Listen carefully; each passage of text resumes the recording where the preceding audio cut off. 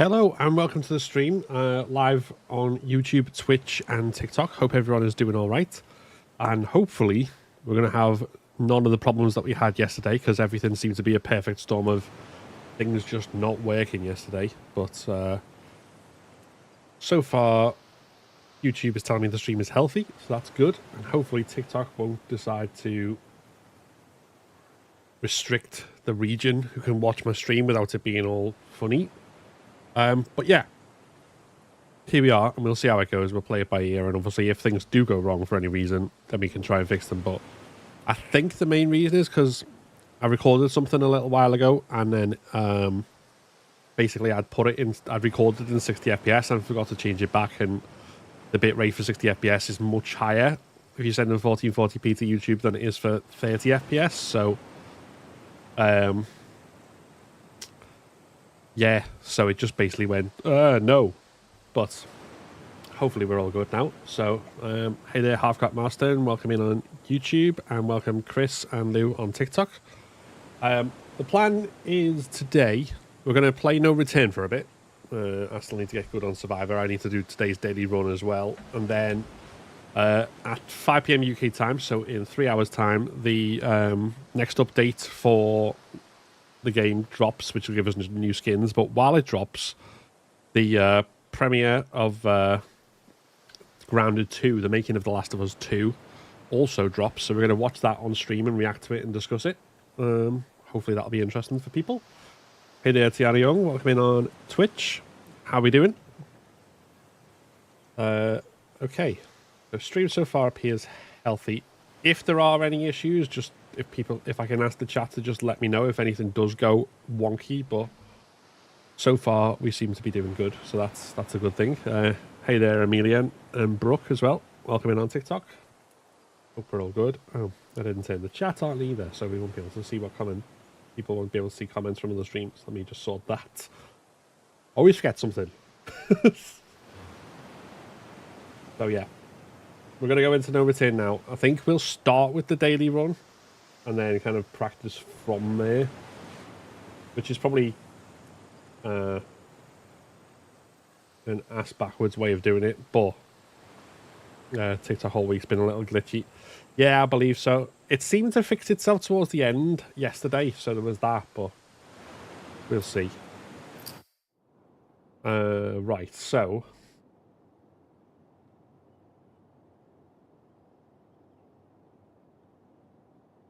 everything seems healthy. Let's go. And we want to record this as well. Okay, so this is the daily run for the 2nd of February, which we are going to do on Survivor difficulty. And today we're playing as Tommy. So the thing that always gets me with Tommy and Joel is the fact that they can't dodge. I need to keep publicly reminding myself, don't go in for close combat. Just keep your distance. Keep your distance. Use the gun.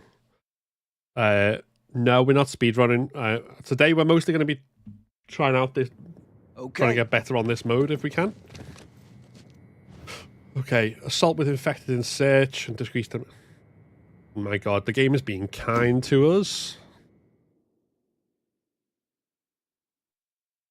In about 30 to 70 minutes, I go, no worries, no worries. Appreciate you popping in for how long that might be, and hope you feel less tired later. Get some sleep.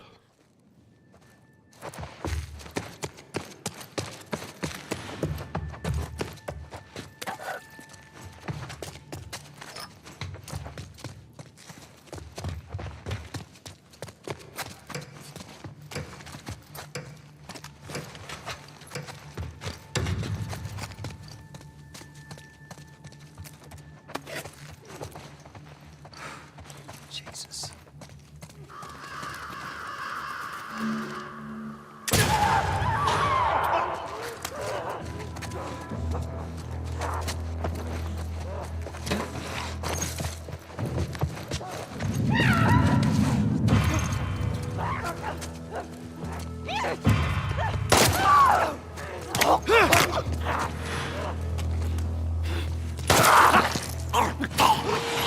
Okay.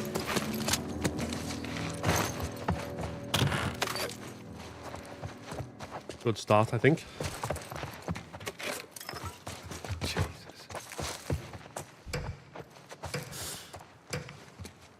Yeah, from the UK looks. Hey there, Seafaring Kiss Boy.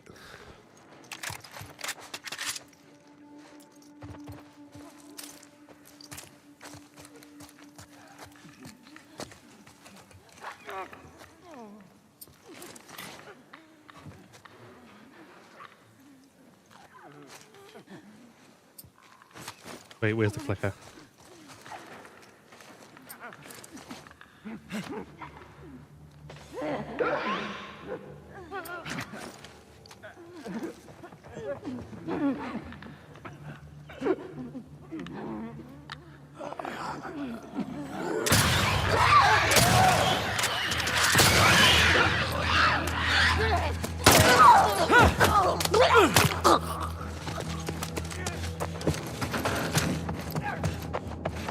Do this so I know my bearings.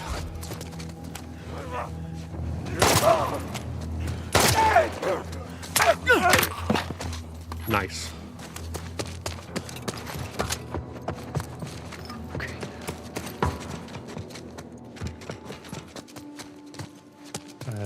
Oh, there it is.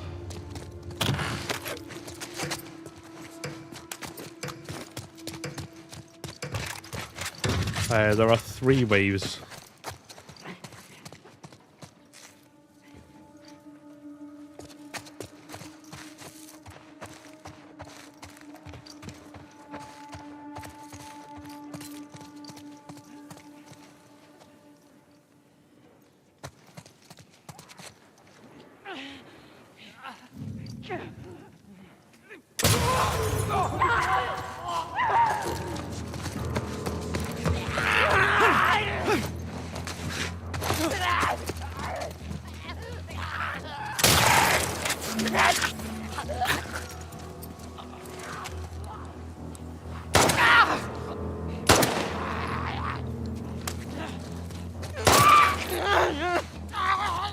There we go.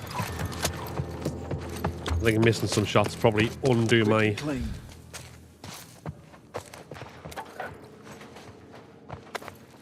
rank a little bit.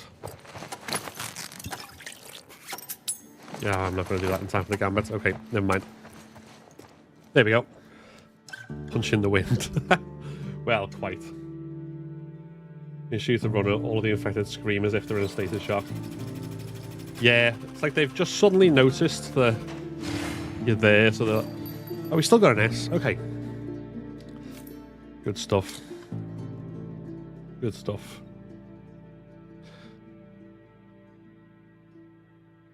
I feel like as long as I don't make a certain key mistakes you can make with Tommy, which one of which is trying to fight close quarters without a melee weapon. We'll have one of them. Thank you very much. We need that definitely. So if I get grabbed, shivers are going to come in so handy.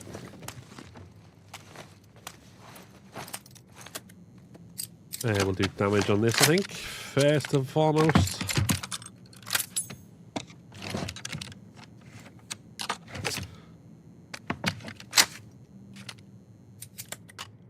Okay. Still want to focus on that, though. Let's see what we got options-wise. So, looking backwards. Strip mall boss. It's okay. I mean, we got there and then died, I think, one run.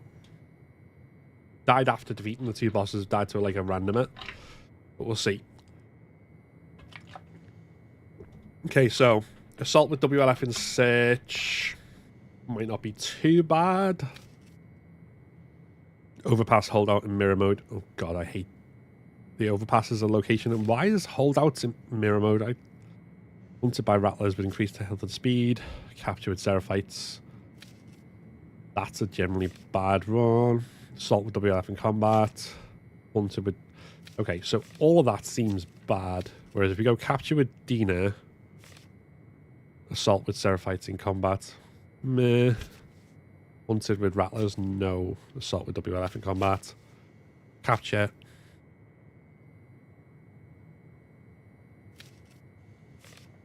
Okay. So it's not the best. There's still some bad ones, but we've got I think the lowest route is probably the one we want to try and do.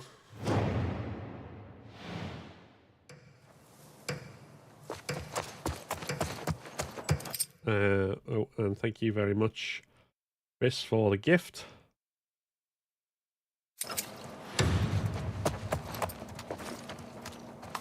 Have anything? Nothing around here. Careful. 5 of them. Okay.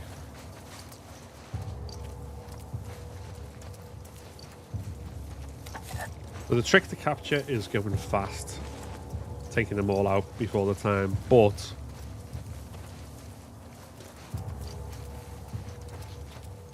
there are obvious pitfalls to that.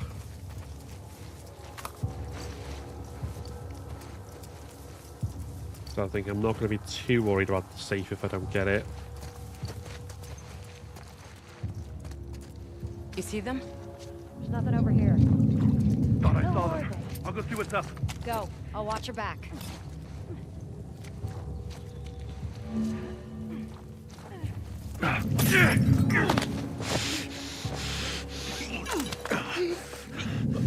Is that them? See what's up. I think I saw them.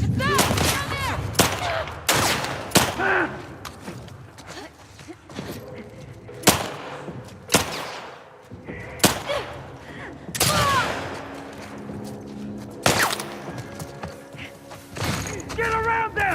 Gotcha! We're heading towards the grass. Okay.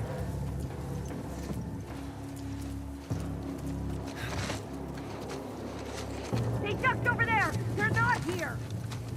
Check the perimeter. Stay alert! They're dangerous!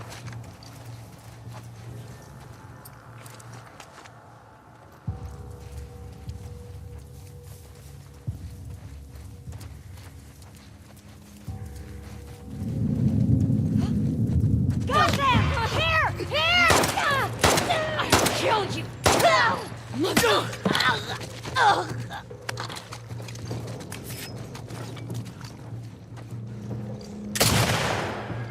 Ah, that should have been a hit. Come on.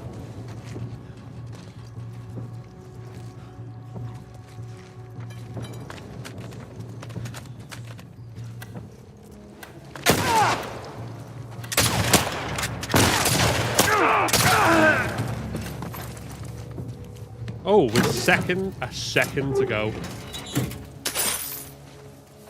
Nice. Much obliged. Thank you. Where the fuck? Oh, that's where that is. Nice.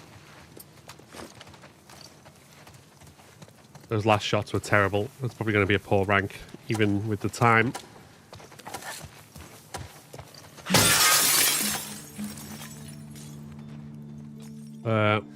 And welcome in, Great Beyond. Welcome to stream on YouTube. Hope you're doing all right. Yeah, Ninja Boy 456. This is currently only on PS5. Compared to yesterday, it's quite blurry. Really?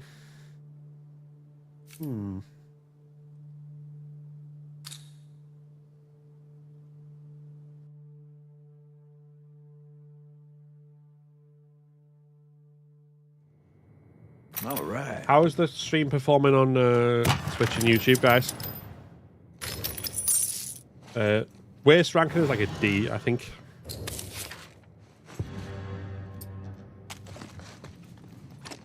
Yeah, same capture card. The only setting that's different is I'm sending 30 FPS instead of 60, which appears to be the reason YouTube didn't.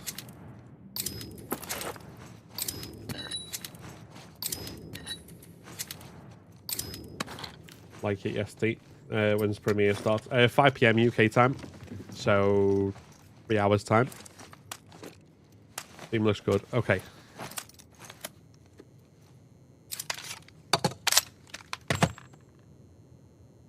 Is it blurry all the time or just when it's dark?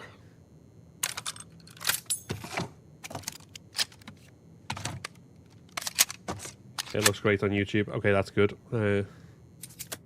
PS5. No one's got the original fat, but yeah, same. The OG PS5. Okay, Assault, Seraphite starting combat. So, we need to be ready for them. Shipping yard is quite a good location, though. All the time.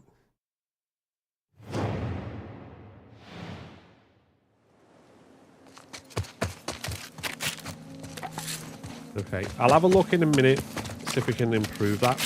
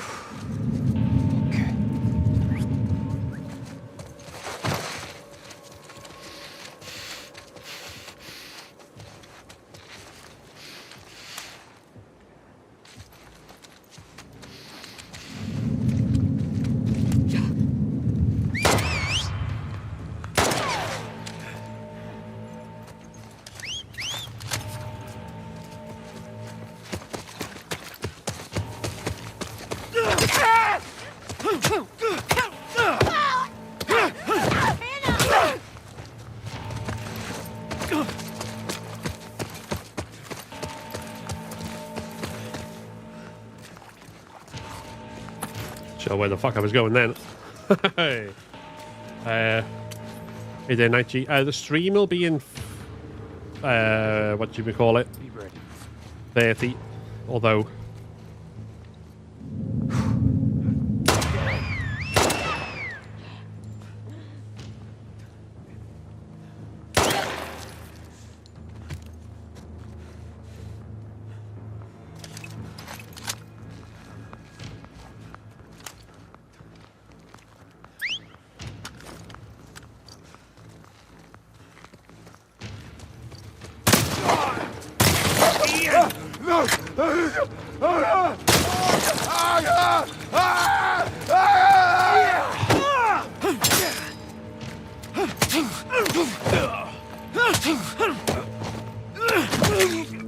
oh, there were more of them than I thought then. It took me by surprise. Right.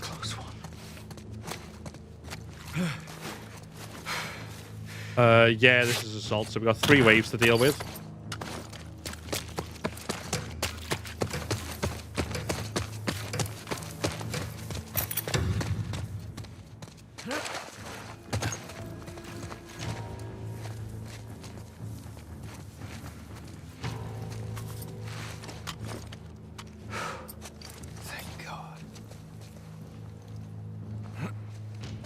Three waves of 5, okay.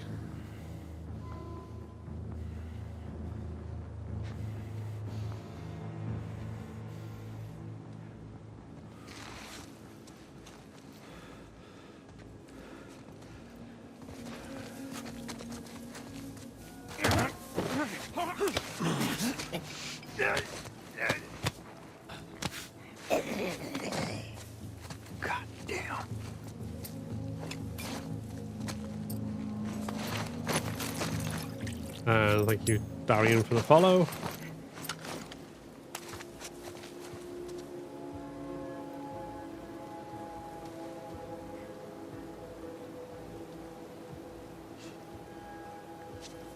We've got at least 1, possibly 2 with guns. Do we want to... Yeah, there's a shotgun and a...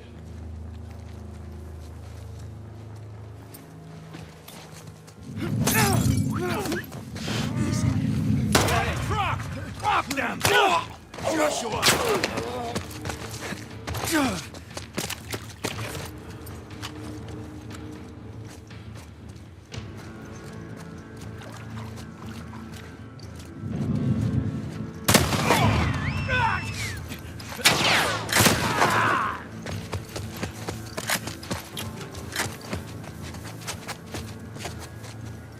Right, where's Fennel?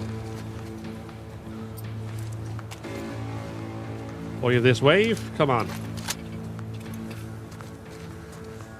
You won't escape!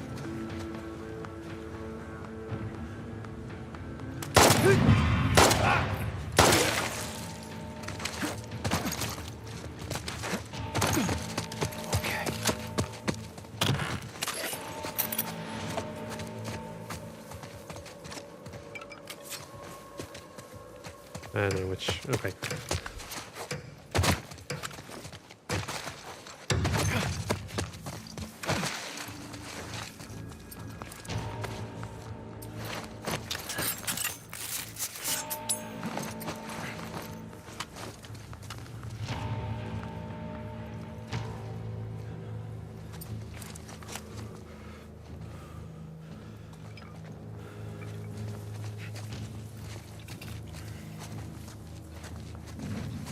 What? Attack! Keep him over there! Arthur!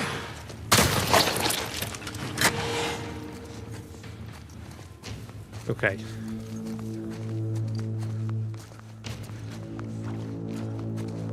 Two more to go.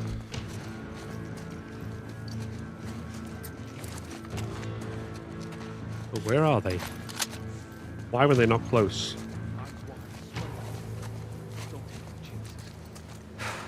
Shit.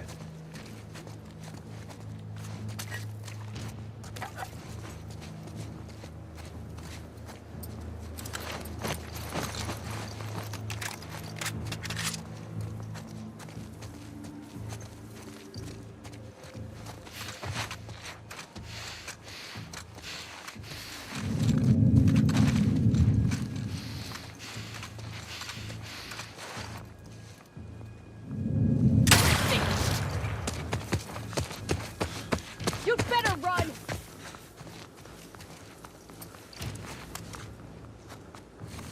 She steadies me. There you are! I got the headshot in the end. At the point where it didn't really matter because a shot would have, dead shot would have killed her anyway. But we got it. And we'll get the dead drop as well. Cool. Okay. Thanks, Darian, Falacoho, and Osman for the follows on TikTok. Appreciate that. Has the skills. Thank you very much. Occasionally I do. Oh good, we got an A as well.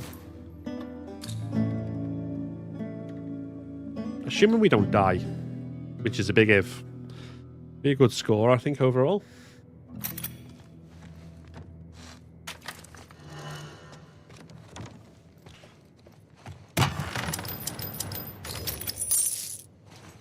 Right, what have we got?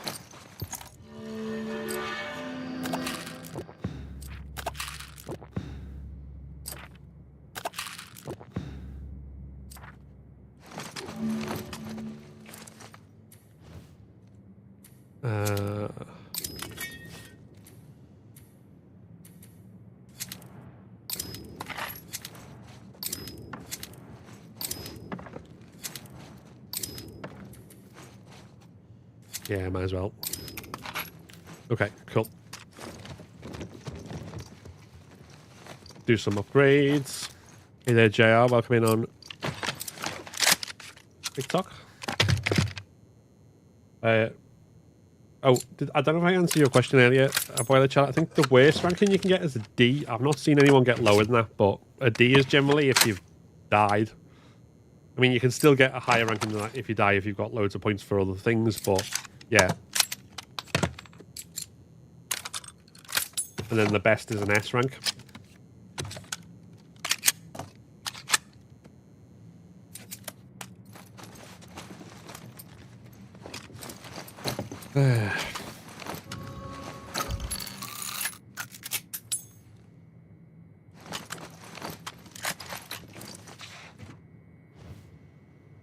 See, we're hunted by rattlers. We've got Jesse on our side. Assault with WLF in combat. Or capture with WLF. Okay, I'm not a fan of hunted, but having an ally might make things easier on that front.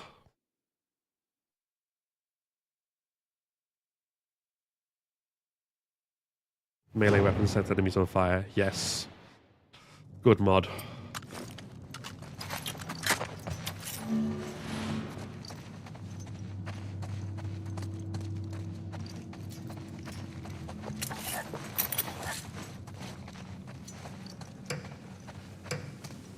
Oh, this is where the high... I know you're out there.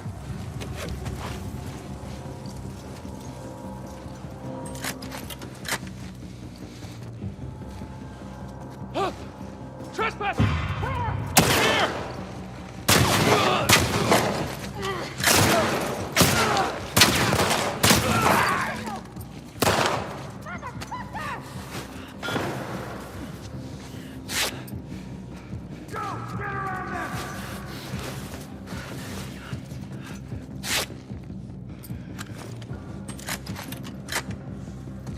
The fuck are they?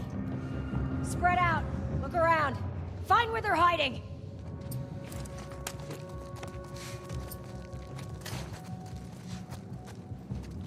Okay, I'm gonna get low rank on this, I know. Might have heard them. Come with me. Let's check. I got you covered.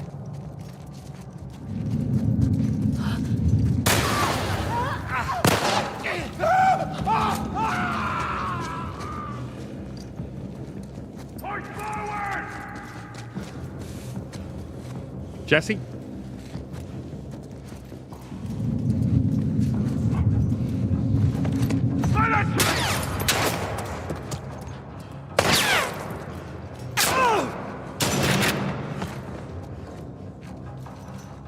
I saw him go that way!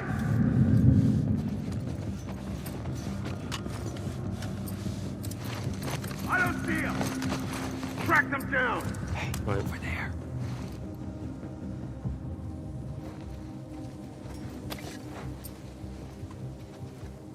Honestly, we're mostly waiting on the clock on this one.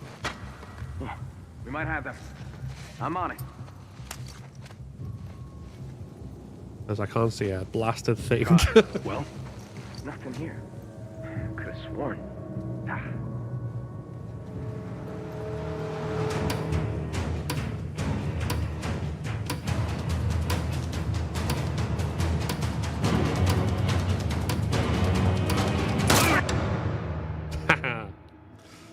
Shot his knee for no reason whatsoever. It's subway station. It's not so much the subway station itself, it's hunted as a mode, because they just keep spawning up to like a certain amount, like quite fast, so. And obviously B rank, yeah, I need to be better at that. But the overall run is an A so far, that's fine. That's fine. And thank you, Chris and Father Kofo, for the gifts on TikTok. No, we're on Survivor at the moment. Thanks Inazuma for the follow as well. We'd recommend turning on auto pickup. I think the only problem with it, I might try it on a practice run after we've done the daily run, but yeah, the only problem is that I think it what you call it, like you stop and do the pickup animation, it doesn't just automatically attach things to you, so it potentially slows you down when you need to run away.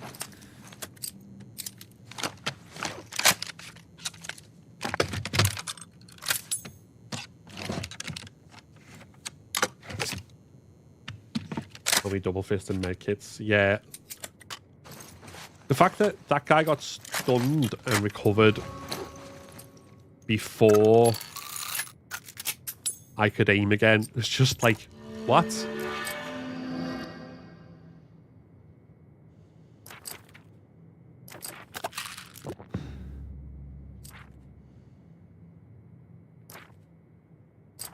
I'm not going to get any... Ah, screw it. It's fine. I can't grab one anyway.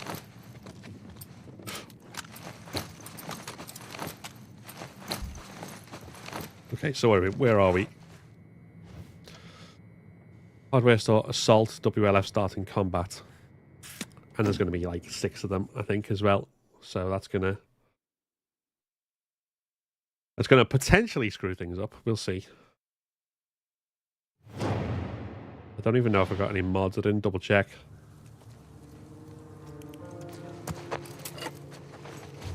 No, it doesn't look like. Okay.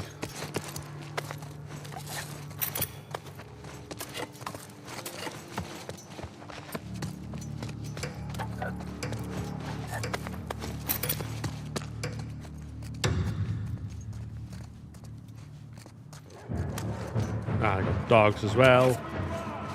Christ.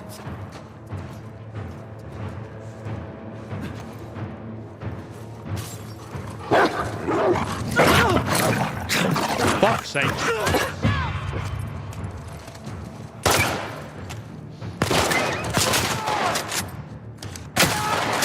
I didn't have a health kit either. For fuck's sake. Well...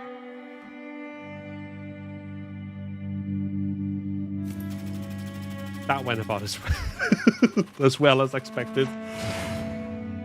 Yeah, as soon as they start in combat and there's like 6 of them, yeah, that's exactly what killed me as Lev yesterday.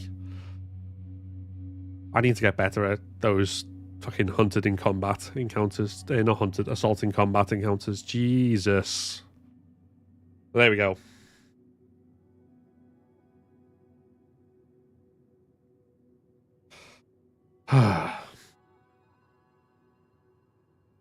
Right. Let's see what we did overall. 3544, which is...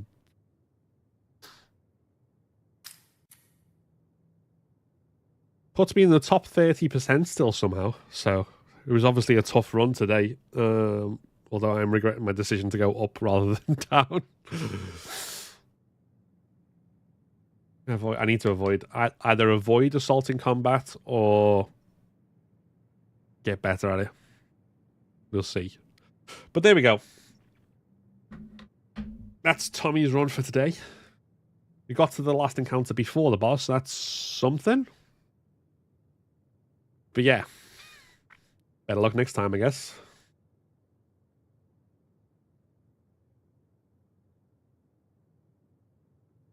Okay. Right. So with that, we're going to practice some more no return runs, see how we do. We've got another 2.5 hours until we're watching the documentary, so plenty of time. Yeah, so it's 9 a.m. Pacific time, which is 5 p.m. GMT. Okay, so just trying to think which way to do this. I need to practice assault and hunted most, I think.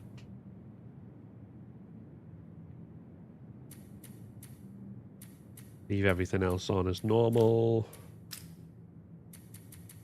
Again, I need to practice it on all varieties. Stick with maximum 2 because I think that's the maximum on the normal runs anyway. Yeah, that's fine.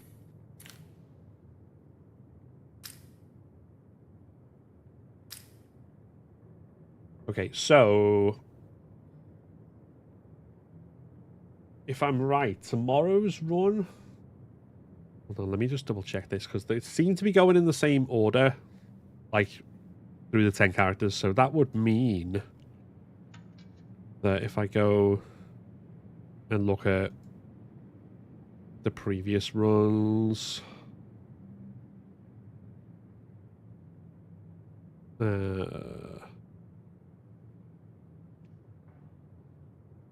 Yeah. Dina, Joel, Lev, Tommy, Yara. Okay, so I've got to practice with possibly like the worst character to play as. Hey there, Joe. Welcome in on TikTok. Come back in about 2 hours, 20 minutes. Gonna power nap. Oh, no worries. Good power nap. Hope it is restful. Okay, so we need to practice with Yara. Otherwise, we are not going to get very far tomorrow. So let's do this. See how we get on.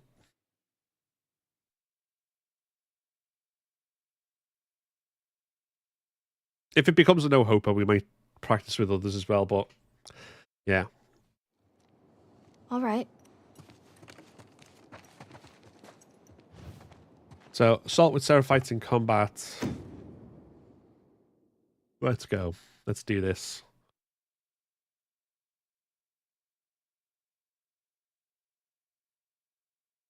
I do not know why you'd think that. User 585.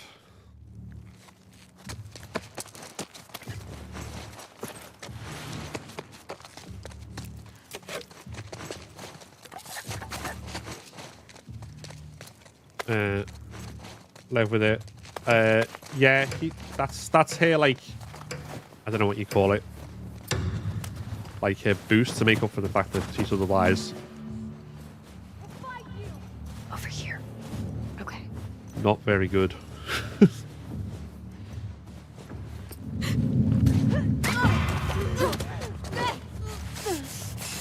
You'll die here.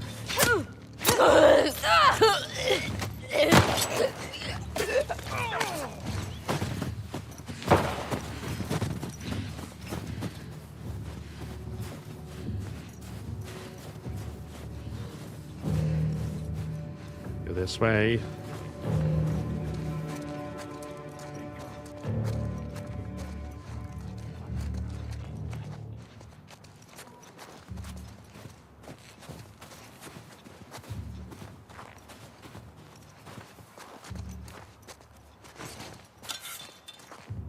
We'll swap.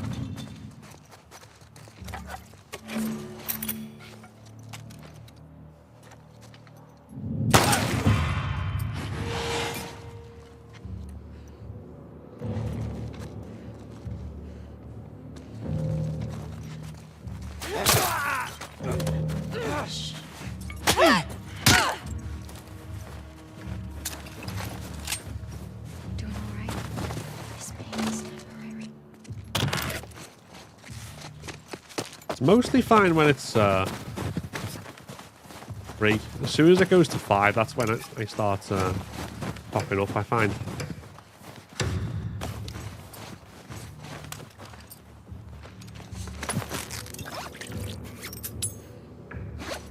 Hey there, Big D, welcome in. How are we doing?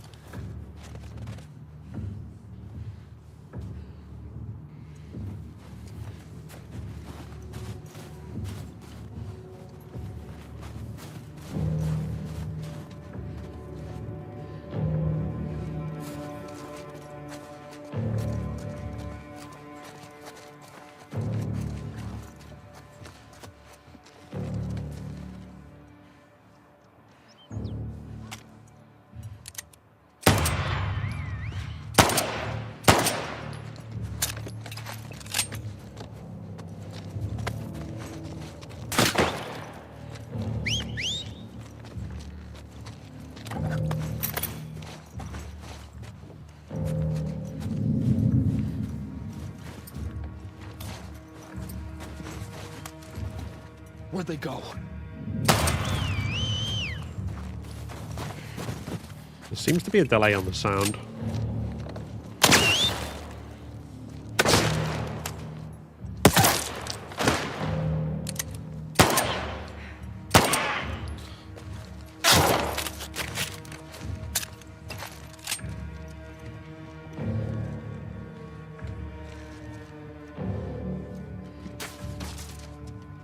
I'll find you, wretch!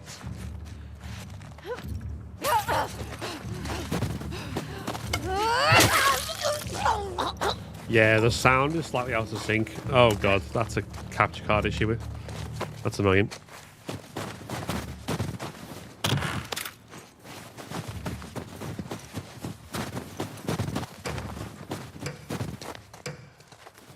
Cool, chilling, good stuff. Knew this was a feature. I would have got it. Yeah. What? If you.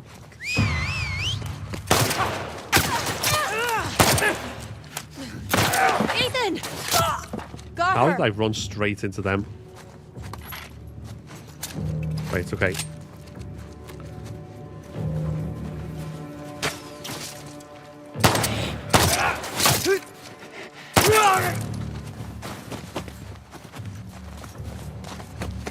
I think I'm gonna have to turn the capture card on and off again to make it work, or to make it resync with the sound, because there's clearly something loose somewhere.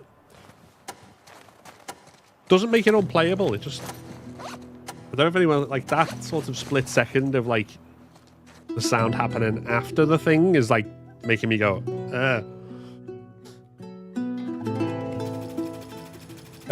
yeah, tedious lamp. Sorry, I didn't reply to your comment straight away, just caught up in the moment then. But if you've already got Last of Us Part 2, the original, then it's just £10 to upgrade to get this, and there's a bunch of other stuff you get as well. Right, bear with me half a sec while I just unplug the capture card and replug it in and see if that fixes the old sound delay issue.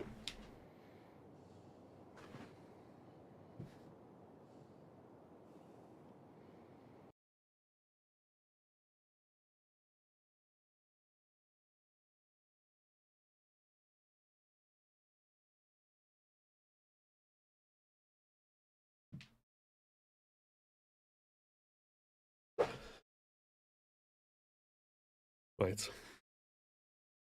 I don't know whether...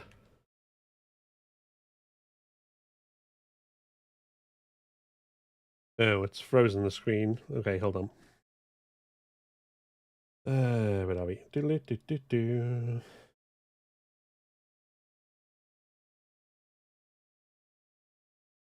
Yeah, I'll unplug it completely and then we'll see what it does.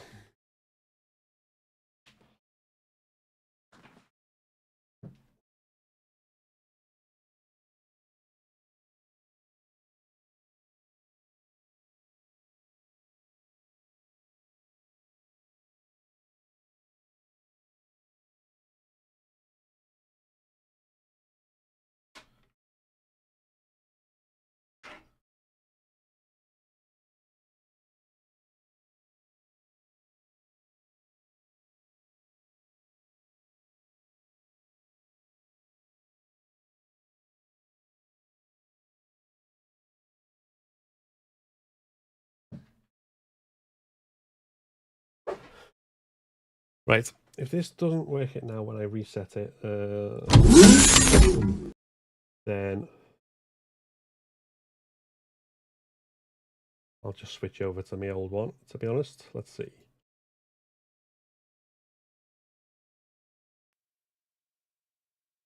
Ah, okay. There we go. Ooh. So, everything sounds lined up.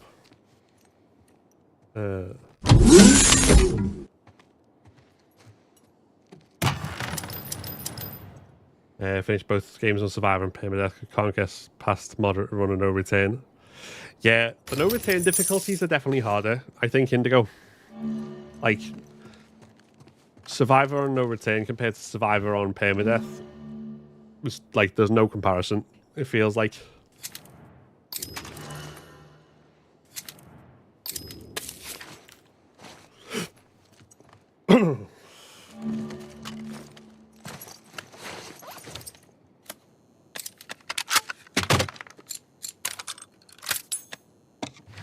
Oh, my daily run now. Good luck, Joe.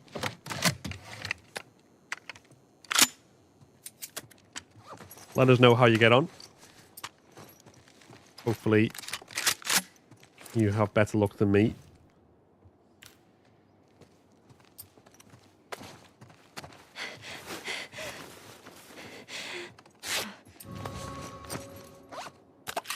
Make Lev more lethal is absolutely a thing we need to do straight off. Okay, so assault, hunted, or assault.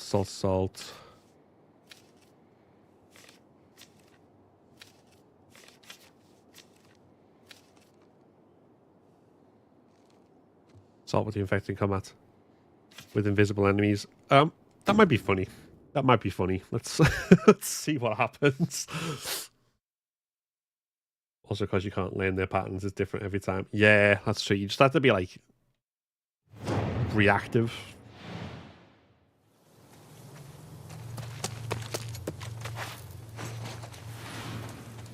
So melee kill 2 enemies.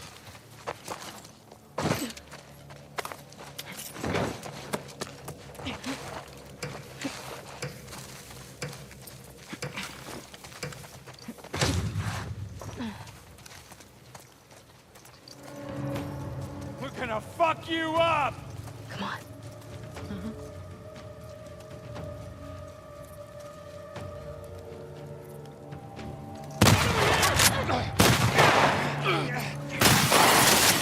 Fuck! Omar!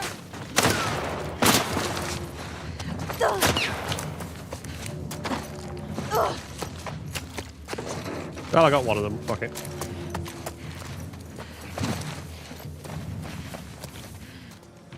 I figured I need to be better at taking, like, ridiculous risks and succeeding.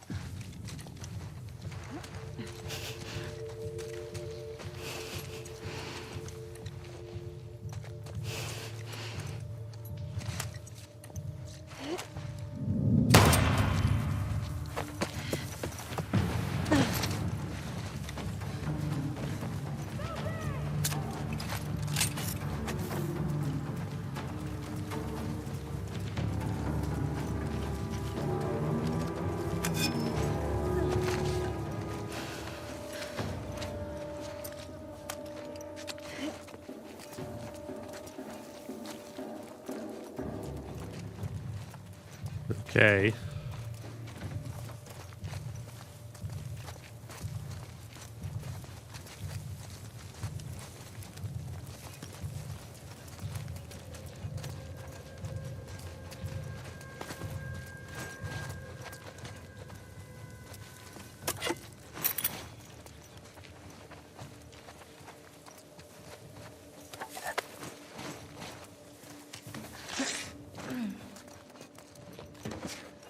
Come on, come on, come on.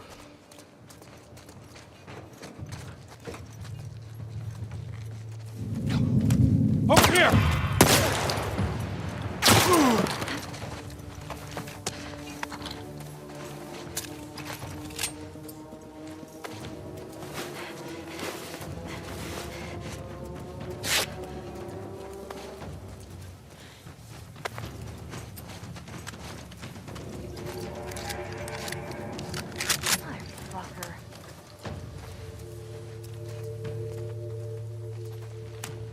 This is only the first wave. Jesus. Waves are fun. Realised how much I like picking up still highs in these games. Maybe it's a good thing I didn't get PS5 because I wouldn't be fighting unless it got in the way of collecting all the resources. It is tempting every time you see a thing, which is why I always end up like accidentally swapping weapons, melee weapons so much. Whoa. No! Well, so's about you.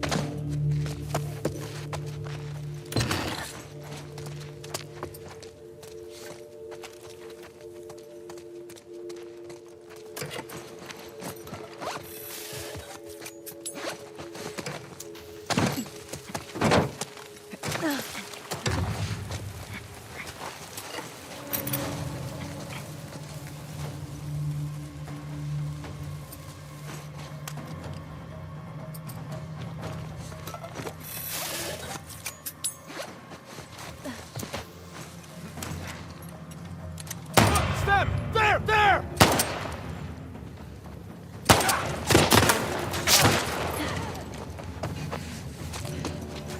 Ah! God damn it! Go around them!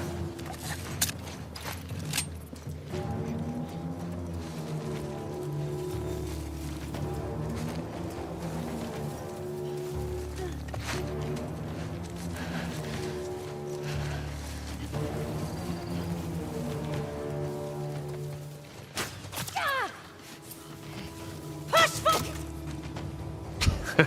Good. Nice one, Lev.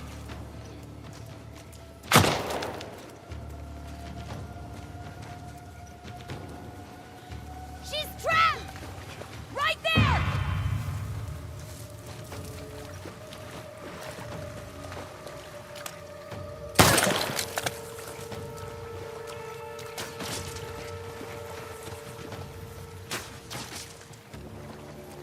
You'd better start running!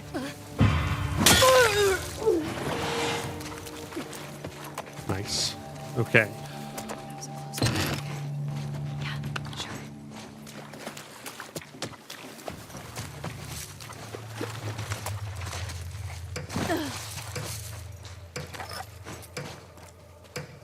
There we go.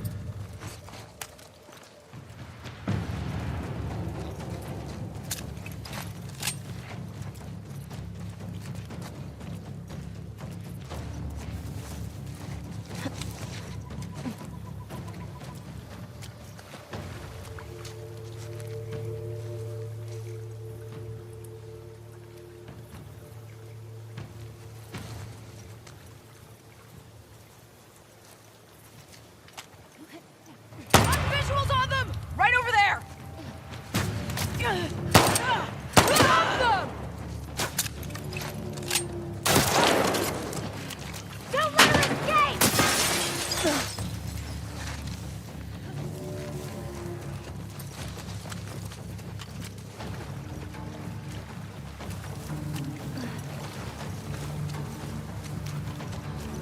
Casey!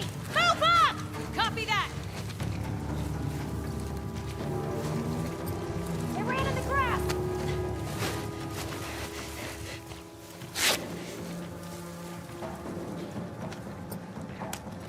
They're gone. Spread out. Find them, quick. Got 'em! Over there! God damn it! Get around them! You got it!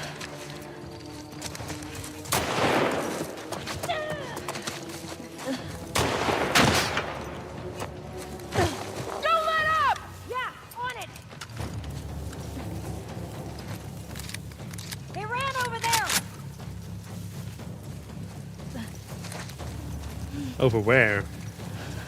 You can't see me. They're not here. Flush them out.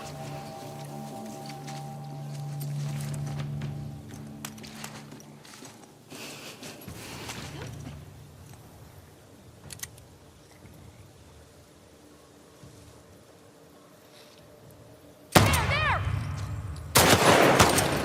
Oh my god.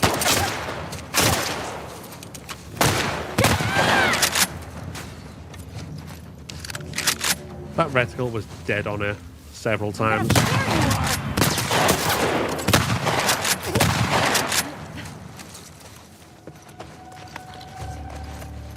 Just have to spam shotgun. They were like, no! Thanks.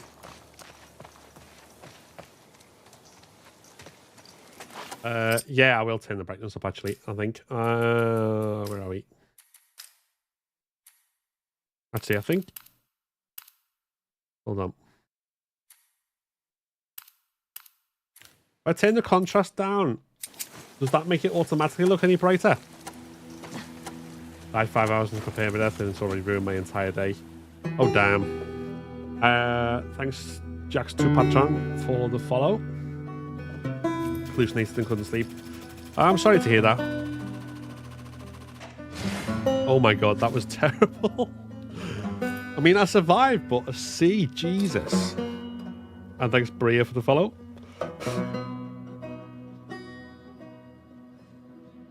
C rank. I've never gotten a C rank when I've been alive before.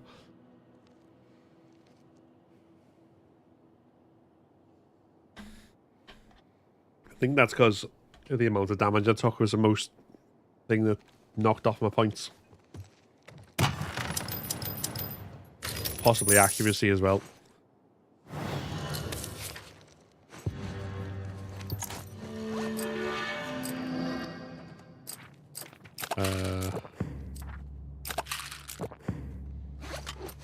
Looks like make Lev even more lethal.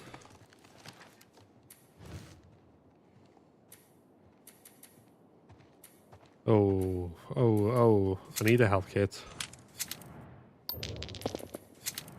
Yes! Reroll in my favor.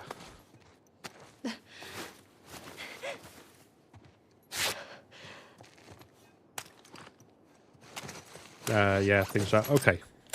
Yeah, I think what was making it look so dark was the high dynamic range, because it basically means that, like, the darks are darker and the brights are brighter, so I think that's probably not good for stream viewing.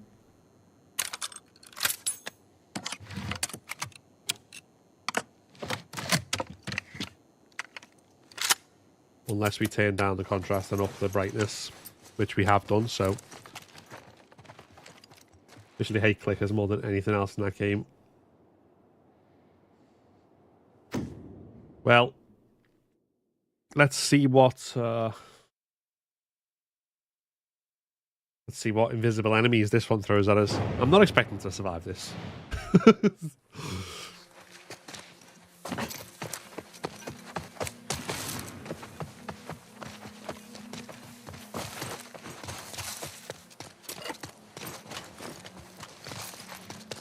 Unless I can stand somewhere where I can hear them coming straight at me.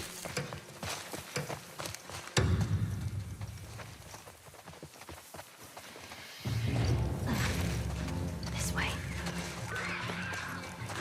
Invisible clickers.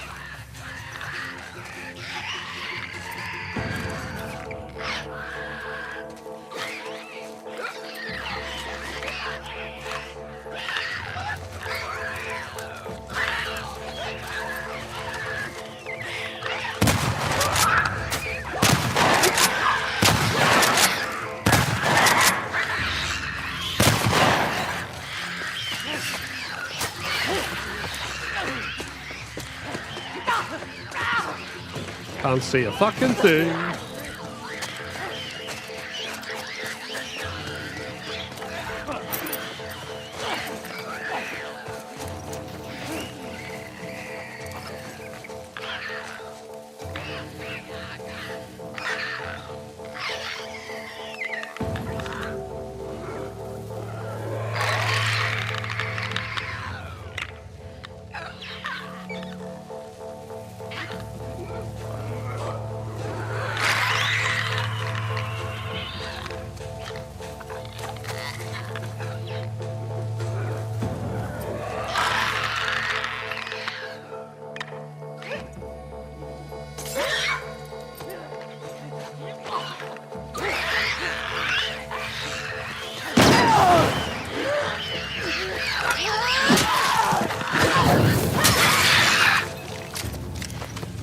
Okay, somehow.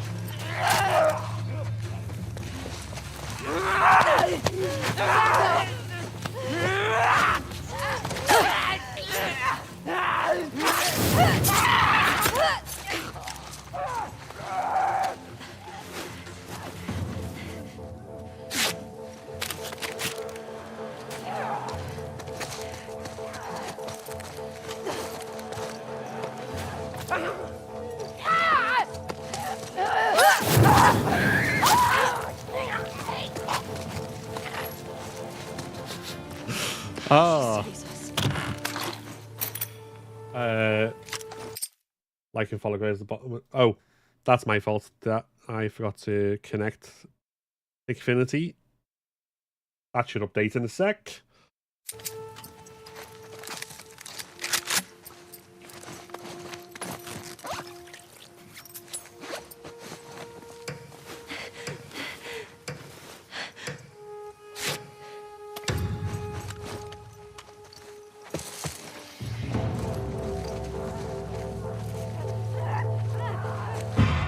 Move it!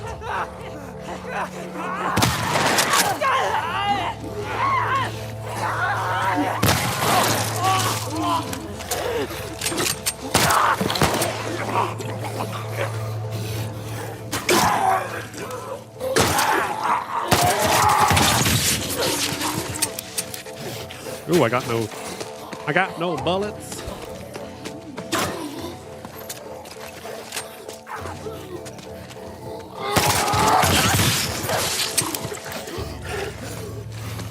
I picked up more than one bullet. What the fuck?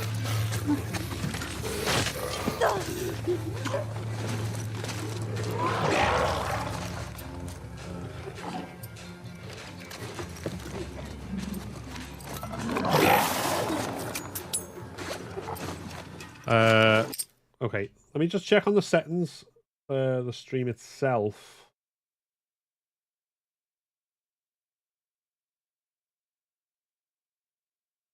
Oh wait, all right. I'm going to stop and restart the TikTok stream because for some reason it's streaming it at a far lower resolution than I normally do.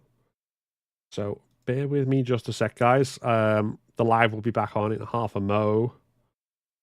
YouTube and Twitch won't go anywhere.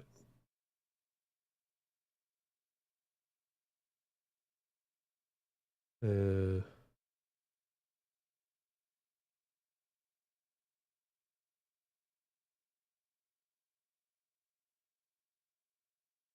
swear, streaming platforms are like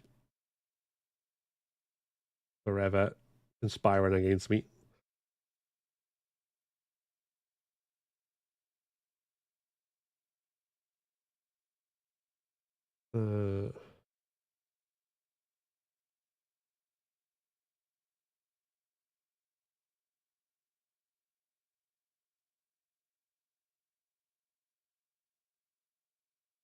Right.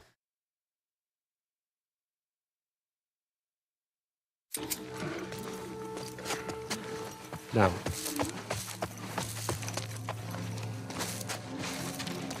see if I can find. I could have swore I picked up more than one handgun bullet then.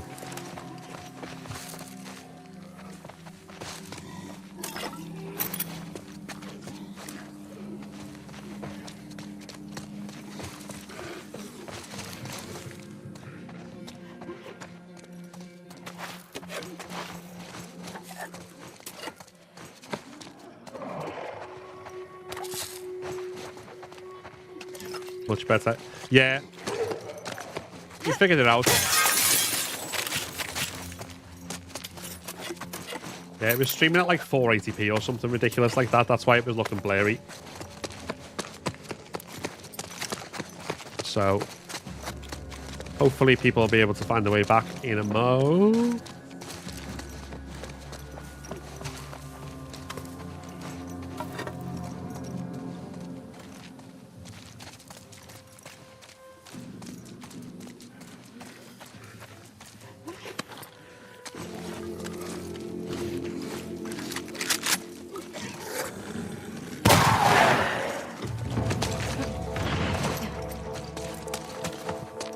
Picture's a lot better. Yeah, good stuff. I figured out what it was. TikTok, without me asking it to or changing the settings, decided to set the resolution to 480p or something soft like that.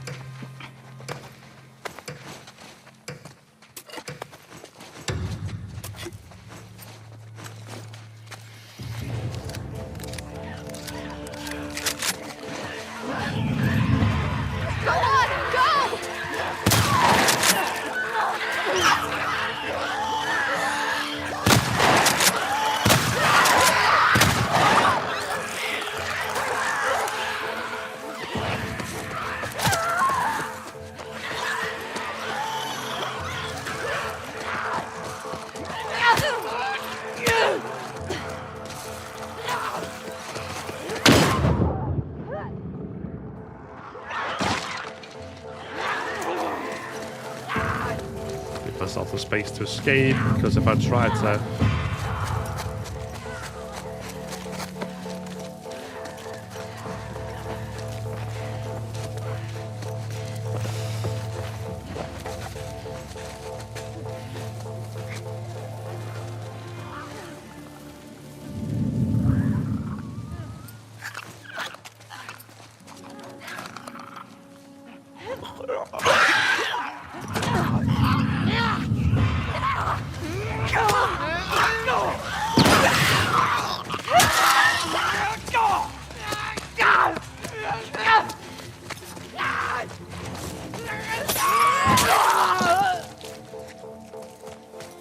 Ay, ay, ay. Whoa. I did an invisible enemies run though. Haha. You can't hear them on listen. No, I don't think. Well, maybe if they start in search, you can. I don't know. I honestly don't know. Expect to make my skin call. Almost missed 2 shots. The clicker almost died. Oh dear. Yeah. Invisible enemies. Annoying. How good you are. That's the first time I've beat an invisible enemy one without having like lock on aim on. So, and it was mostly just running around going, I don't know. I don't know.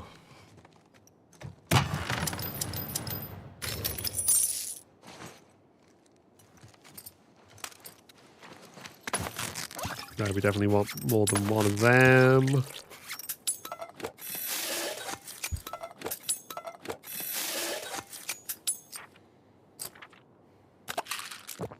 Better aim stability good as well.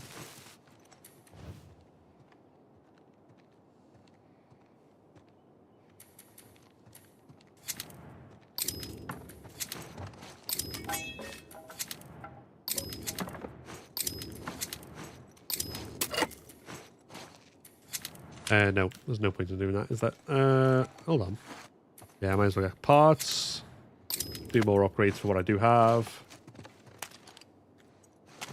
With immediately. Oh, you mean immediately turned on lock on aim? Which I don't blame you. I did it mostly to like get so I got the trophy saying I'd beaten all the mods because I was kind of thinking, right, I'm going to try and avoid invisible enemies at all costs. Any runs I do, but obviously practice. We just yeah,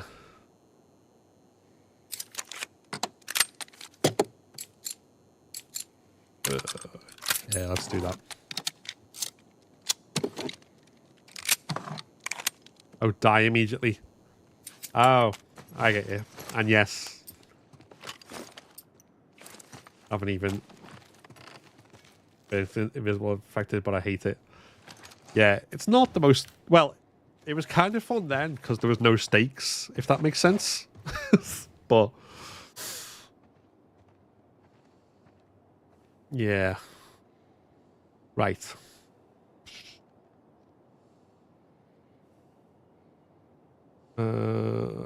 So, question. I'm assuming Twitch and YouTube stream quality hasn't diminished since I put up the TikTok stream quality. I'm hoping it hasn't. Infected starting combat. Just not too much of an issue, to be honest. Not in the TV station. Hunted with the WLF. Or hunted with rattlers. Okay, I'd rather be hunted by WLF than rattlers. Speaking personally. And there rather than the supermarket, definitely. Especially if they got decreased enemy health. Okay. There we go.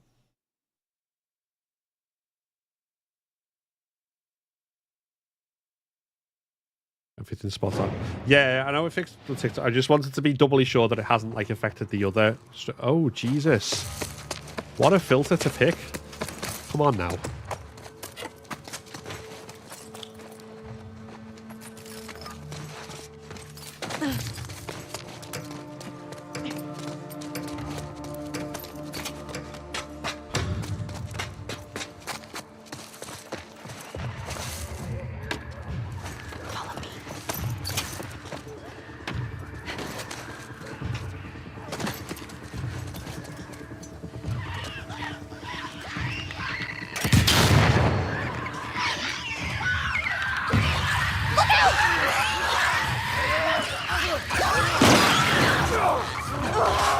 Wait, did I just flat out not kill them?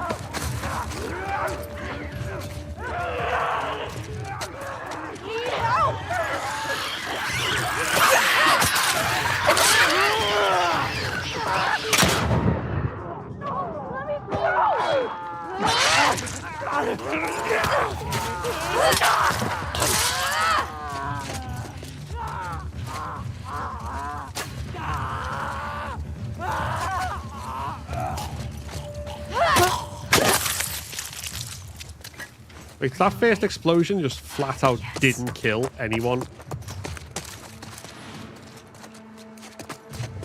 What the hell?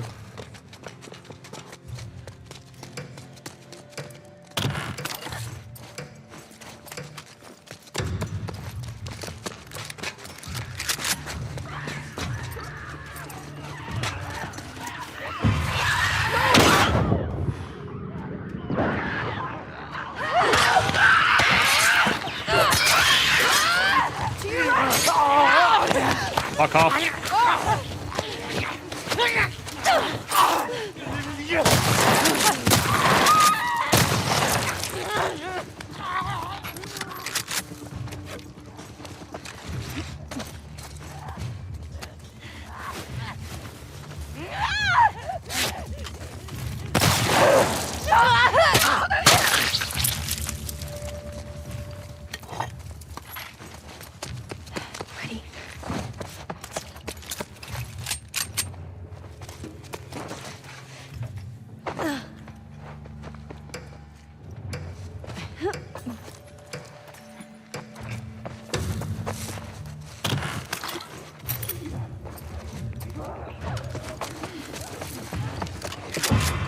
Watch it!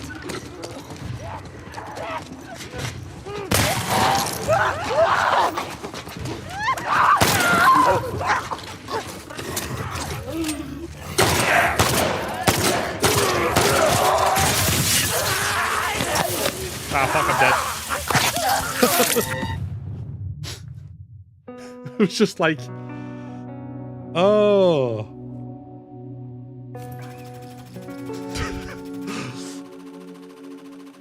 I should have turned and ran, but I couldn't see where the fucking stairs were. Oops. Rip in peace. Everything up to them was going so great as well. It was just like, well, not great. It was a panicked chaos. Oh. Tell you what. Let's do bog standard run as Joel. No stipulations, we'll just pick through and see. I probably need more practice. I definitely still need more practice on assaults and hunted, but fuck it. Yeah, the runs are all randomized, so if you die, you lose that run forever. You can do another run, but it'll never be the exact same run. Yeah, let's get moving.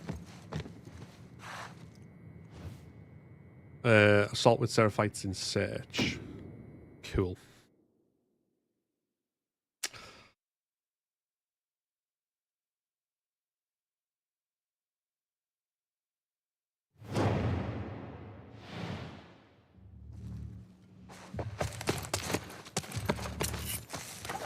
At least the TV station looks better.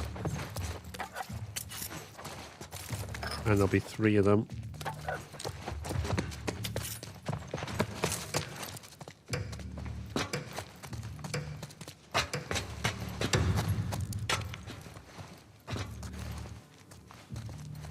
Someone's out there.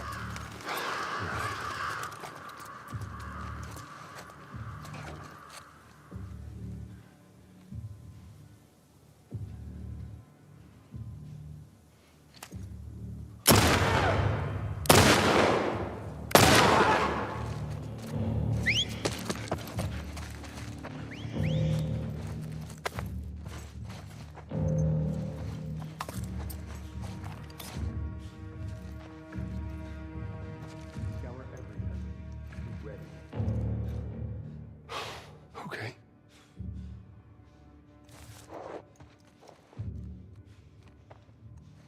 Right.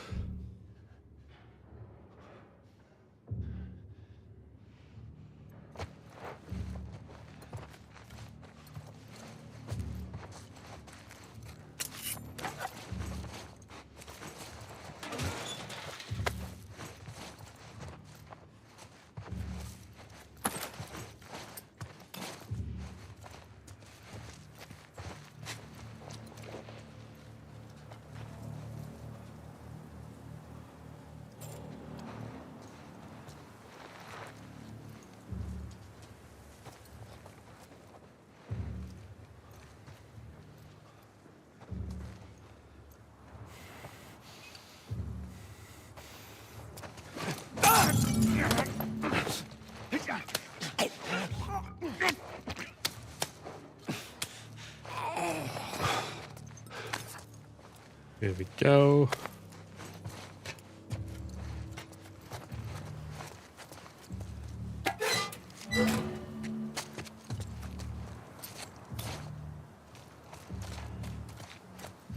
And here's our last enemy. Yeah, it's a double revolver.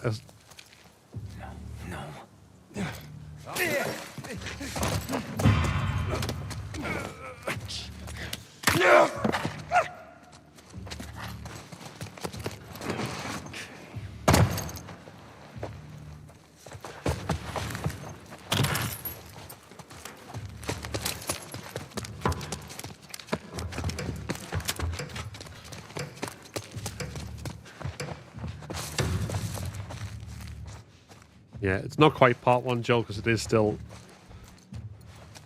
Abby's backpack and animations, which I kind of get why they've done from a programming perspective. It'll have been easier to make it all work, but it is still kind of like, give Joel his own backpack.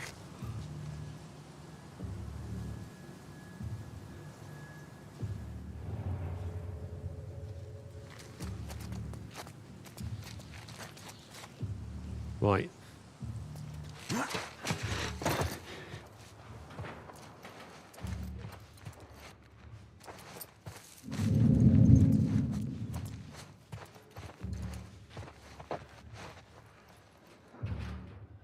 Hey, who almost saw me then? That's where awareness indicators would come in handy, I suppose.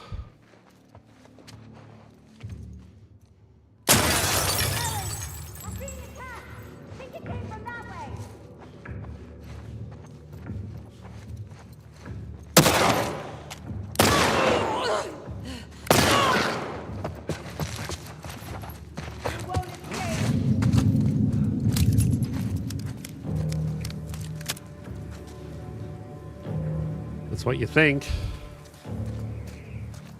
Okay, then.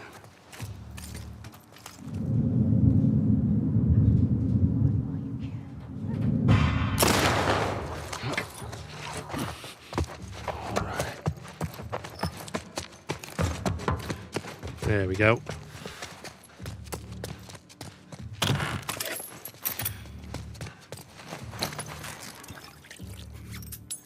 Two of them. Always need shifts, especially if we go up against the infected.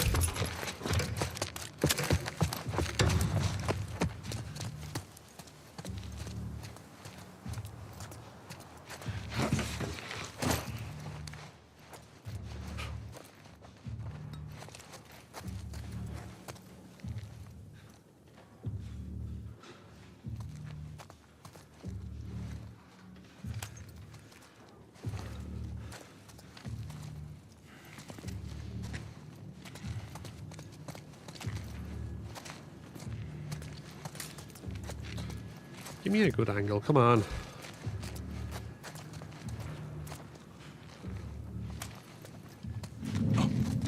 In here! What the f- I didn't even have the chance to press square to hit back then. What the fuck? Oh. Note to self, pay more attention to where the melee ones are going.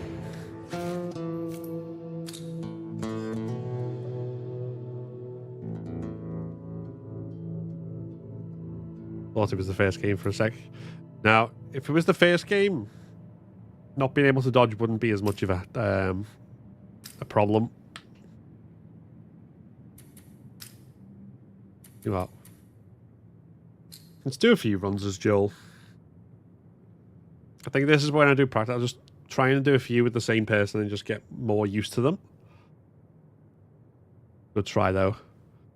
Yeah, if I can get past the first encounter, it'll be a good try. Fancy your health and granted. You can't, but this is on Survivor, which is like the difficulty below. Yeah, let's get moving.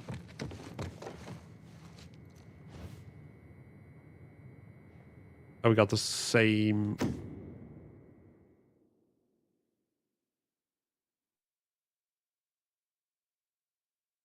Good morning, afternoon. How are we doing, Nat? Welcome in. We had more TikTok shenanigans before as well, because TikTok decided to automatically lower my stream resolution to 480p. So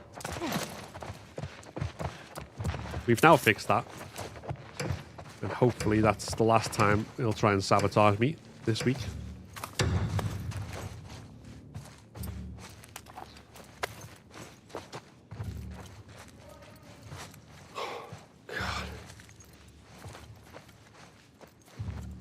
Love that for you.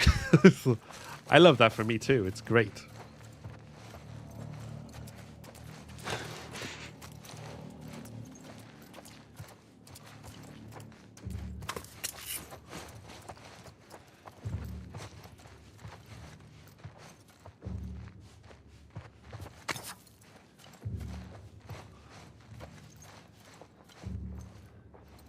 Hey there, Anna. How are we doing?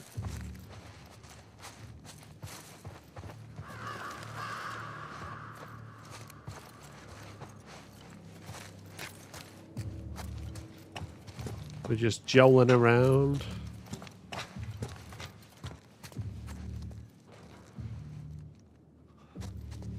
not even 100% sure where they all are.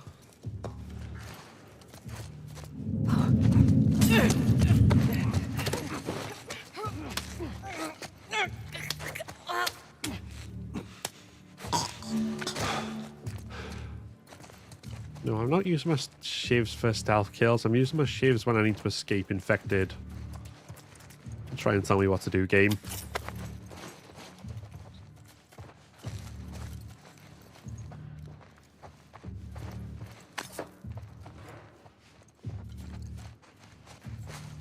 How are you?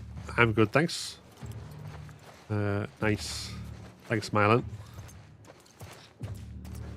Yeah, hope everyone is doing all right. New capture card looks great over here.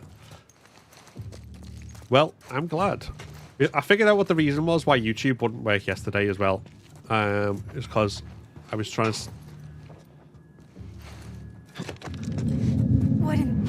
I'll put you down! You let him go! I was trying to send 60 frames per second at 1440p, and the bitrate for that is much higher than my usual bitrate for 1440 30.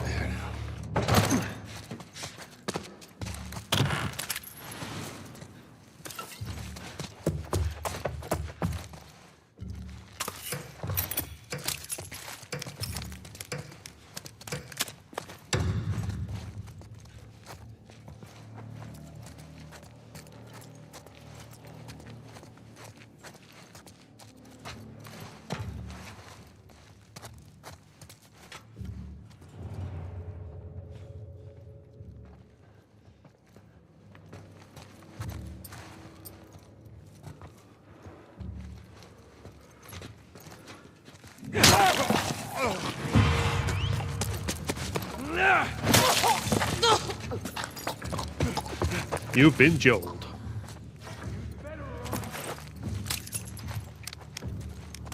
We're on Survivor at the moment.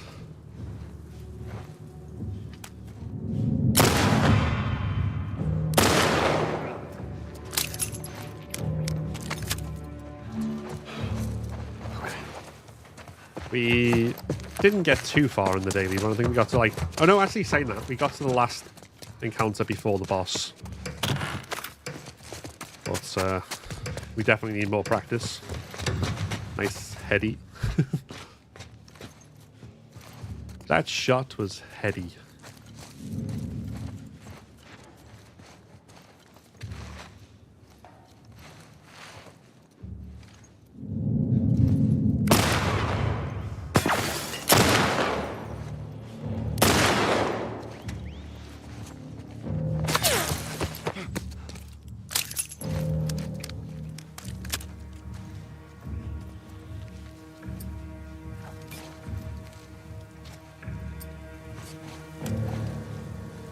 Get eyes everywhere.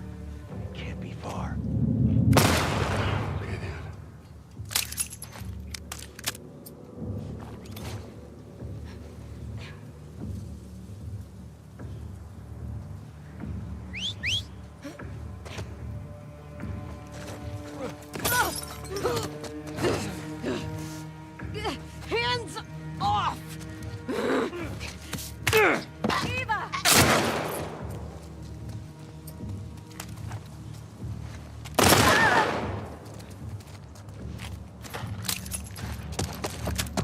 Okay, I think that was pretty good.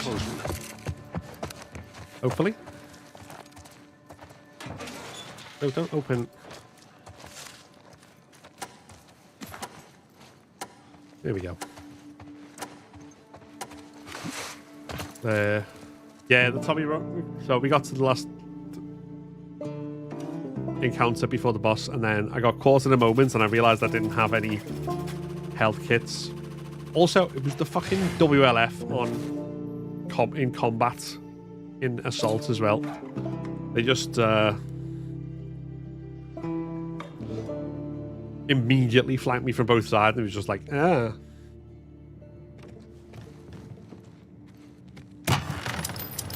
Especially because dogs in this are like stalkers, in that like you'll be in the middle of a kill swing and it'll cancel your animation to like give yeah,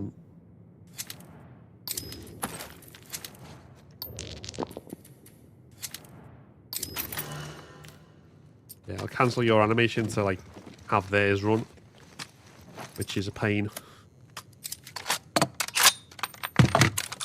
Stability on that.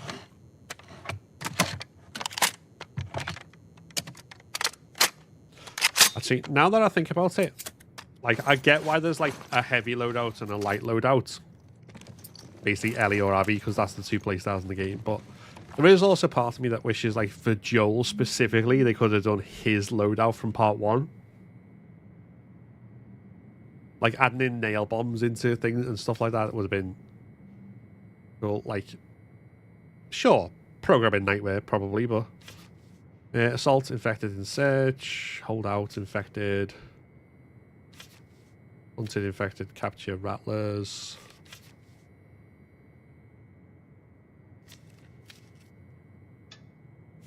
Okay, that route might be the way to go. Capture with rattlers, hunted with infected, capture, assault. Okay, we'll do that one.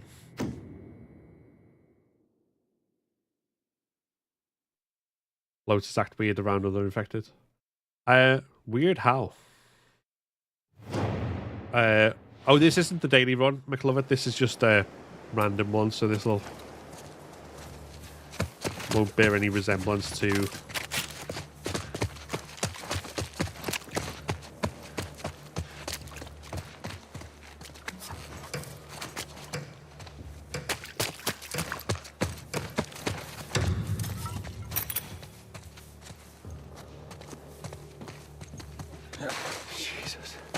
Two of them.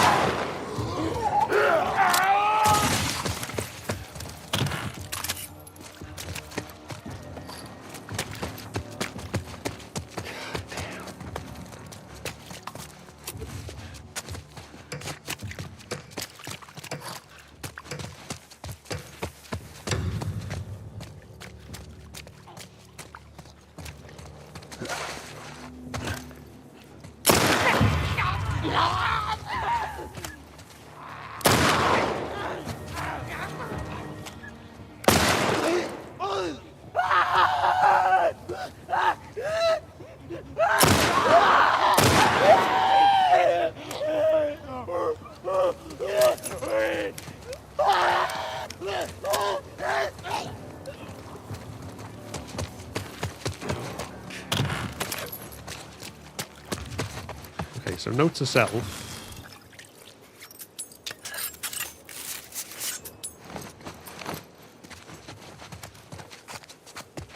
Gets talkers in the lower torso or legs. And it's still basically a one-shot.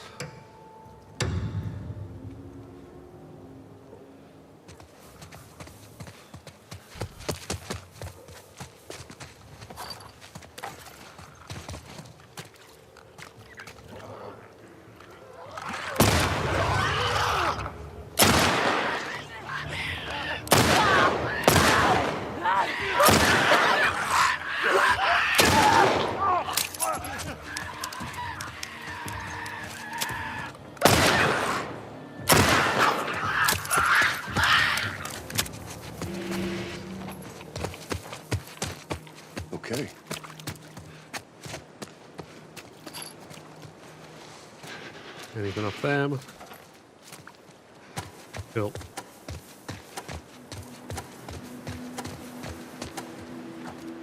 Cool. Those are just looking around if I get too close with the runners and stalkers. Oh, right, yeah, they probably...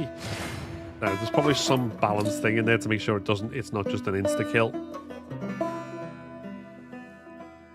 Although, one thing I did find fascinating...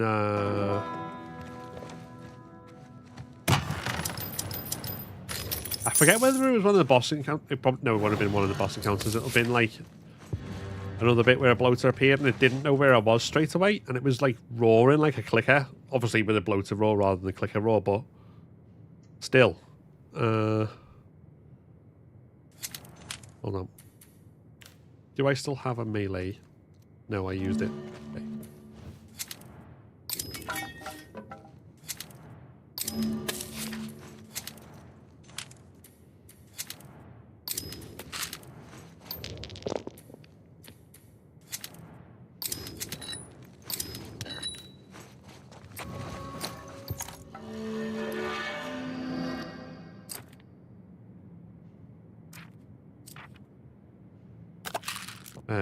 No, I don't need any of that. Okay.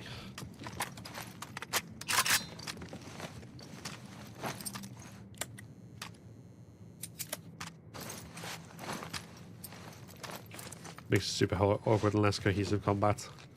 Yeah, fair. Oh, fuck. I'm defending Tommy in the gas station. I can't see this being too... I did one where I was defending Jesse, and it was basically like just the infected coming in, like, you're locked in here with me.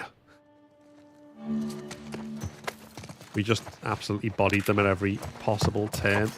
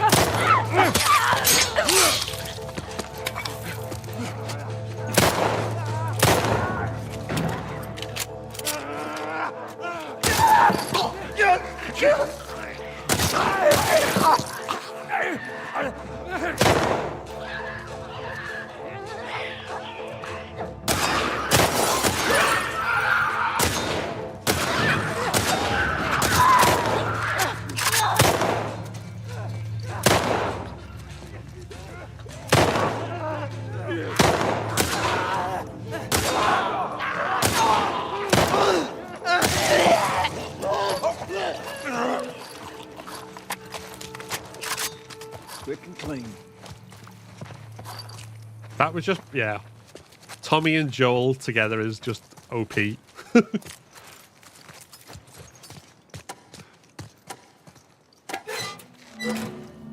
Oh. Fuck, I could have got that. But I realised that sooner.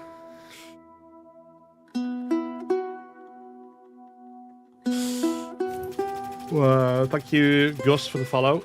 And we're playing on no return mode on survivor difficulty. The Miller Bros.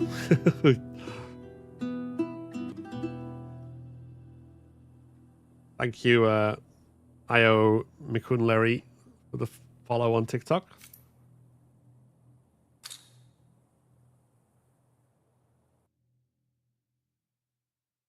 And thanks, Chloe, for the follow on TikTok as well. And Io Mikunleri and Nat for the gifts.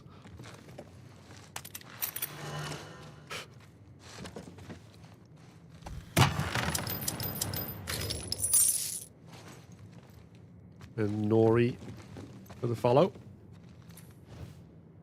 Right.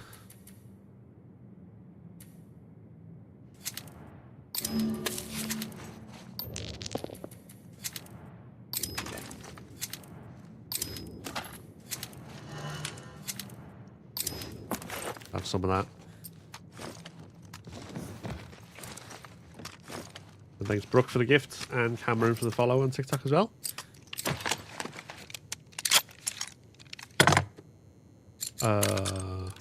Instantly do damage.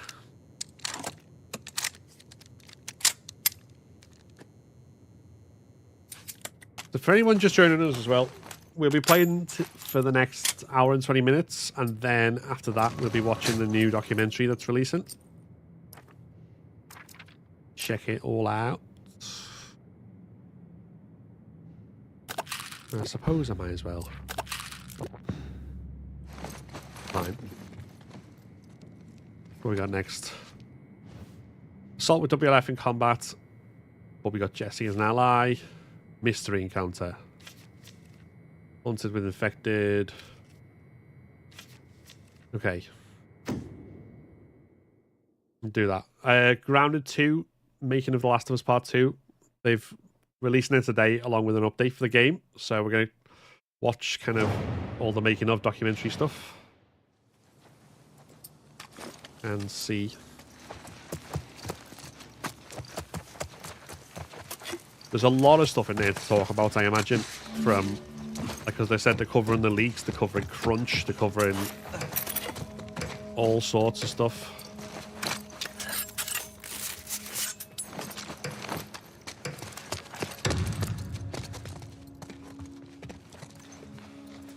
We're gun fucking around here. Lawyer, come on. I'm coming. In here! You're fucking...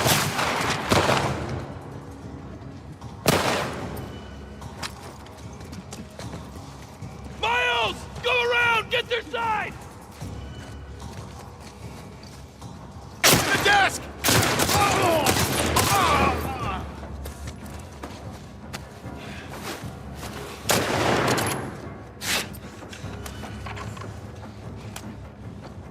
Move in!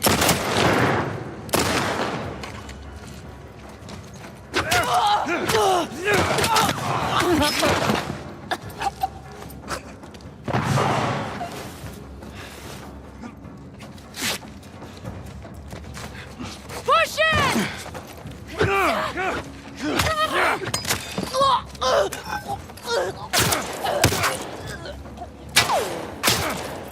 Fuck you, Look shit. alive! Damn!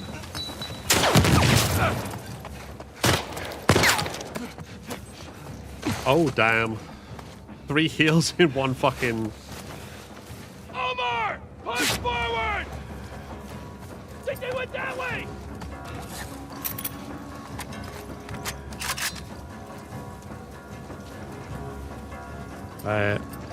Oh yeah, thank you for answering the question about crunch. But yeah, Search this place! Flush them out! they're hopefully going to talk about it quite honestly, which will be interesting to...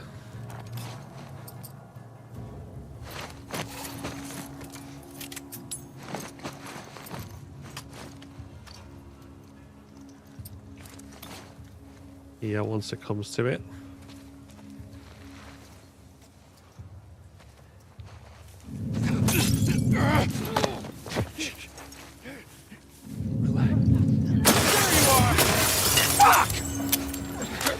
Go! Damn.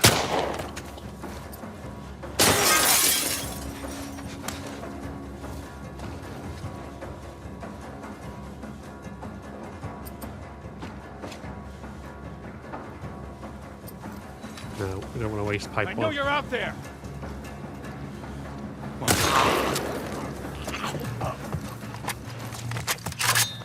Oh my god.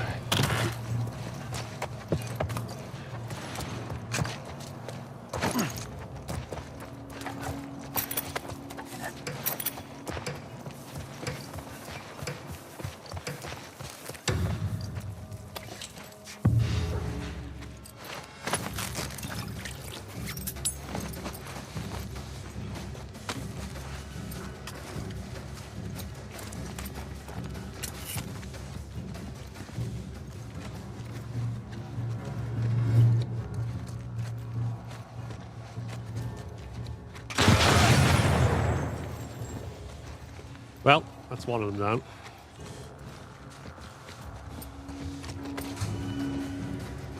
The hell did they go?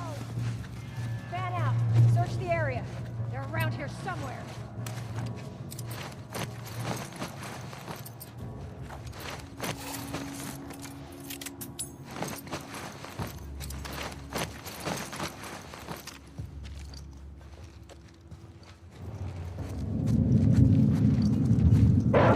Right there!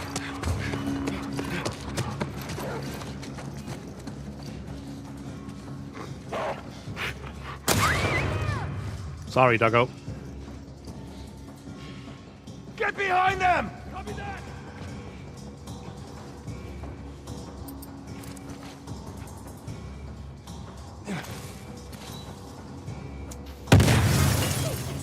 Move! Move! Oh, God! Alan!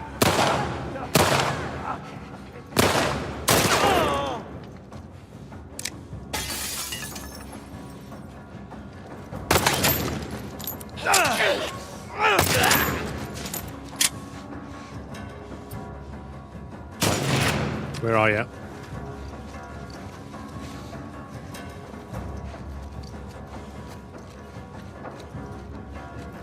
You better start running! Is that what you think?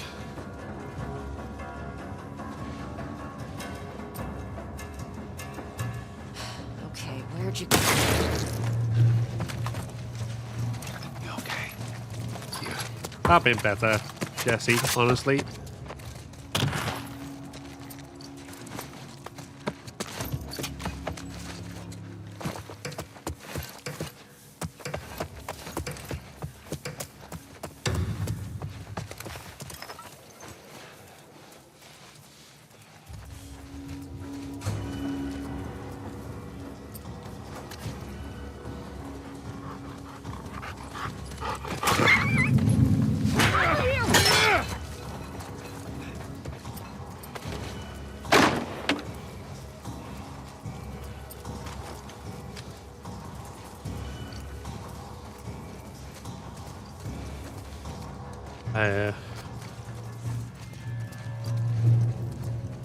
Right, there we go. R.I.P. Amir. If they had an Abby boss battle for Joel.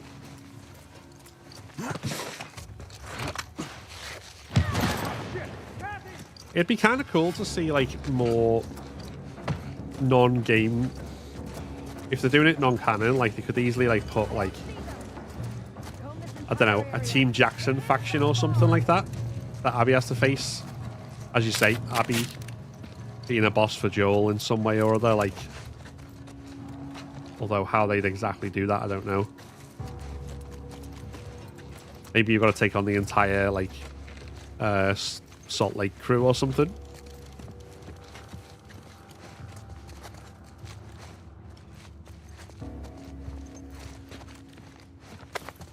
Maybe if we keep playing it a lot and push for more updates, we'll get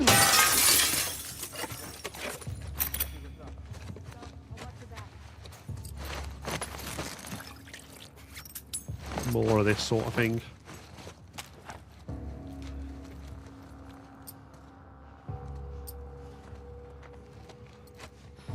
You got anything? Yeah, I got nothing. Think that's it. Over here! God damn it!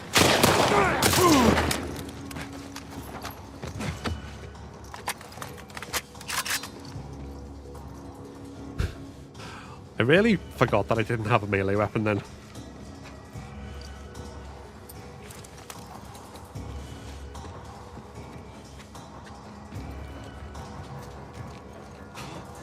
You're out there!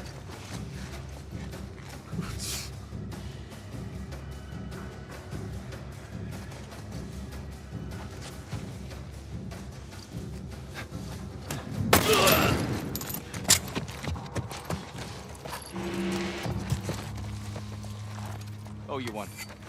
Hey, I got you. I got you. That's cool. Now we get to see what the mystery encounter is. Just made a nice carrot cake. Oh, nice. Carrot cake was never. I was always more past like coffee cake personally, but I also don't really bake, so.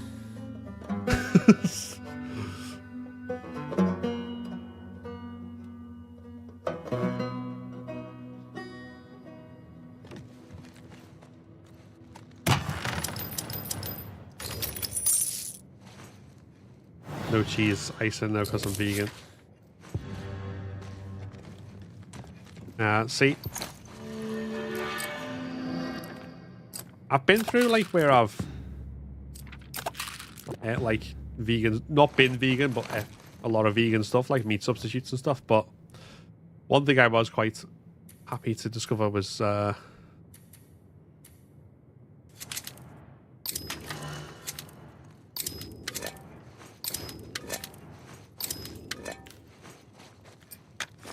good vegan cheese like is out there, so people aren't being completely deprived.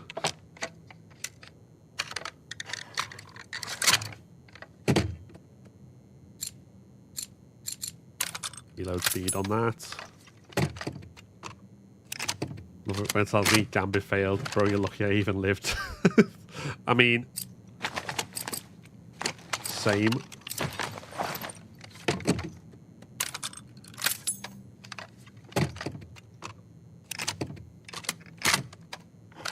I think it makes these games so good and unique. Honestly, how much attention to detail they put into it. Like, telling a good story is one thing, and they do, but that gives you like a replay like once a year or something to re-experience it. Whereas like the combat systems they put in, things like permadeath, things like no return, just instantly adds to that like daily replay value on a like whole other level. Personally speaking.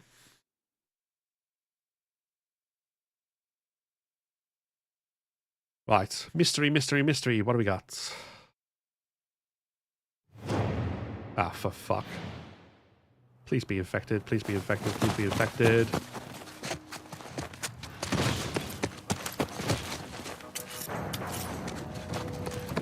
Pustule rain as well. Nice.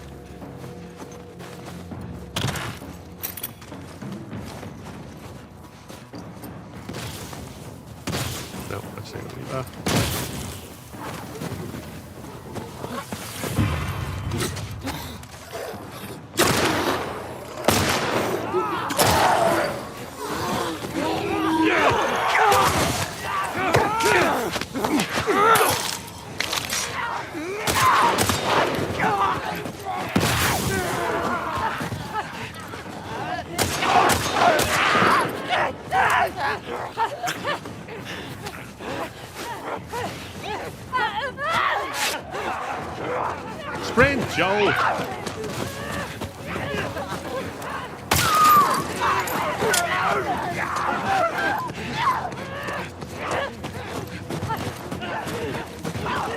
that, incidentally, is why we need shivs.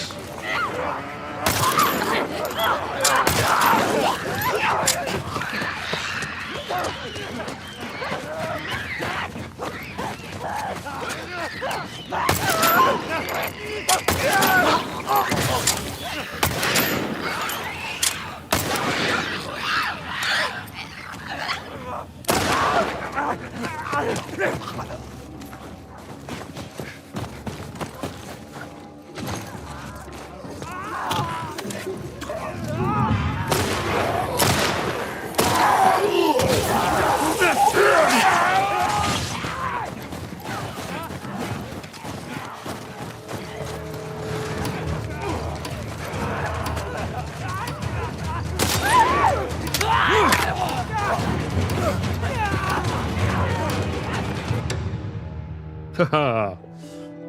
God damn. I was not going to get 3 kills from probing that. Jesus.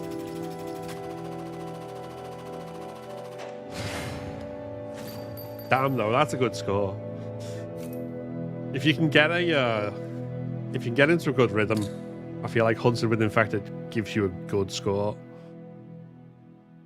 How do you change things green? Oh yeah, that's under accessibility settings, magnification and visual aids, and then you can change the HUD color from there.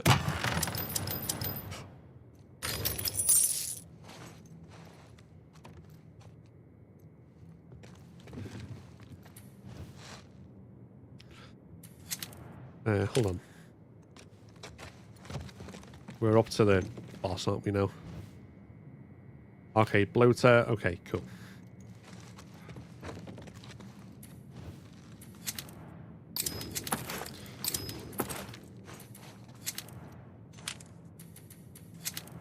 Definitely need one of them.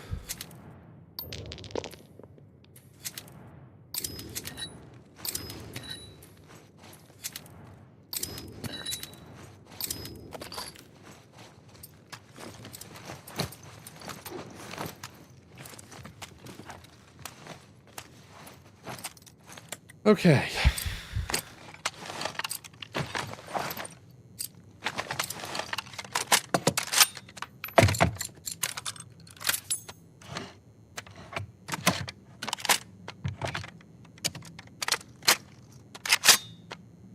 How are we for shivs?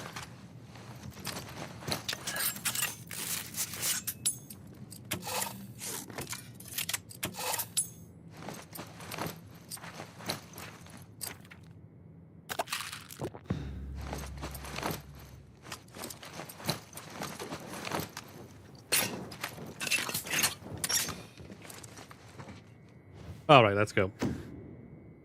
Let's do what we do. Yeah, this mode is Last of Us 2 Remastered special.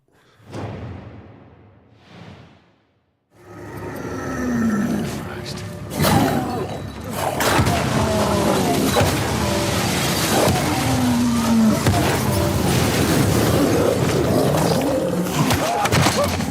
What the? Note to self, the animation cancel between fire and is not that fast. Between fire and sprint. Oops.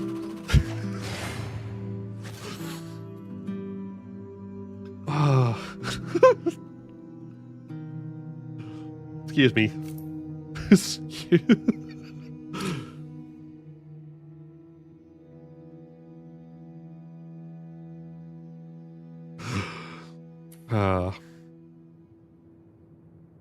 I should have ran after those pipe bombs. Never mind. Wouldn't have happened on Ellie Day 3. No. But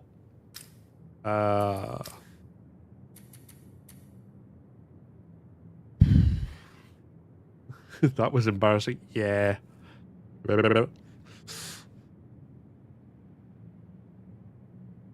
Renegade killers have been given life sentences. Well, good. Good. Okay. Do we want to? Do we want to mix it up? Do we reckon? One body slam and Joe's done. He sure is. Thank you, Spiderman, for the follow on TikTok. And thanks for the sad Joel reacts on Twitch to that fail. What do we reckon? Another go as Joel, or mix it up and mixy? Okay. Let's do Ellie.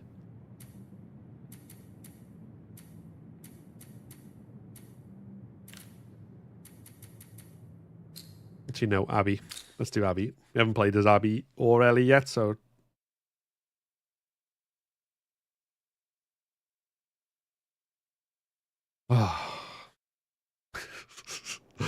Can't believe how much I fluffed that moment. Just like, oomph. Okay, assault with WLF and search.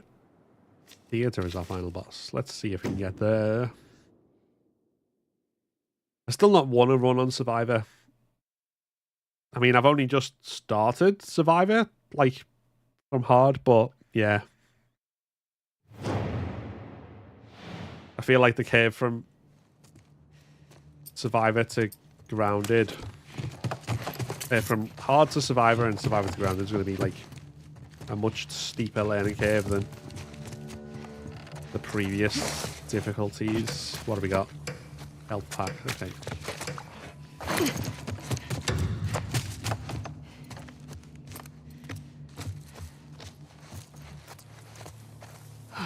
Whoa.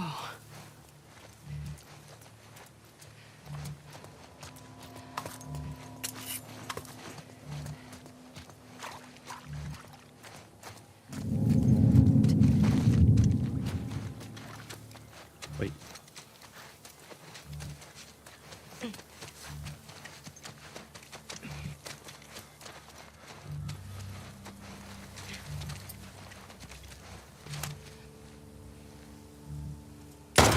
Laura!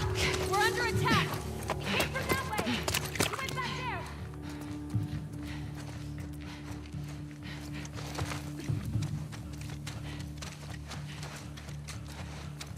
She ran behind those cars! Where the hell did she go? Fan out, people, go! Track her down! Too close.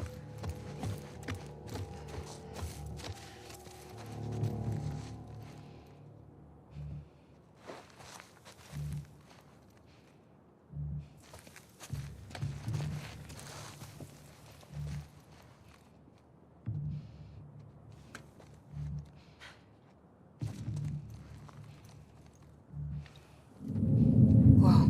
Think I see In that what? Kira!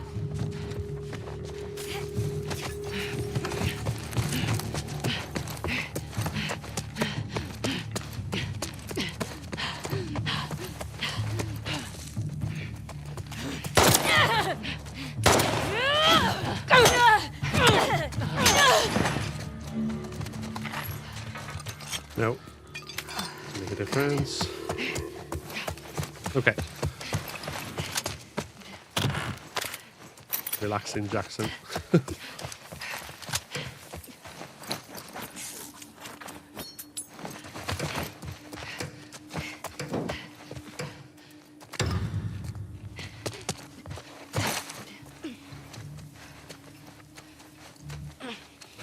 Ooh.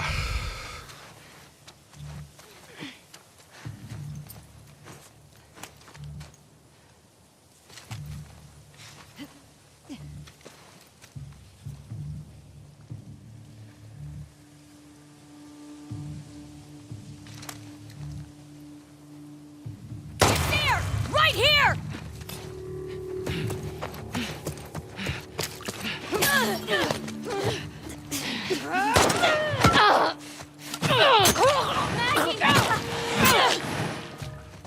Just come and whack me. Okay. Hostages aren't that useful when they don't have a gun, I see. They just decide to come up to you and whack you for Okay. Fine. Good to know.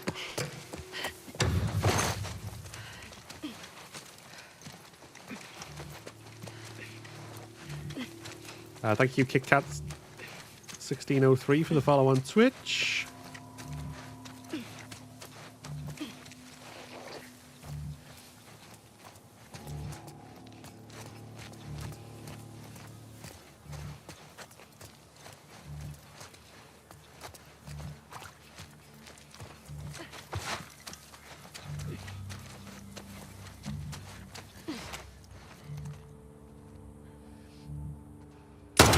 Zoe! We're under attack! It came from over there! Find another angle!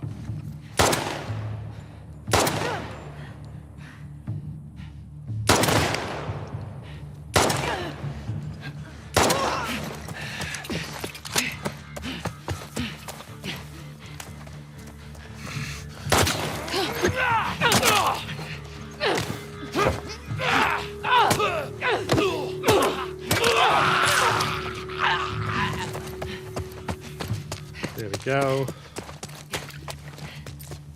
Shit.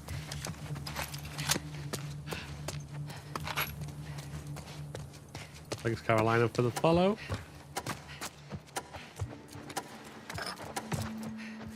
That's all I'm going to be able to. Okay.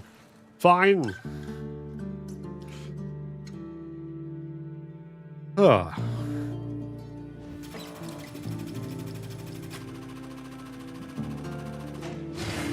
B.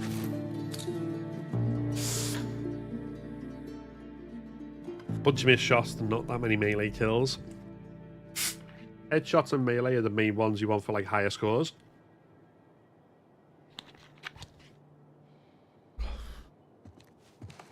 But yeah.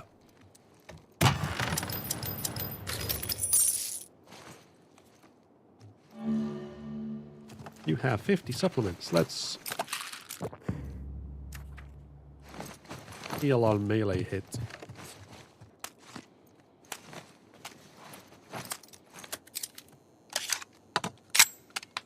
Actually, no. Let's see what weapons we can get, and then we can see what we'll upgrade it. Then.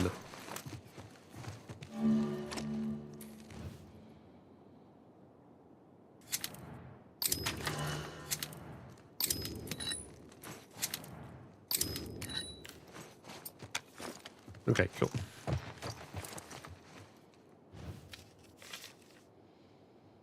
Right, so we've got theatre. So, hunted with infected with increased enemy health. That's going to be painful in the office.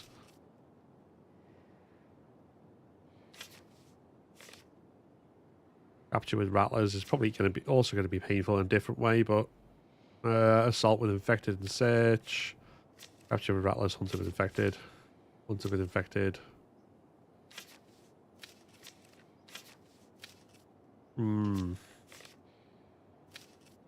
Capture with seraphites. Hunted with seraphites. Hunted with infected. Hold out with infected.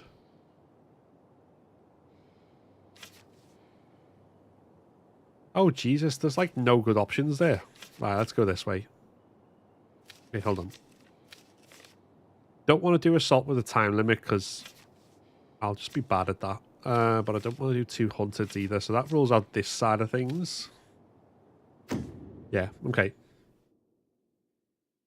Both officers are extremely painful. Yes, they are. And yeah, Jacavius, just under an hour. It should be out, so we'll be watching it.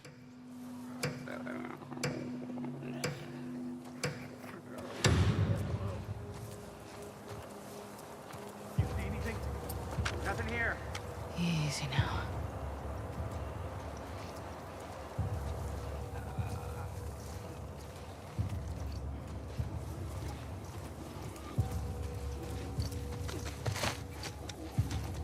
I've got 5 of them. Okay.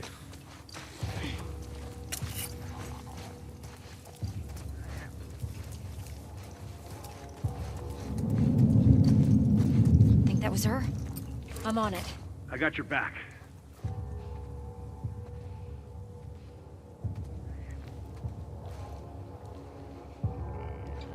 See anything? Don't know what it was. Place is empty.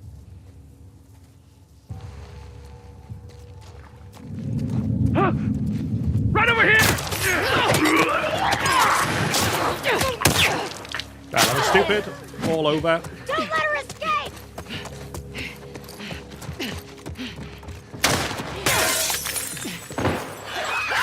Go! I'm back your deck! Yeah. I don't know what I thought I was going to do then. But I didn't do it.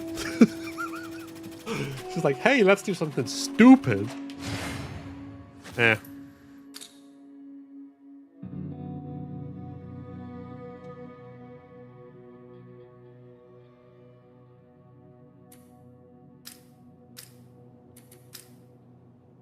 Oh well, let's mix it up. No, actually, I'll stick with that one. Yeah, let's see how Ellie fares. See what run we get with that.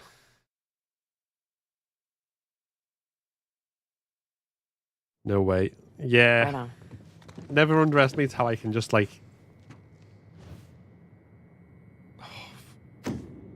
Hunted with rat... Jesus Christ. Jesus Christ.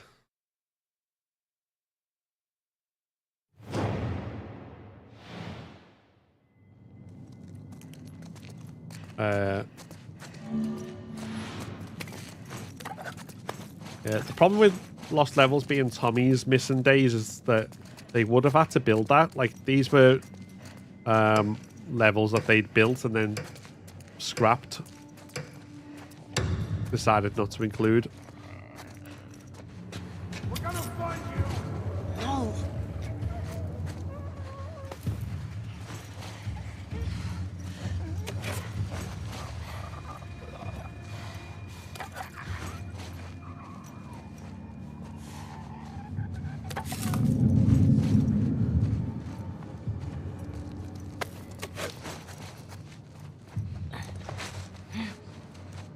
I'm gonna get such a low score on this one.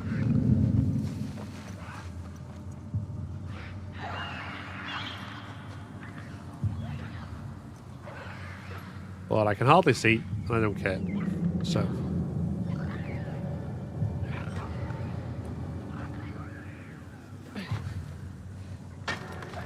I think that's her. I'll go check it out.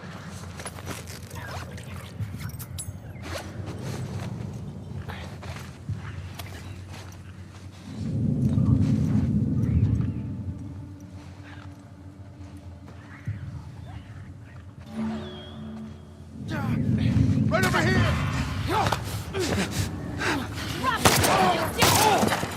Take it easy!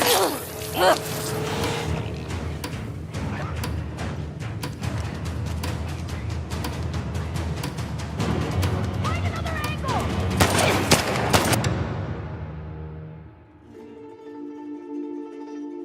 For real, put the characters in timeout like it's their fault. Yeah. B.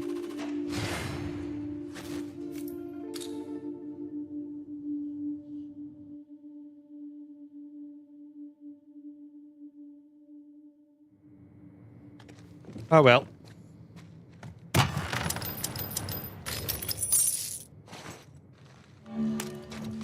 I probably need to be better at just going in hell for leather, but I'm also like, well, if I survive, that's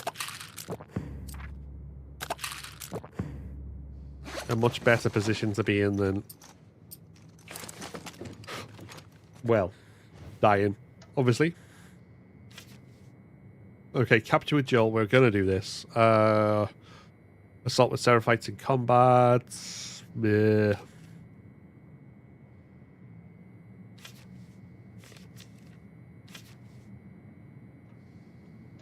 Increased enemy speed, enemy health.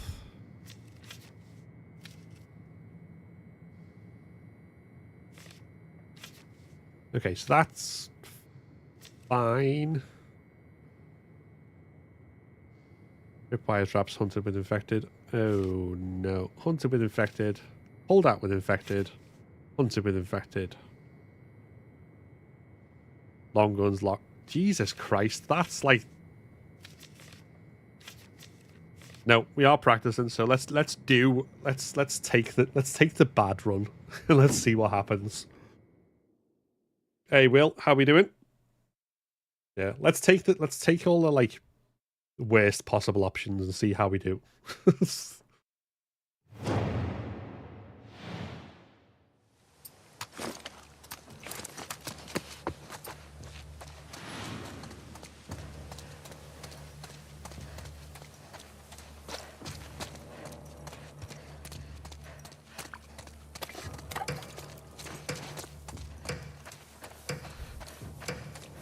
Where are the tripwire traps? Oh.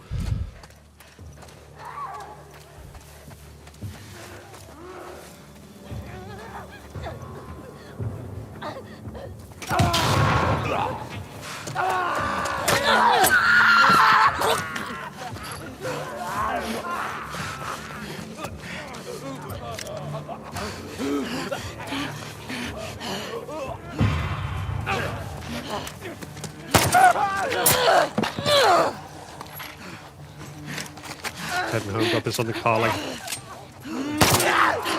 podcast. Nice.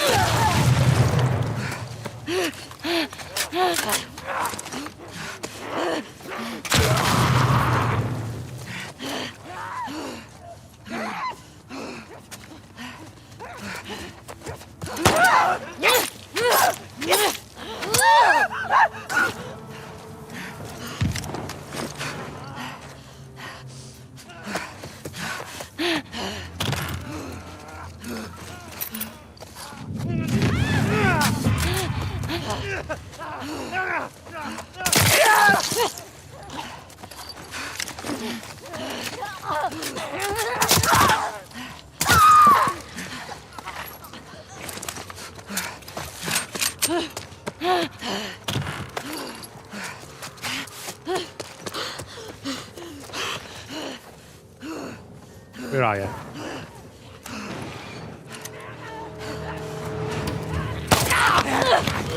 Oh, for fuck's sake.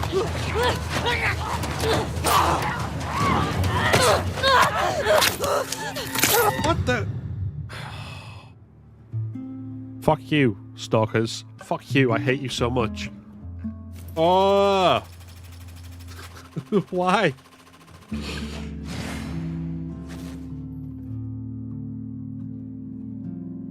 I swear to God, those grabs just like drain your health before, like, you can mash that square as fast as you want. They just drain your health so much.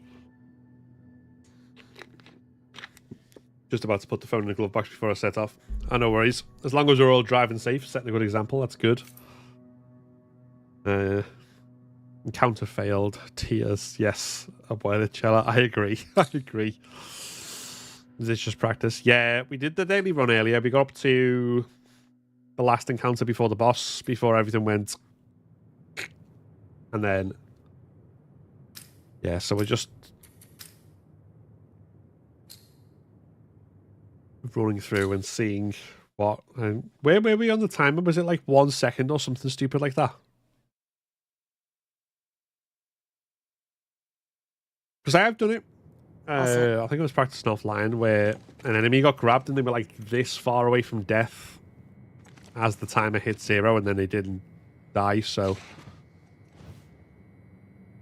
Assault with Seraphites and search. Reloading discards. Ammo left. Okay.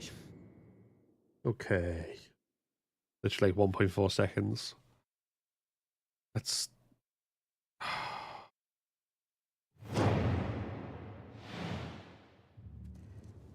man.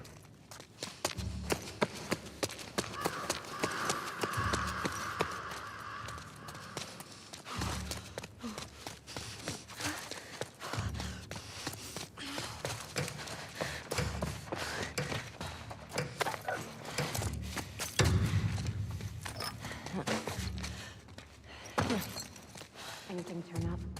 No eyes on anything. God damn.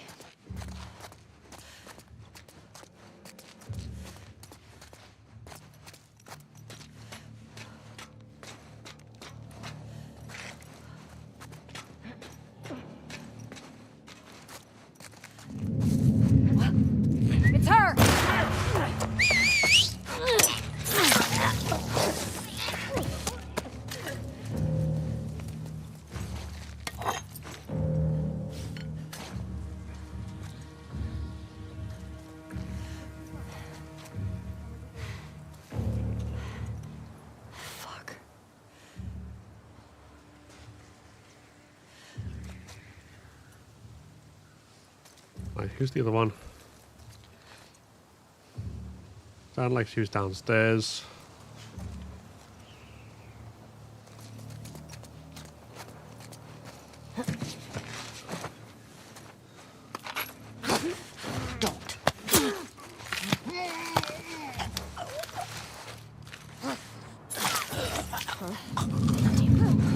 There you are! Oh,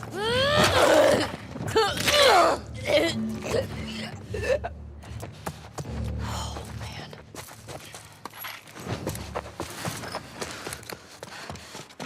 Try and do this with as little ammo usage as we can.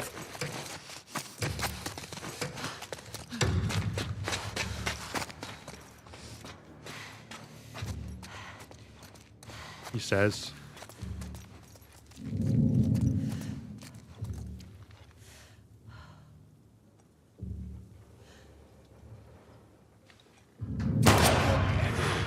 We're under fire! Before immediately using ammo.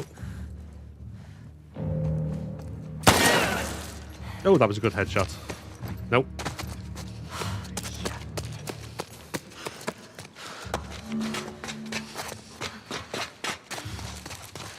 Game's trying to sabotage. Press R2 while not aiming to reload. No!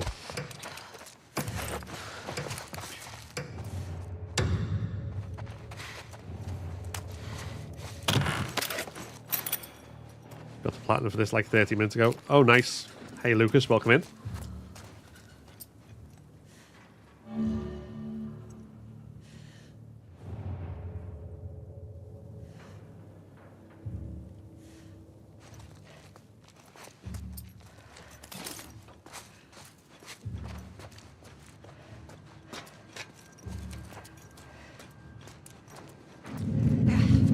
The wolf!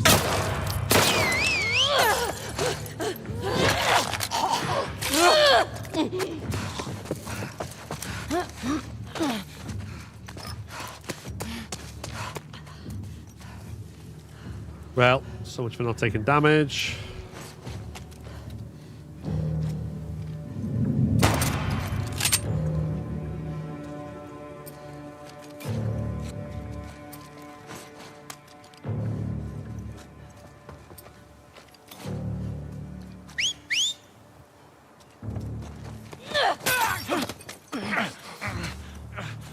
Damn it, let go!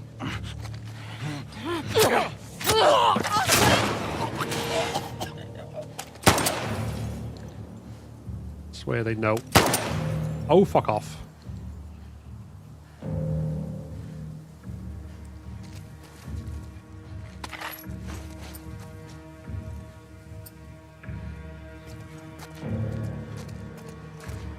You won't escape.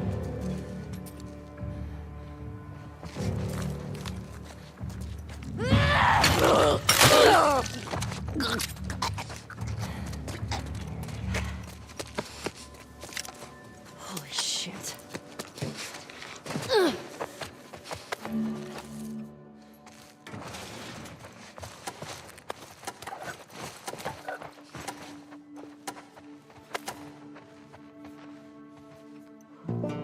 Ah, that'll do. Yeah. I'm on Twitch as well. Twitch and YouTube right now. The links will be in my bio. Okay, A rank. Not bad.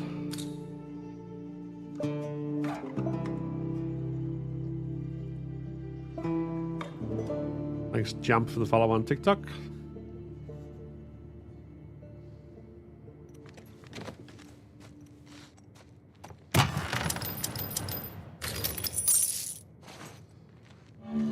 And Emily as well. Oh, and thanks, Lucas, for the gift.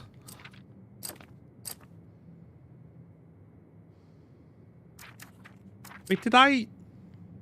No, I died after doing that. Okay.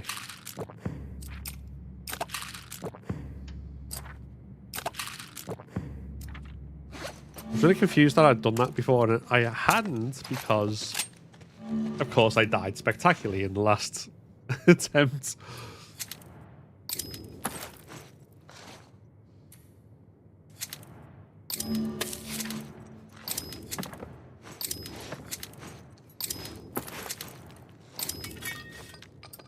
Okay, this is no return mode, Miles. So basically a roguelike. You pick a character, you get given a run to do, randomized enemies, encounters, and locations. And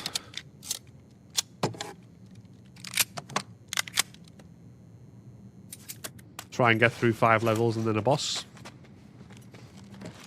That's why I change characters every time I die, or else my mind can't separate anything. No, that's fair. Okay, hunted by infected with Dina.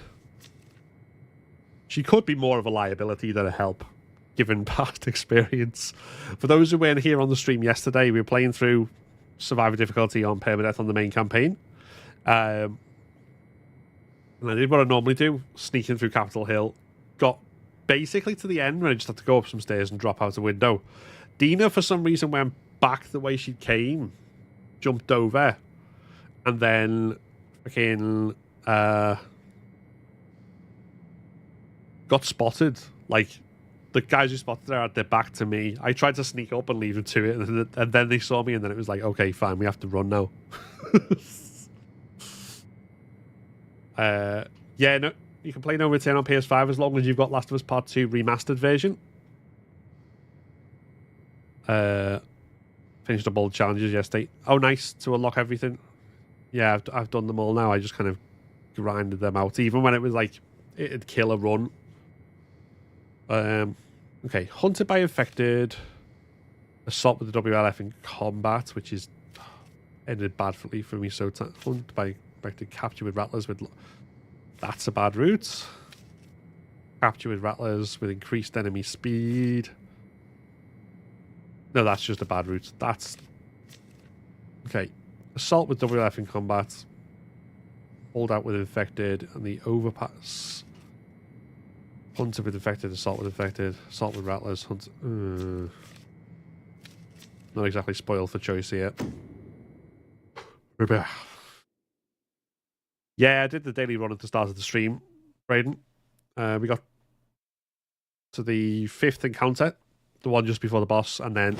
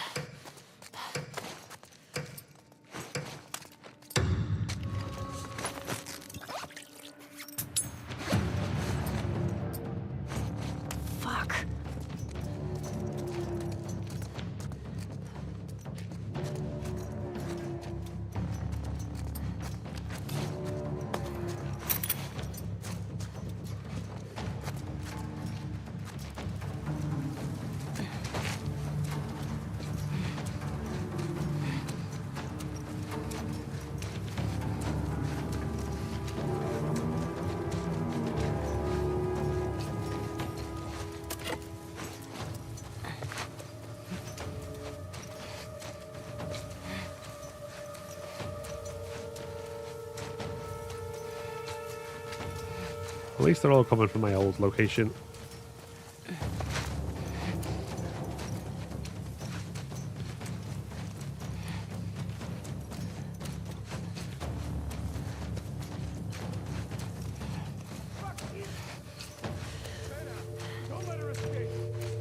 Keep looking, fuckers.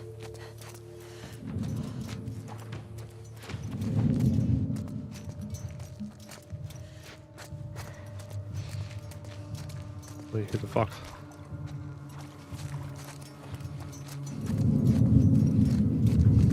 I think I saw him. Right there! Push forward!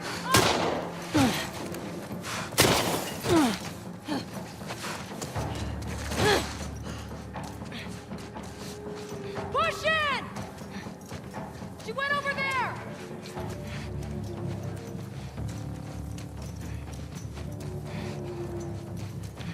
She's not here. She's around here somewhere.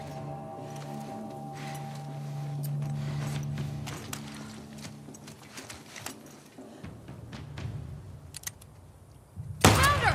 Over here!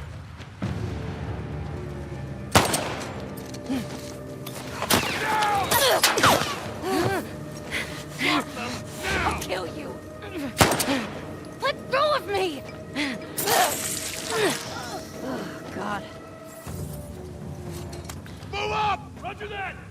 Oh, there's 4 of them. Fuck.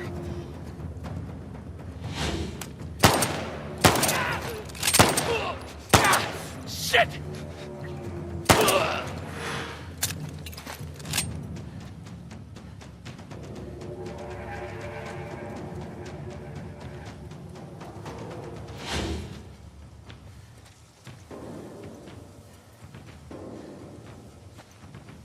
Come on, friend. Let's do this.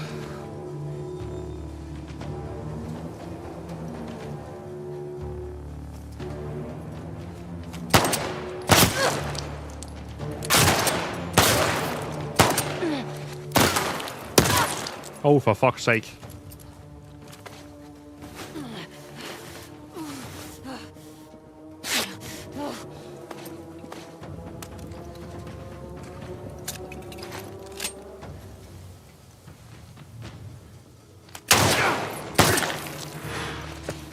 That's what you get.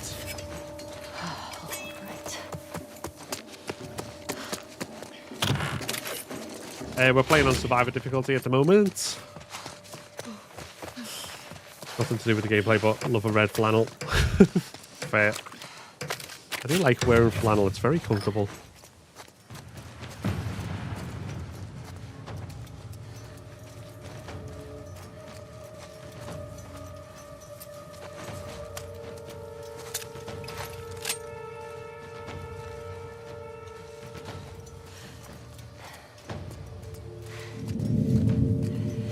Shit. Behind the cars!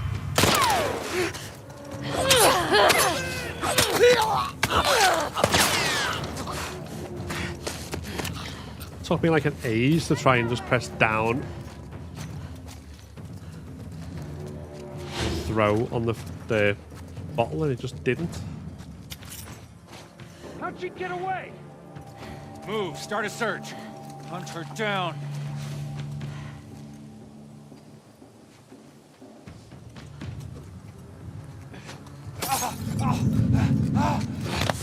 Shit. Big mistake. Over there! Push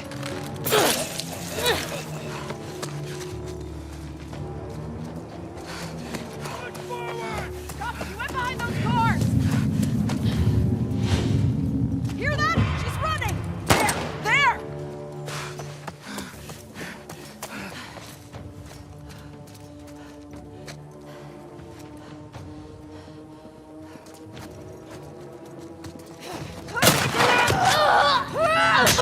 Okay, that was stupid.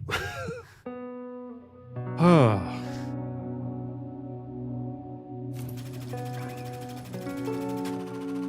Trying to play aggressive is gonna get you killed.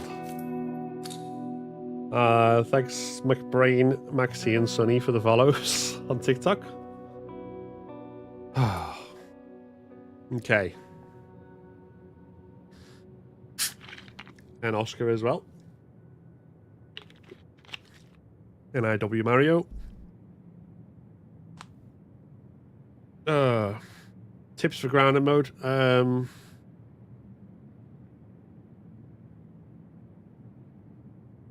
You'll get it. Thank you. Yeah. With Maxi, with grounded, I'd say. I mean, first of all, it takes a lot of practice. And I'm out of practice on it, which is, I think, even on Survivor, I'm out of practice a bit. But No Return isn't the same as the main game anyway. It's harder. But yeah, I would generally say try not to get into gunfights. Basically, don't do what I just did. It's far better like to kind of pop up and kill, disappear again, and then pop up somewhere else if you can get that down. If you can get them to lose you, don't want yourself backed into a corner. Okay. Let's try one more with Ellie. That'll probably take us up to grounded 2 times. Oh yeah, and make sure you've got a brick or bottle. Let's go. Because the combination of that, throw that to stun an enemy. And then you can kill him in one shot with like with your knife as Ellie or with as Abby. Unless they're a heavier one, but a pipe bomb, then a strike attack will do that from Abby's side. Okay, let's do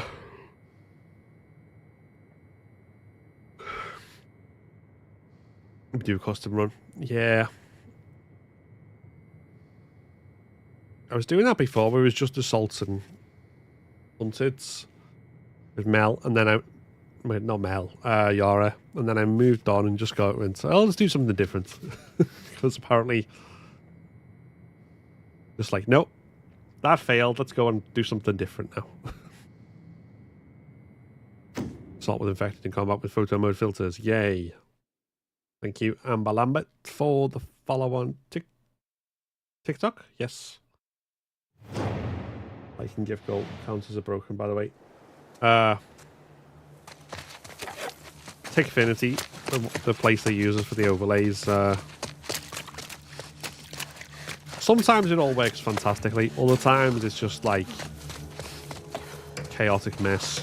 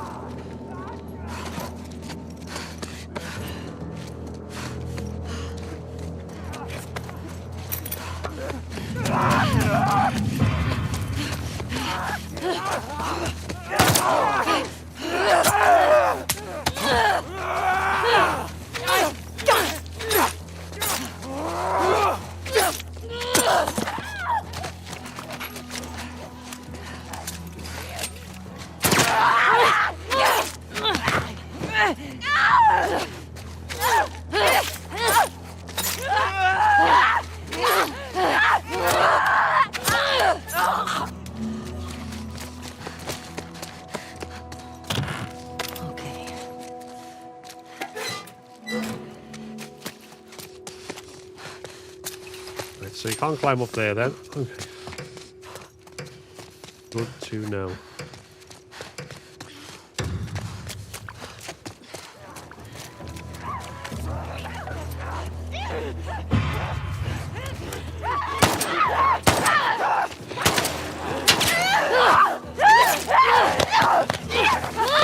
I fucking dodged.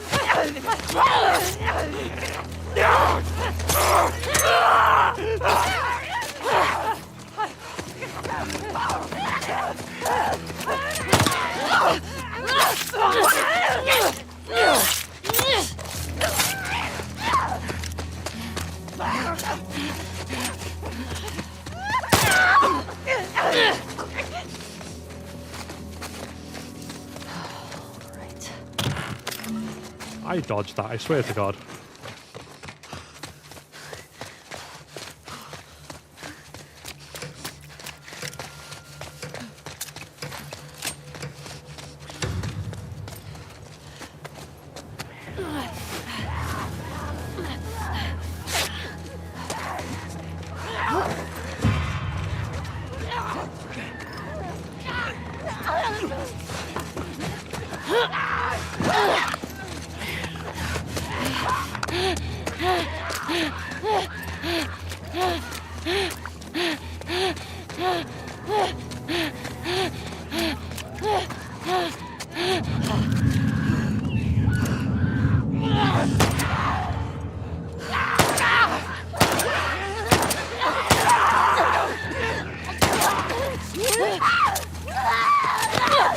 Oh, fuck.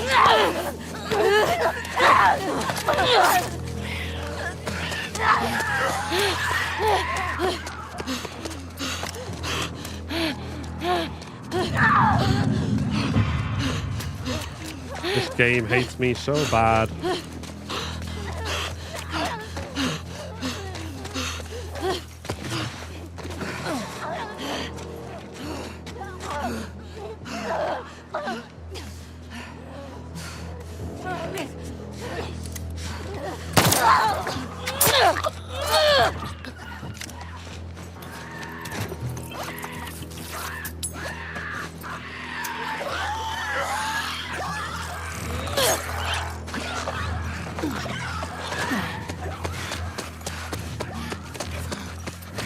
No melee weapons anywhere.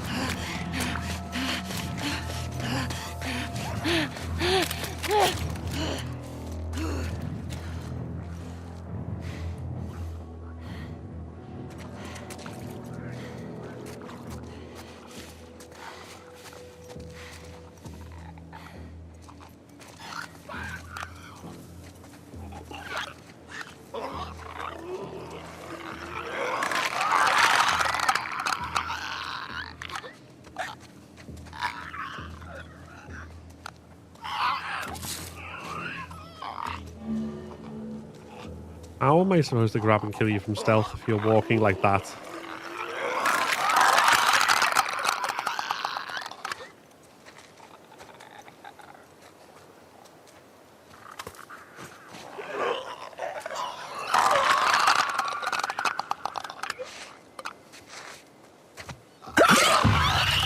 Jesus, ain't fuck.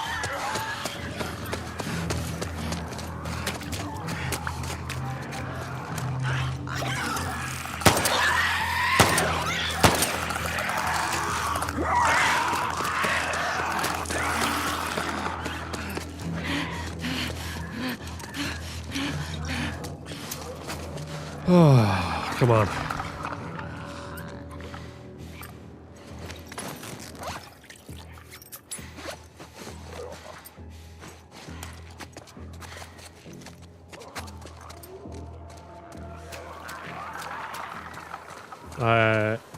Thank you, Gay, and don't worry about me for the follow. Appreciate that. Dave heard me talking about red flannel, now it's all red. Yeah.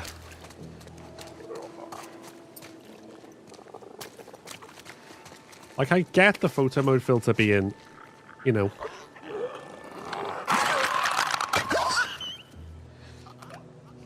something which affects visibility, sure.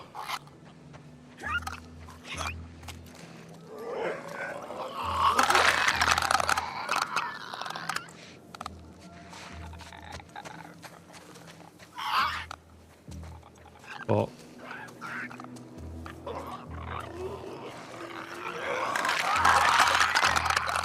don't turn around again.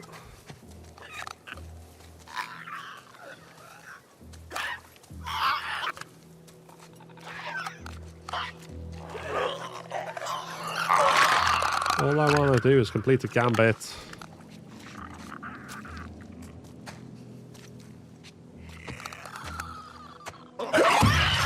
Elfo.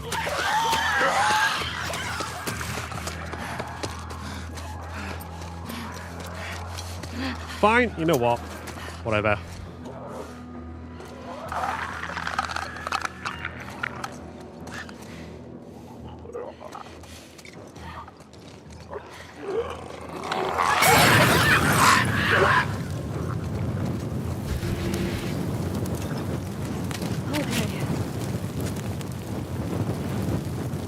Why is it red? Oh, it's meant to be. It's a photo mode filter on this encounter. The encounters sometimes have. Yeah, how? I don't know. I don't know. Like, I didn't change speed or anything, so that's one obnoxious clicker. This rank's gonna be awful. Oh well, B. Okay, not the worst in the world, but.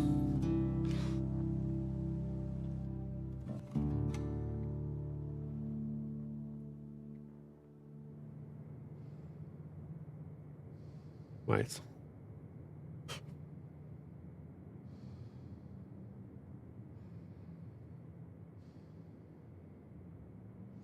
Oh, refreshing that just completely erased it. That's weird. Oh, okay, that one. One's working. Okay, the like goal seems to have updated itself on TikTok, but not the gift goal. So thank you, Bella, for the gift, and just note that even if the overlay is not updating, I do appreciate them all. Alright, let's do that.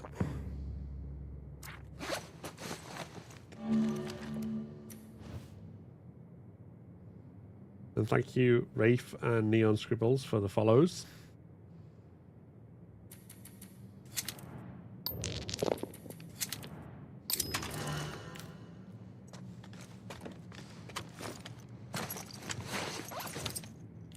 We've had some luck today. By luck, I mean bad luck specifically. But we'll persist with this for a little bit longer, and then we'll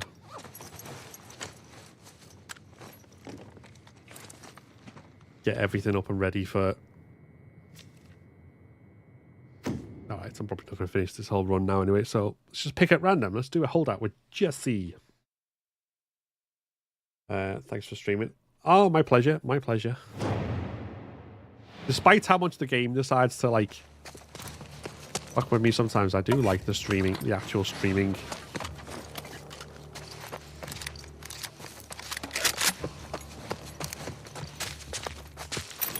Here's a question. Anyone who's playing No Return regularly, how many times have you gotten a bloater in the holdout?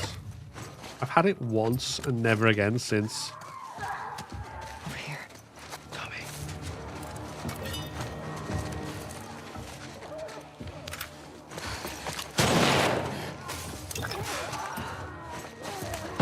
Yeah, where the fuck's Jesse? Here!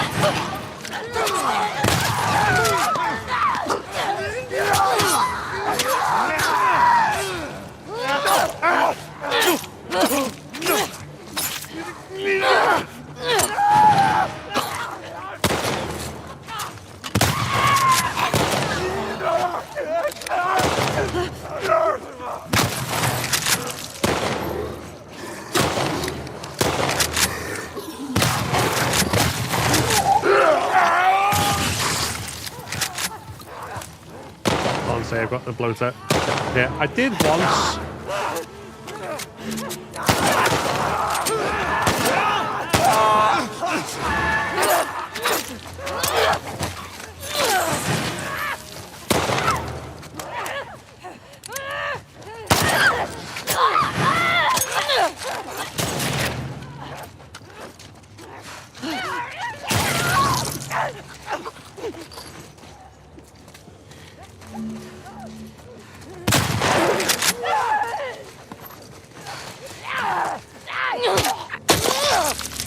There we go.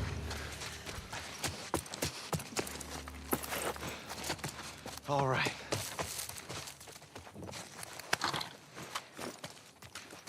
Maybe I'll do a custom run of all holdouts, see how many times we get a bloater. What do we reckon? That might be fun. Ugh.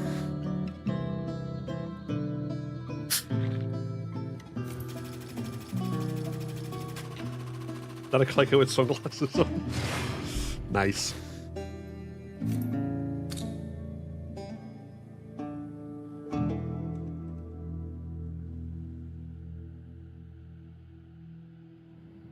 Sounds horrible to play, but very entertaining to watch. Fair. Right, we've got 10 minutes left till it starts, so...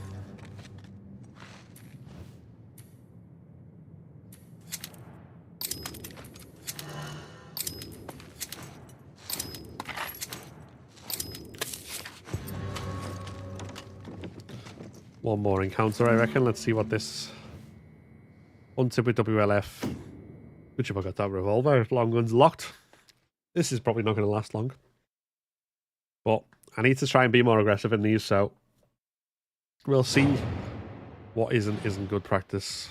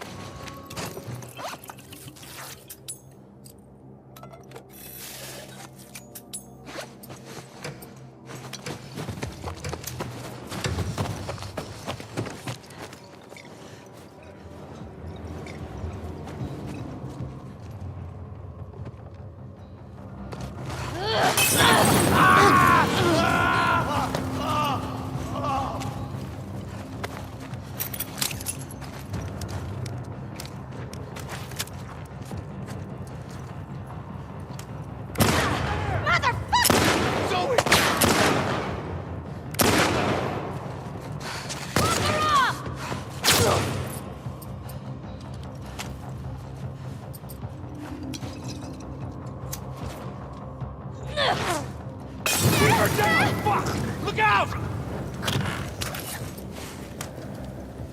Found her!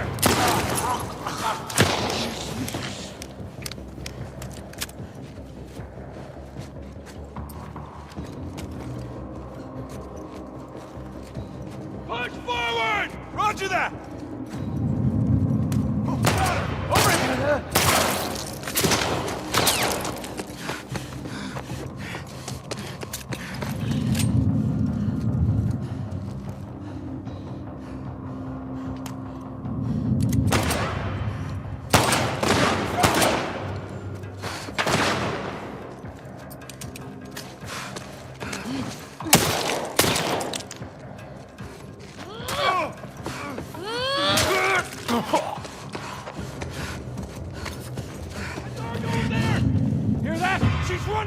Over here! Cut her off!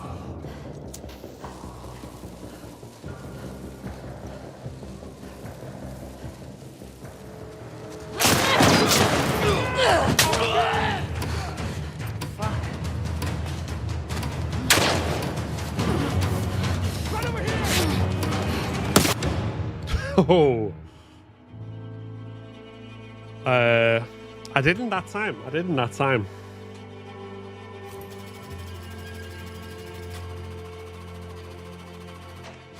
How was that only a B? Enemies killed 9. 47 damage taken.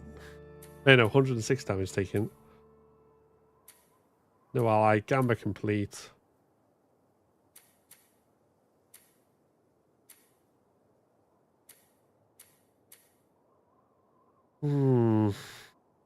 Still. Oh well. Oh well. Right. It's almost time. So, bear with me 1 second. So, Grounded 2 is about to begin in 5 minutes. Let's have a look.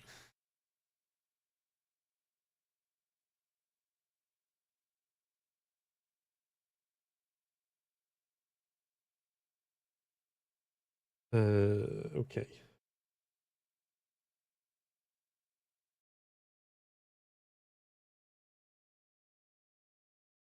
And we want...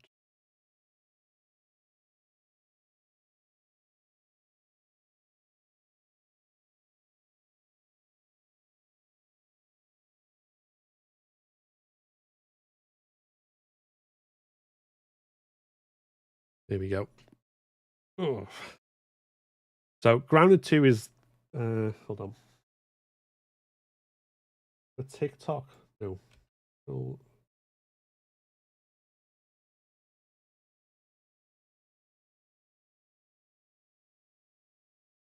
Oh, wait. Do-do-do-do.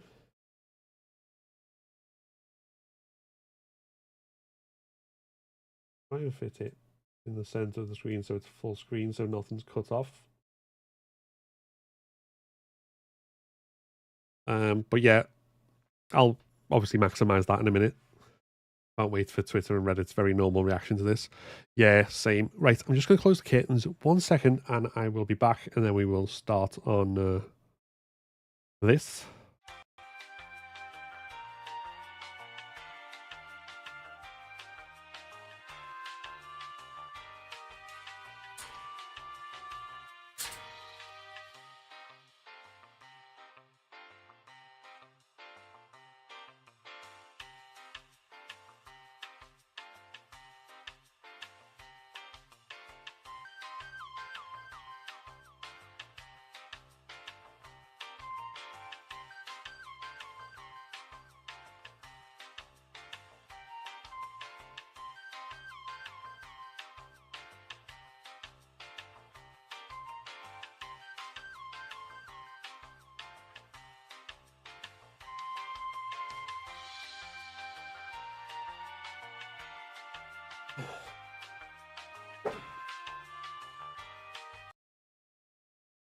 Okay.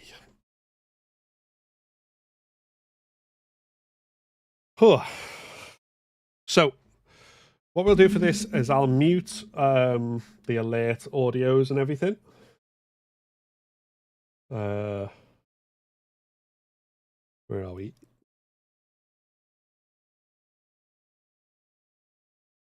Just so they don't interrupt the actual documentary, and then I won't talk over it either. What we'll do is when I want to say something, we will pause and have a chat. But obviously, you guys feel free to keep commenting the whole time, and I'll kind of try and respond to stuff and add my thoughts on that without talking over the actual thing. But we'll see. Let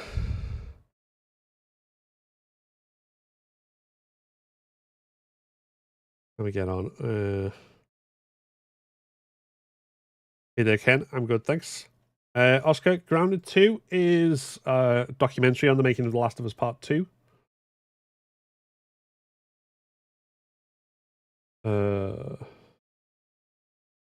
Let sound muted. Apply. Thank you, Ken and Nat, for the gifts. I went Bella for the second one. I don't think I said that.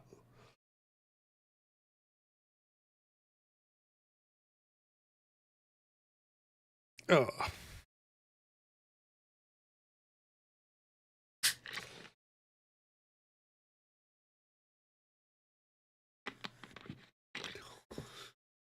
And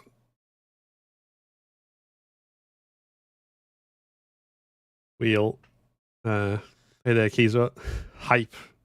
Ellie hype, yes, very much so. Hope we're all doing good. So yeah, I don't know how long this is supposed to actually last, the actual documentary, so we'll see. An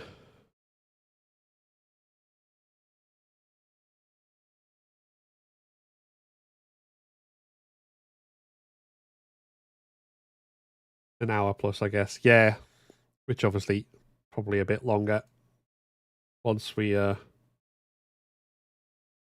round one was over an hour, so I'm guessing the same. Yeah, that does make sense. That does make sense.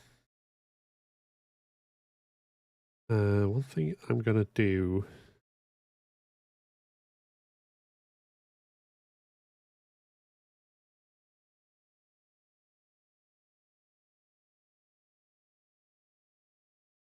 Very quickly, let's just have a look if I can. I know I might miss stuff if I start trying to download things on the PlayStation, because there is an update which I want to download, but I don't want it to interfere with the actual stream. So it might just be that we don't get the benefits of any upgrades downloads till tomorrow. Ugh. Naughty Dog chat bullying everyone. Yeah, I am gonna make sure that's not visible. I'm gonna maximize the screen as soon as it lets me.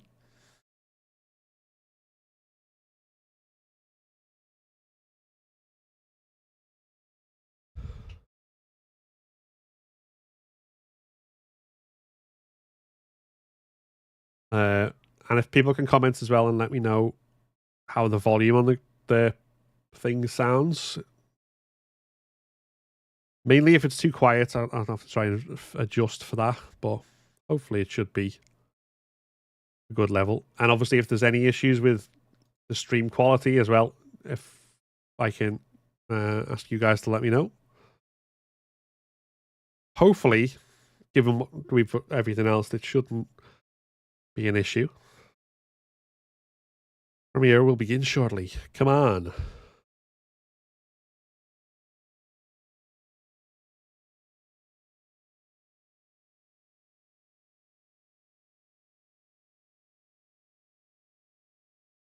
Let's have it on 1080, just so.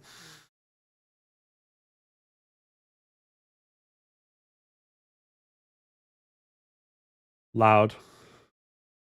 Yeah. That might just be YouTube's thing, because this is not like Naughty Dog put on. This is the YouTube's own premiere countdown.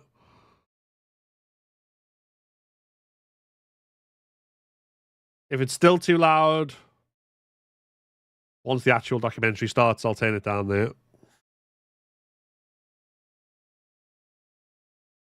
How's the sound on TikTok?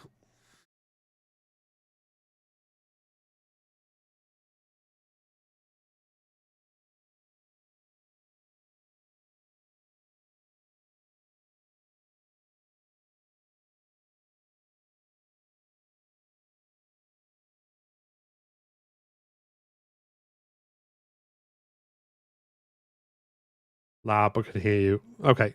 I won't be talking over the actual documentary. That's fine. As long as you can hear the documentary, that's good. I'll pause when I want to speak.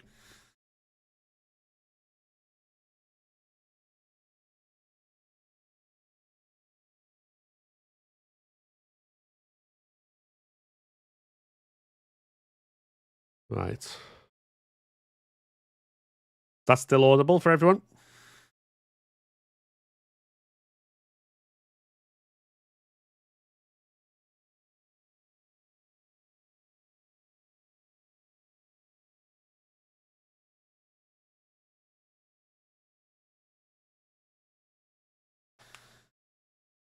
Cool.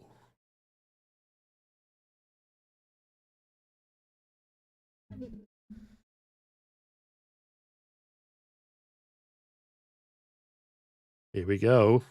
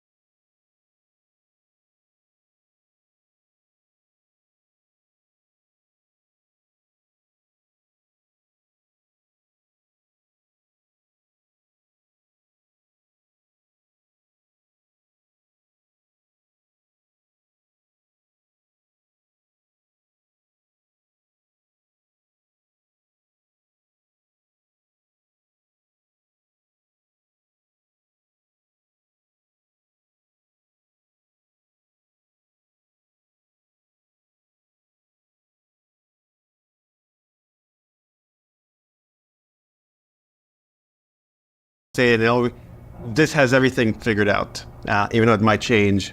Every character is accounted for, every cinematic is accounted for in this presentation, which means it's going to feel twice as long as the first game. So when you freak out, that's normal, that's part of this.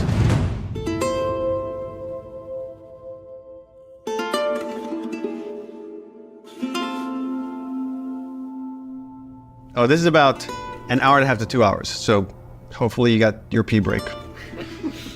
Okay, so we open on 15-year-old Ellie. This is a few weeks after the events of the first game. Subtitles are on, they're just apparently not very good so far. There's a doorway leading down to this basement, And Ellie sees Tommy, and he's just finished climbing out of this basement, and he's hurt bad, and he's rambling about something, needing to go after these people. Ellie's trying to ask him what happened, where's Joel, and he doesn't make any sense to her, and she starts to go downstairs. Tommy grabs her hand and tries to stop her, but he's too weak. She rips her arm away, and she heads down.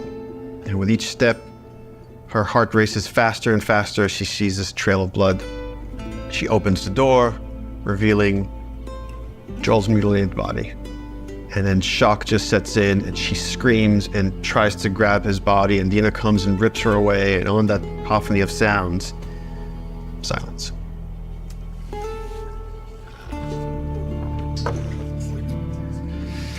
Oh, we're just getting started.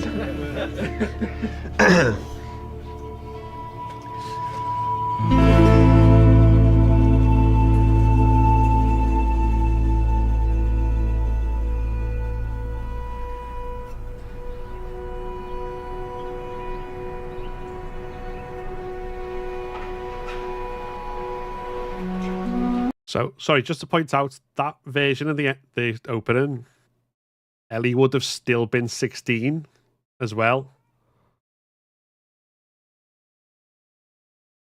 She would have been a lot younger. Right, let's do it English United States. That'll hopefully work better with subtitles.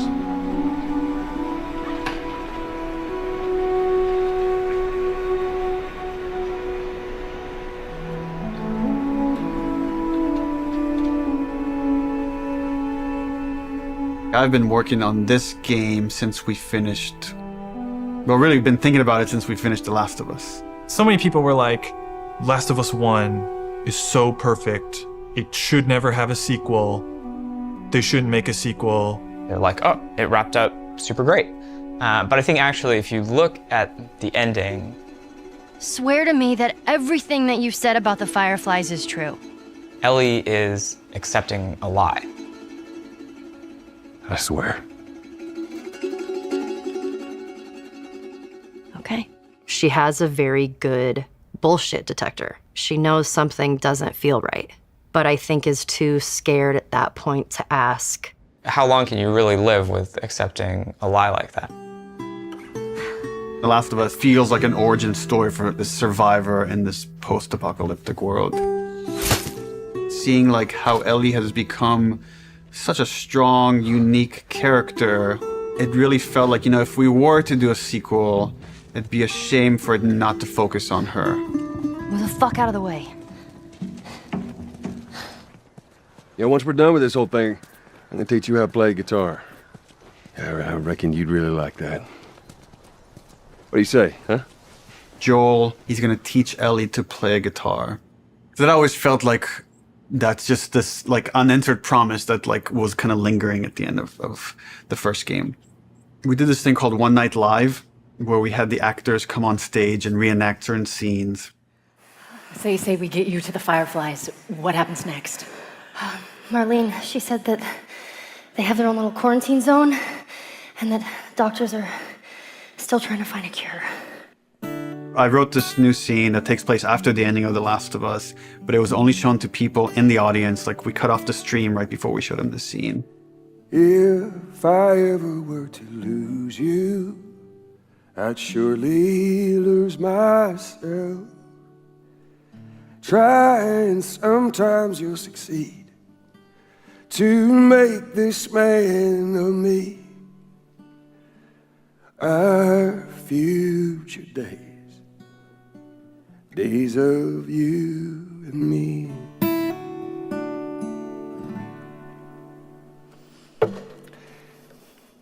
She's yours.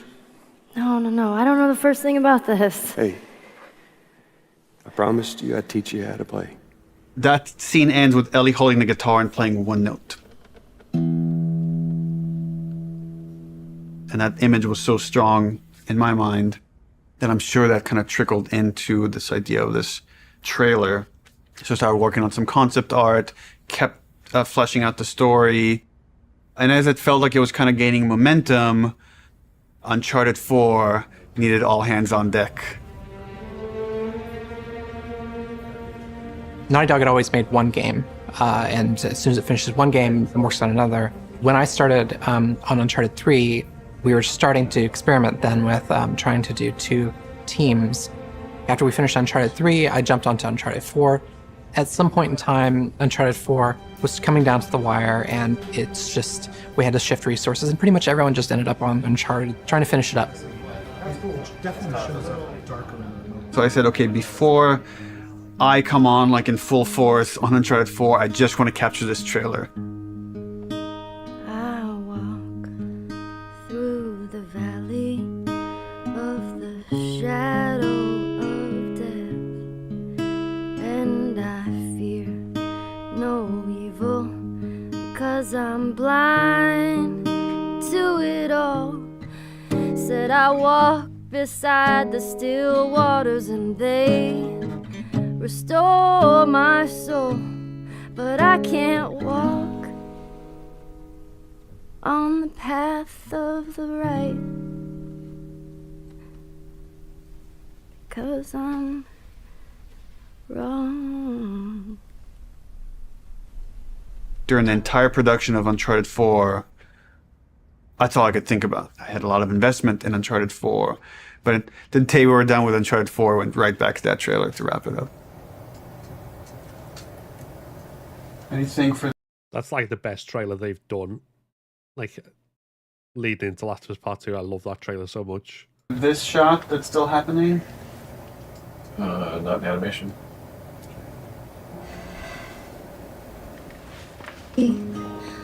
Of the shadow of death.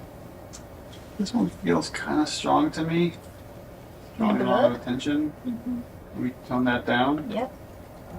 Actually, my biggest fear with this announcement is that it leaks early. More than anything, I have nightmares about this trailer leaking early before we get to PSX. Oh, Neil.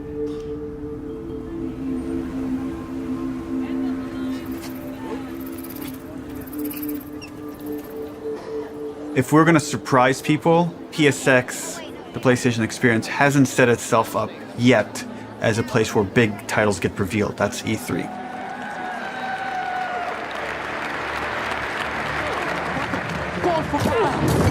No!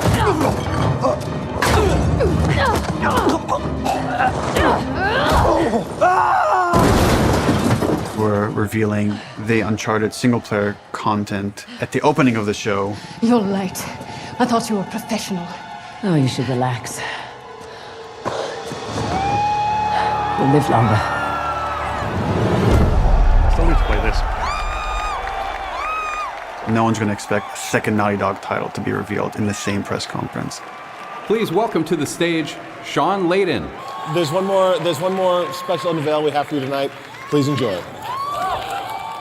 When we first revealed The Last of Us, the Naughty Dog logo came up and the crowd erupted, and it was such a high that that's almost been like chasing the dragon, like wanting to recapture that feeling. Oh my God. Why does this look like The Last of Us, dude?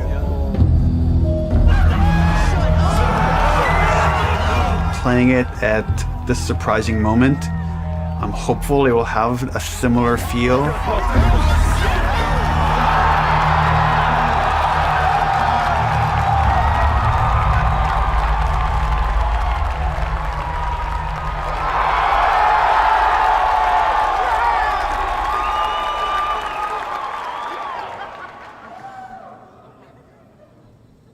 What are you doing, kiddo?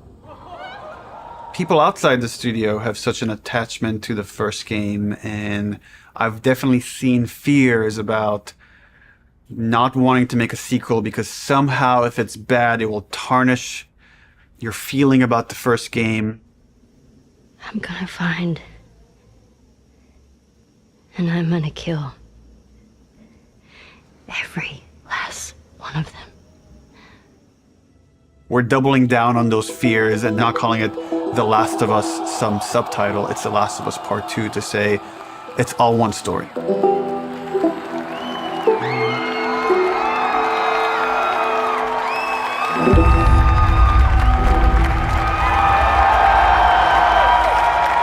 doing Papa Ross's. Like that since.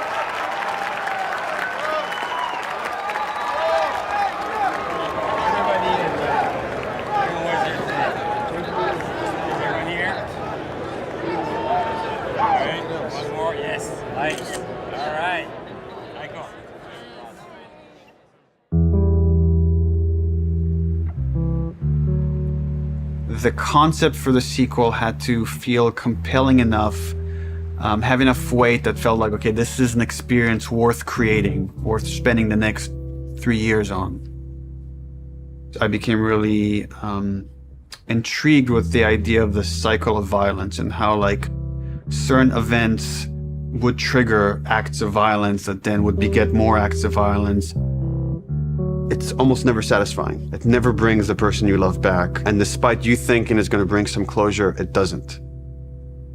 We just need more empathy. Wouldn't it be awesome if we could create an experience that lets you safely explore those feelings? With that theme, all of a sudden everything fell into place and this outline emerged. The whole catalyst for what starts the second game is Joel killing the doctor. No! That feeds right back in that idea of that cycle of violence. Now it sets up this whole kind of sequence of events. We're gonna start the game where you're playing a new character. That sequence ends with this character killing Joel. And we really have to paint her as this monster.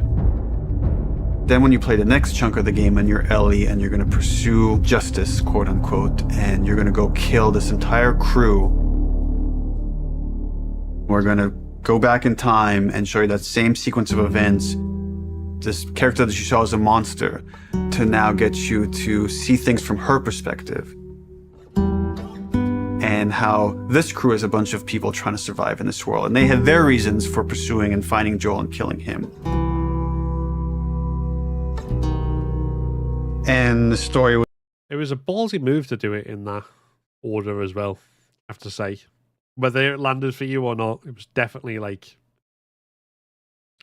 big cojones. It was becoming very epic and ambitious. And I had a few parts that I was kind of stuck on. And I felt like to kind of shake things up, I wanted to bring in another writer. I thought it was a very thoughtful story about violence and obsession. He had Abby, sort of like this girl who was the daughter of the doctor.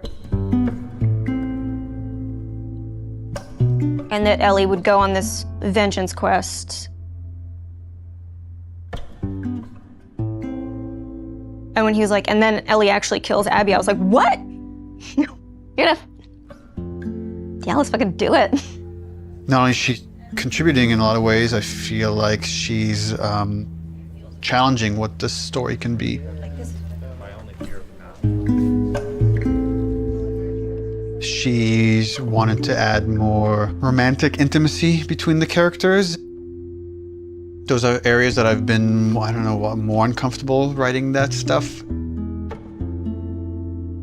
After the first day, she was telling me that she went home and told her husband that I think I just got Ellie's girlfriend pregnant. Because that was her big idea the first day, and that had this trickle-on effect and actually added a lot to the story. Ellie is this very relatable character. I thought she was a perfect vehicle to challenge this notion that violence doesn't have a cost, because it does have a cost in reality. It's going to ruin this girl.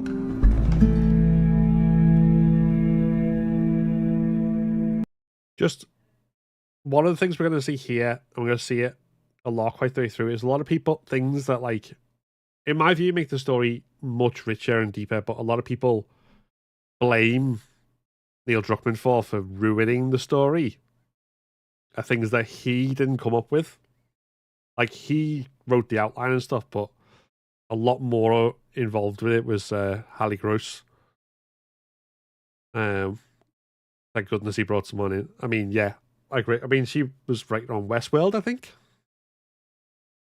But yeah, that's going to be an interesting thing for the general kind of outside narrative. You know, people love Joel and Ellie, and we are about to kill one and make the other one a villain. I was very nervous telling Troy we're going to kill off Joel. In the first game, he was advocating that Joel should die. When I read the ending to part one, I was like, you're going to piss a lot of people off. Let me go.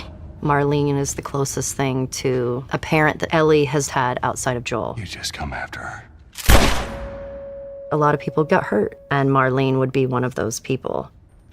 Joel has crossed these moral lines, and therefore he deserves to die, and he thought it might be a more dramatic ending. And I was like, no, you're crazy. Like, but then in the second game, that's why I was like, thought like, oh, he would take it pretty easily. He goes, so Joel dies, and he's like, so this happens, and then and I literally had to stop him. I was like, can you give me just a second? Because it literally was as if someone was telling me about how my friend had just died. I think he kind of took it hard. It was like the character meant so much to him.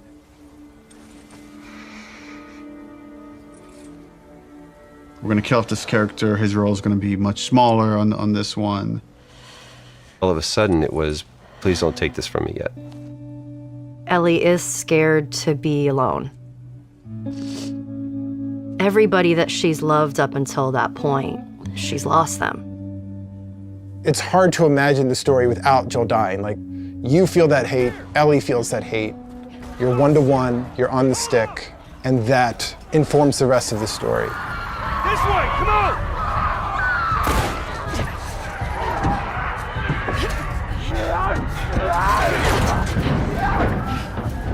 You okay? Yeah. We get you through interactivity to really connect and empathize with this character. Y'all act like you heard of us or something. And then make you feel like, I've led Joel to a trap. That's such a hard scene to watch, even now. When we started out making Last of Us Part 2, Neil actually wanted to be very ambitious about changing the game almost entirely. In the first 4 or 5 months, the game was actually kind of an open world, inspired by Bloodborne.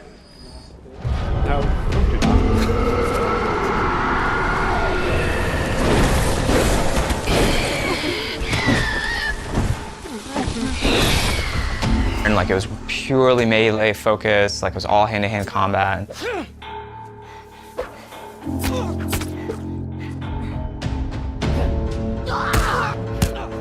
It wasn't just the melee combat, we were also looking at sort of layout structure. Bloodborne had a very sort of an open space that sort of kept getting bigger and bigger as you explored. I really like that feeling that you get of mastery over the world. It starts to become kind of almost a character in the game itself. And so that was also something we were looking at. Bloodborne's great, but I'm so glad they didn't do this, on so many levels.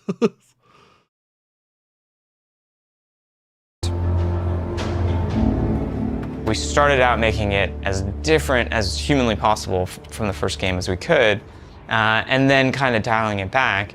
The open world thing didn't work with the story that we were trying to tell and stuff. So in pre-production, we spent a lot of time just doing setups. I've got your back. Self-contained sort of units that tried to expound on a single sort of idea. Trying to start out with sort of simple shapes and building up to more complex shapes. Oh my god, and starting out with 1 or 2 mechanics and building up to those mechanics. Hey! Even our experiments, we try to add as much context as we can. We establish a goal that you're going to be going for. We establish beats so that there's an emotional journey, the stakes are raised. Figuring out some traversal stuff. Yeah, I don't mind the repeat locations, but yeah, I think trying to do a Soulsborne style world that kind of grows as you backtrack through it would have just been a bad idea. A lot of climbing and balance beams and seeing how far we can sort of push in that direction without it getting over the top like Uncharted. More sort of verticality, more use of grass and stealth. My name is Arnaldo Licea. And what do you do here? I do design. And how long have you been doing that? A day. I got an opportunity to work in QA, and that was a great learning experience. I shipped The Last of Us and Uncharted 4 The thing I'm proudest of is the people who came in to a quality assurance job as a contractor, which is entry-level work, and used that job to get to where they ultimately wanted to be. When I interviewed for the QA position, I specifically said that my goal was to be a designer. He had formed this relationship with design where they knew they could rely on him, spending his free time designing a demo, and at the same time, him going to them and not being like, here's 50 bugs you need to fix. He went to them and was like, what do you need? How do I help you? What kind of bugs do you need? And for their part, they embraced him and were like, why don't we show you how to lay out nav mesh? I am anxious to prove myself. There is no babying when you start. You just hit the ground running. If I don't cut it, I go back to QA or find something else. We're trying to figure out at the moment how we handle big spaces, bigger than the first game. The enemies are too spread out to be really considered like one single small encounter. And seeing what behaviors we need to start developing for them to make it look good.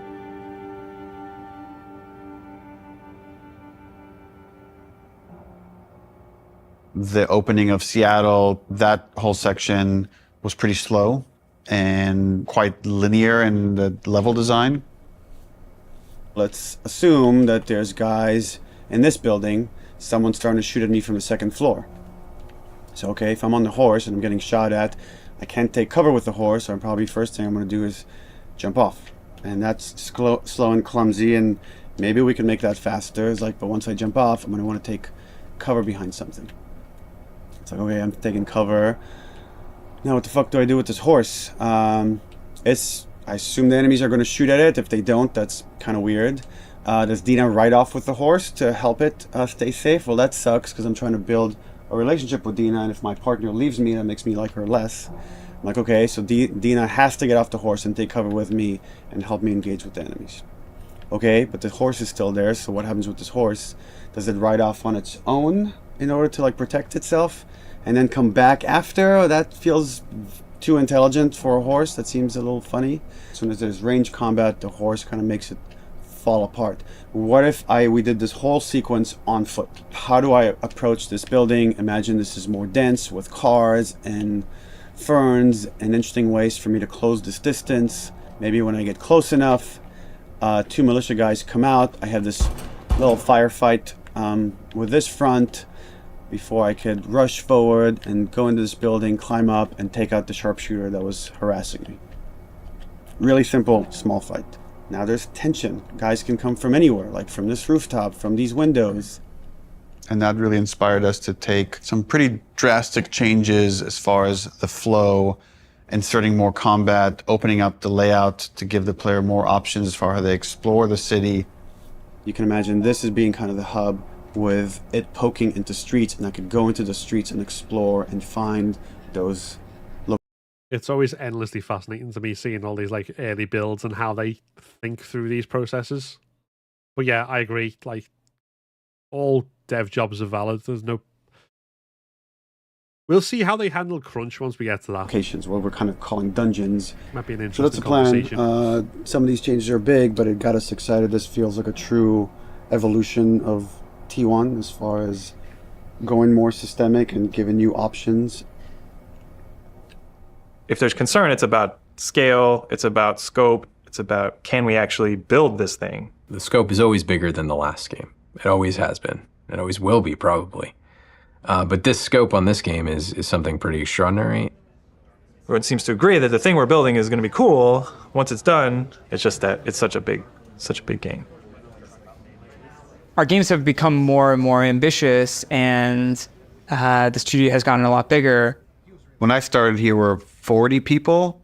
Now we're over 300. You can't handle that many people with a flat hierarchy. As we grew, we've had to introduce new titles just to control management, control communication, make sure things don't fall through the cracks. We have no producers at Naughty Dog. There's so many talented people here that you can rely on and lean on. It makes the game better. And that's really kind of the secret sauce of Naughty Dog, is how collaborative it is. You find the right people who really want to do the best they can possibly do, and then you kind of give them the resources to try. You're getting what you asked for as a creative person, right? You're kind of getting the freedom to go as far as you can go, but sometimes I think we need to be safe from ourselves a little bit. With The Last of Us 2, there's a real sense of opportunity. This is going to be a much cleaner production than we've done in the past. We're going to get it right this time. This is the first project that has had the proper pre-production period where we have locked down, for the most part, the story beginning, middle, and end before we started production. That hasn't happened. I don't know if that has ever happened, now that I think about it. It's a very, very messy process, which is, again, why it's a lot of times really difficult to schedule. I think right now we are planning on springtime of 2018. So when springtime 2018 comes around, The Last of Us 2 isn't in stores, you can look back at this and say, well, I guess their plan wasn't exactly set in stone.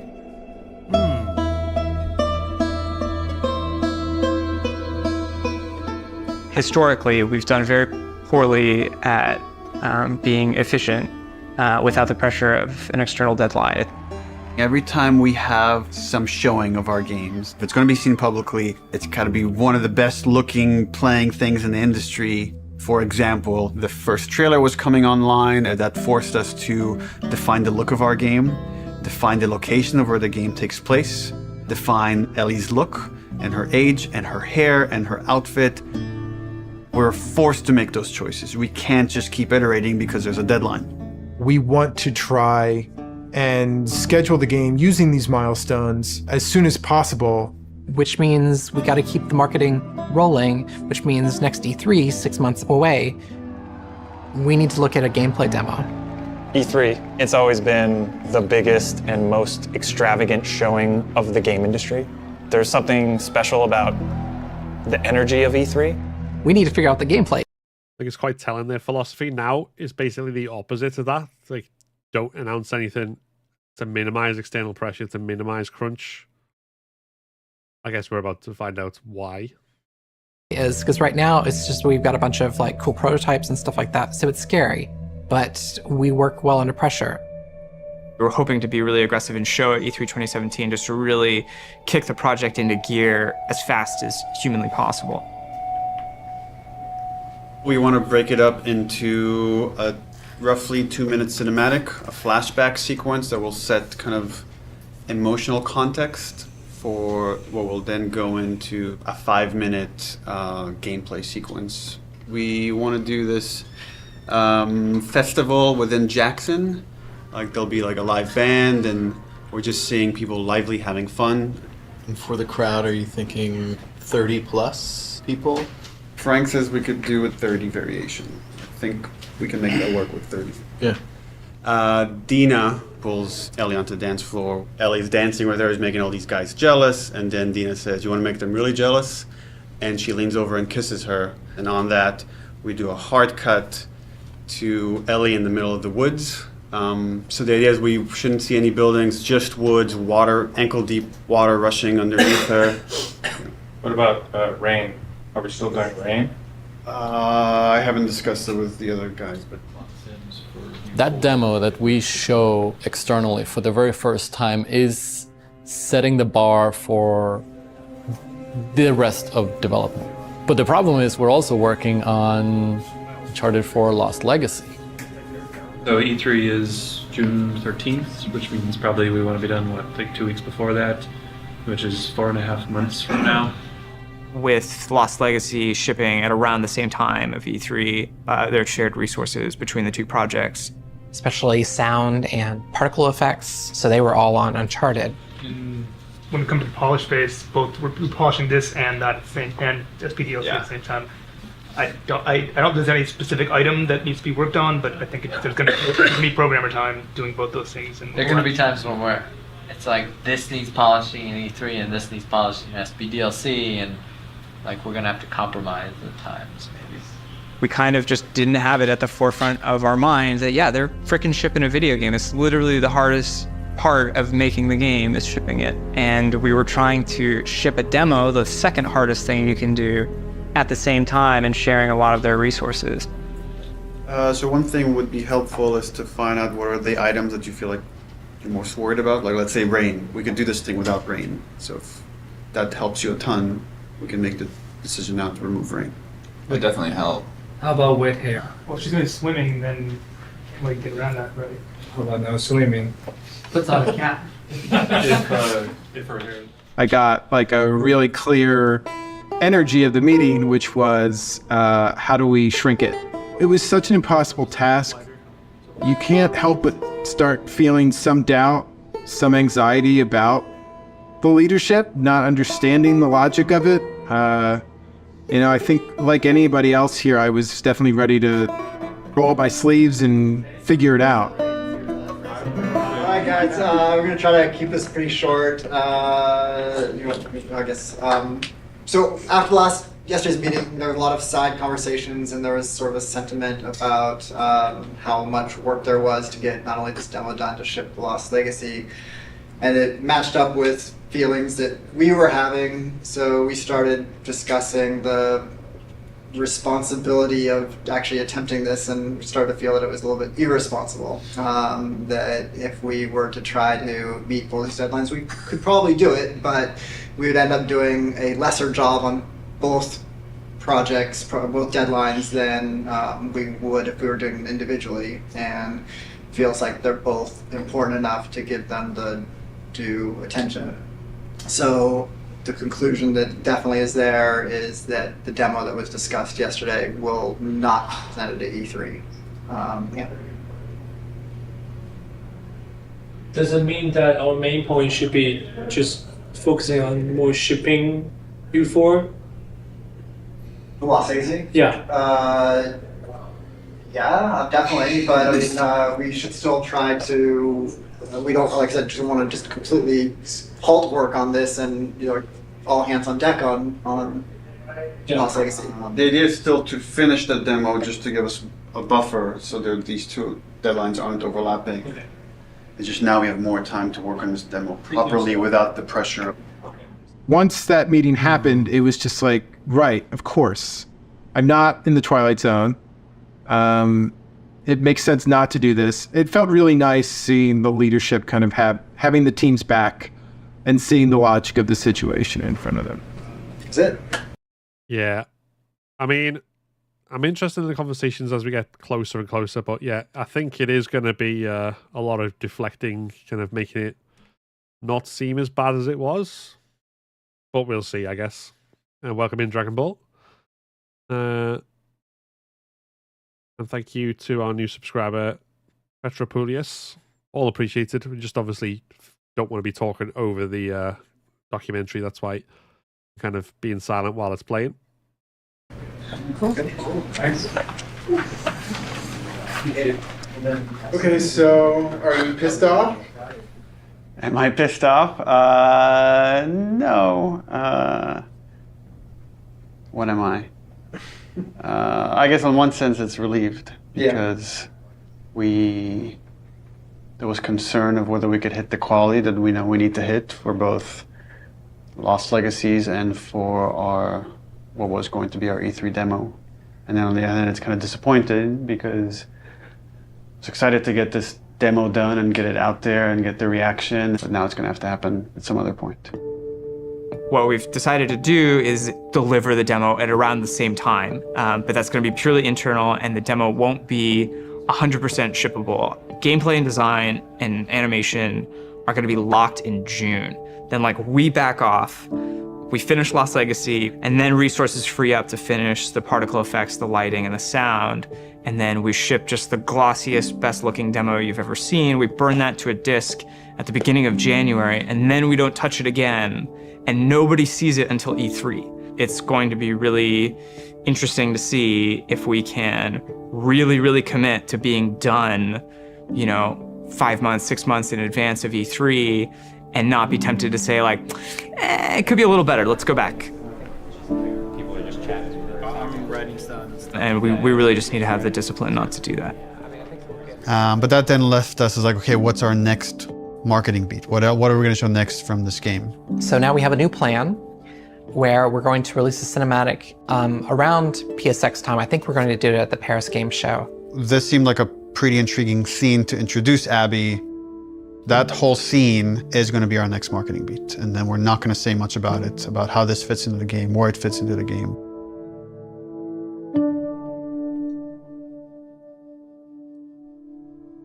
Abby evolved over time. And if you look at the concept art, like the character looked very different than where we've ended up.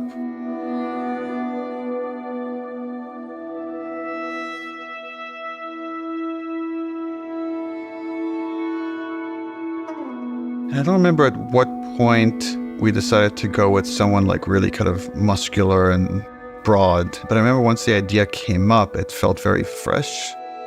Once we sort of nailed down the body of Abby, we played around with different ideas of how we wanted to accentuate her arms or not. And there's something interesting in Abby feeling a lot like Joel.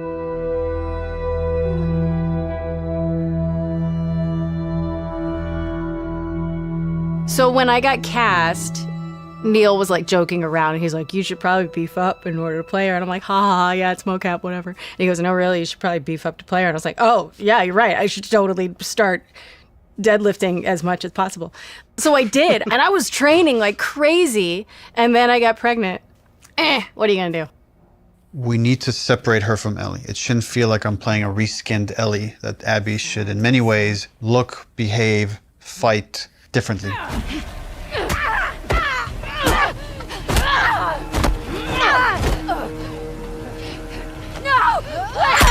So in gameplay, we've discussed, well, she needs to have different upgrade trees.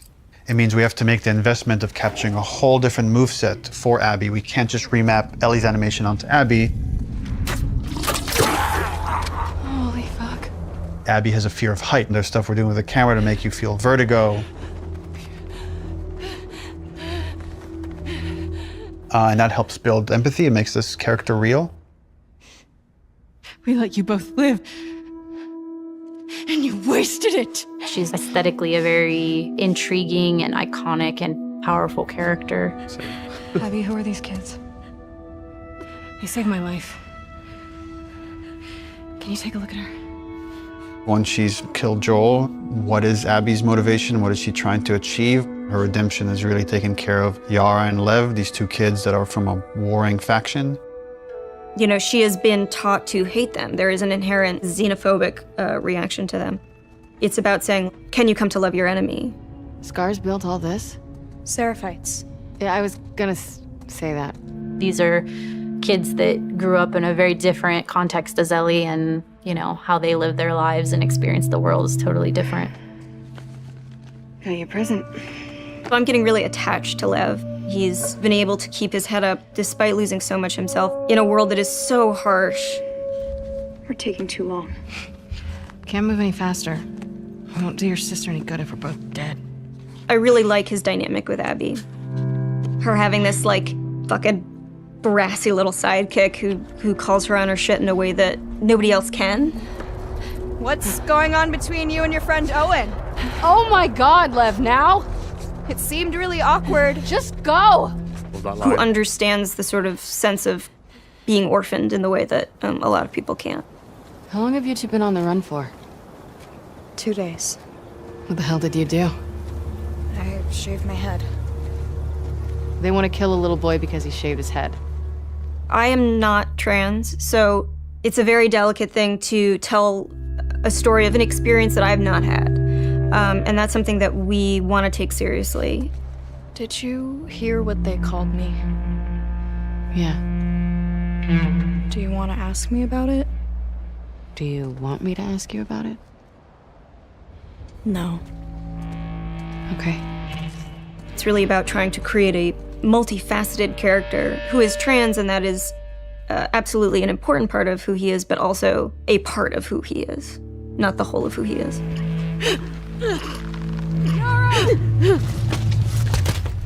As far as the Paris cutscene, I'm pretty stressed out.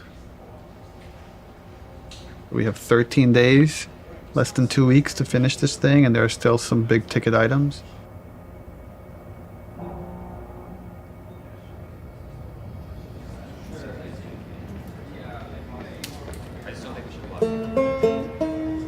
Lost Legacy turned out to be a much bigger project than we originally envisioned, but now that it's done, everyone is now on board. We've got the Greenlight demo done. She's putting on quite the show. It's very real. We're in full production now, so I guess that's the short of it, is we're in full production now. Ooh. Here we go. We get to talk about all the false advertising and all this stuff.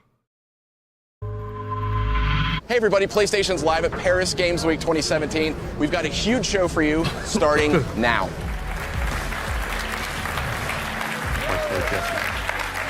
Wow, what a great way to open Paris Games Week. Let's have the first in-depth look at a much anticipated and exclusive title. Last of Us 2. Last of Us 2. Please, please. Please be Last of Us 2. Our fans, they want to know every last thing about what's going to be in this game. Is this The Last of Us? Neil has taken the way, he kind of creates an arc or like this sense of drama, this kind of sense of mystery or like dramatic tension, and crazily has brought it to marketing. I view marketing as part of the game. It's very calculated what we put out there and how we want you to connect different marketing assets. When we first released the teaser trailer, too many people right off the bat said Joel is dead. The blown out light really fucked us in a way I don't think any of us saw coming.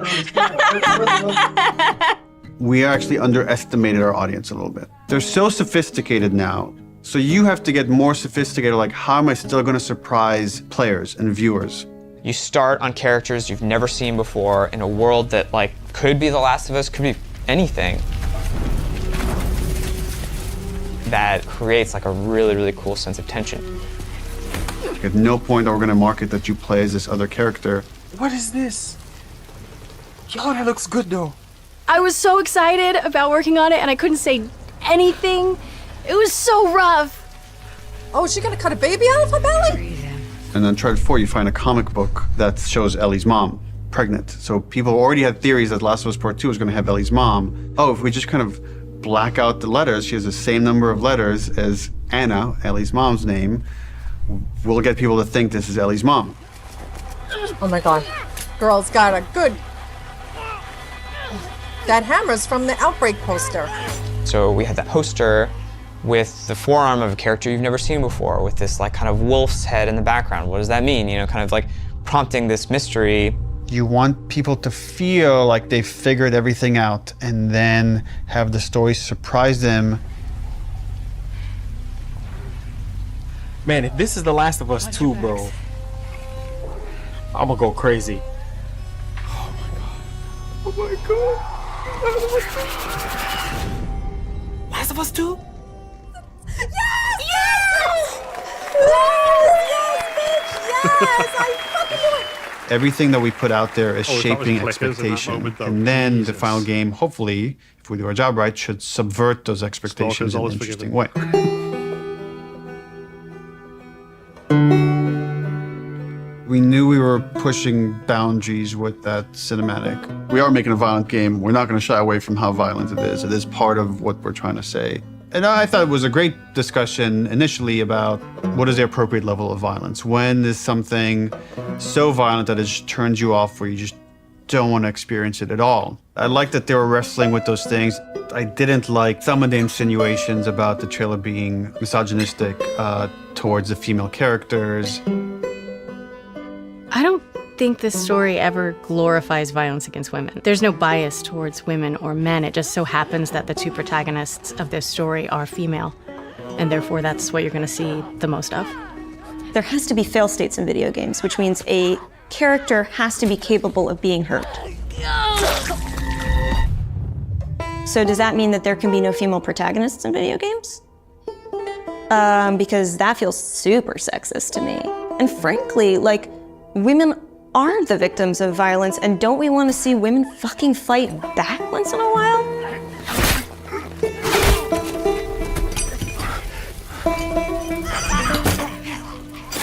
That character, her hand getting hurt, it has consequences for hours of gameplay to come. One article even like asked the question, were any women involved in the making of this? And it's like, yeah, the co-writer, the lead character designer, the lead character artist, all the actresses that worked on that scene. I am so fucking... That's why, like, I'll ask questions, but if I don't know anything about anything yet, I won't leap to conclusions, because you get shit very wrong if you do. Here's what I hate about that article. I'm sorry. Do a modicum of fucking research, just a modicum of research, just like a little bit before you put something out there to suggest that no woman could have worked on this because of the level of violence, because there was violence against women, because it is a video game, is so fucking sexist. I like watching graphic violence. Does that make me less female? Like, I like having a conversation about what power is. Does that make me less fucking female? I like working at a video game. I like playing video games. Does that make me less fucking female? Like, suck a dick. Don't put that in. I can't. I can't. Neil's gonna say put it in, but don't. I also don't represent all women, but I represent, like, I can represent this and say, I fucking wrote this. I wrote this. Like, I literally wrote the sentence, and then Yara eviscerates his esophagus from his throat. I wrote that sentence. That is in the script, and I fucking stand by it. I'm afraid of being turned into a token rather than the truth, which is like, we're being thoughtful about the female narrative. These characters are more than just their vaginas. If you want to have a serious debate about feminism in video games and female depiction of violence, and you need to not see it as a binary conversation. It is an incredibly nuanced conversation. You cannot make blanket statements, and you cannot make presumptions. Fucking do your homework. Tell us how you really feel, Hallie. I'm right here. I'm tweeting.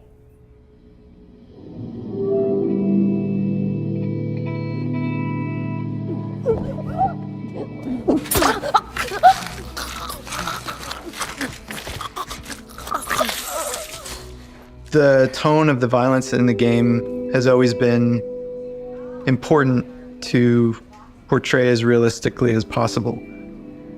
Our job outside of just drawing up concepts is really pushing our reference pipeline to make sure that the character artists are getting the most realistic examples of whatever they're working on.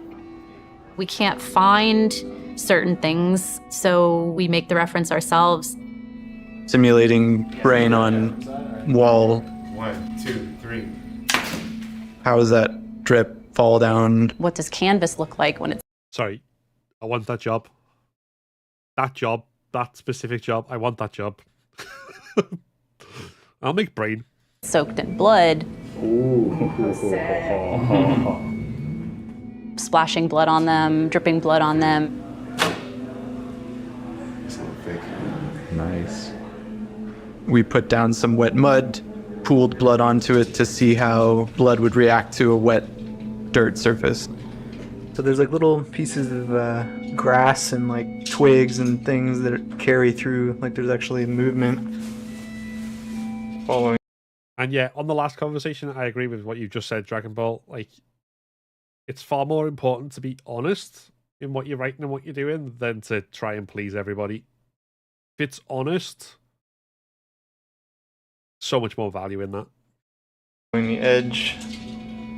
One of the animators got a piece of lamb and we stuck it in Yara's shirt sleeve and hit it with a hammer. Here we go.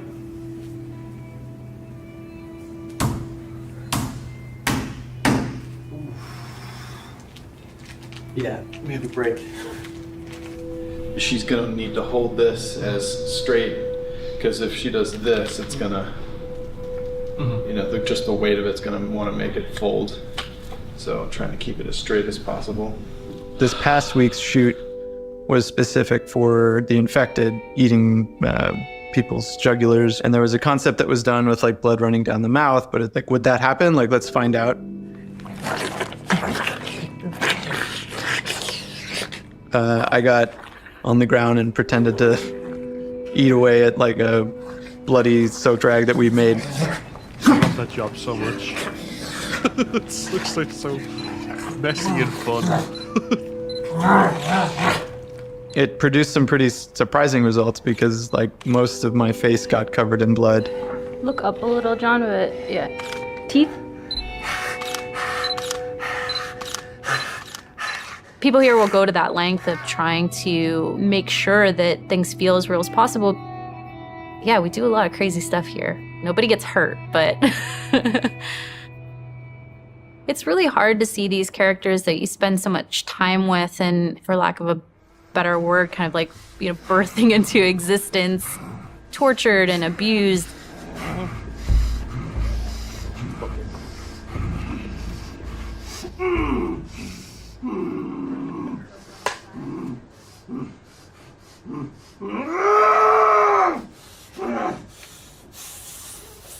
We're shooting the Joel death scene, which is like the catalyst, the opening of the game. This scene has all of Abby's crew. It's a complicated scene because it's the most actors we've ever had in a single shot. Y'all act like you hurt us or something. It's because they have.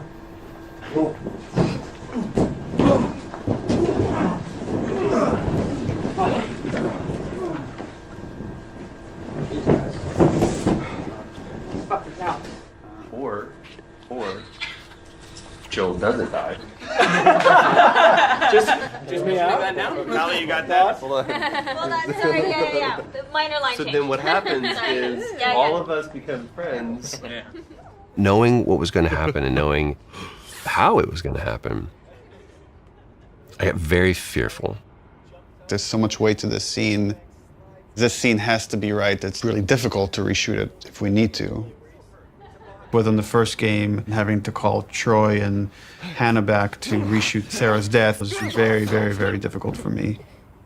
The last time I tried to do a big emotional scene, Don't do this, please don't do this, don't do this, don't do this, don't do this, please, God, no. Oh, God, no. that didn't go too well, and we had to reshoot it. Don't do this to me, baby. Don't do this to me, baby. Come on.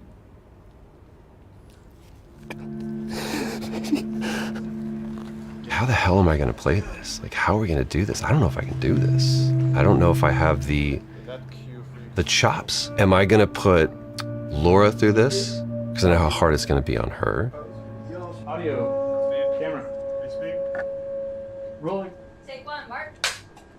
Action.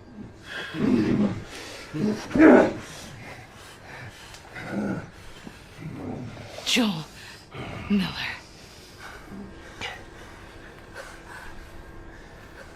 Who are you? Guess.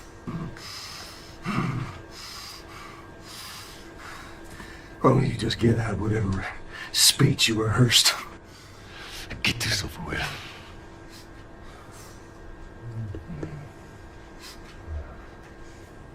You don't get to rush this. At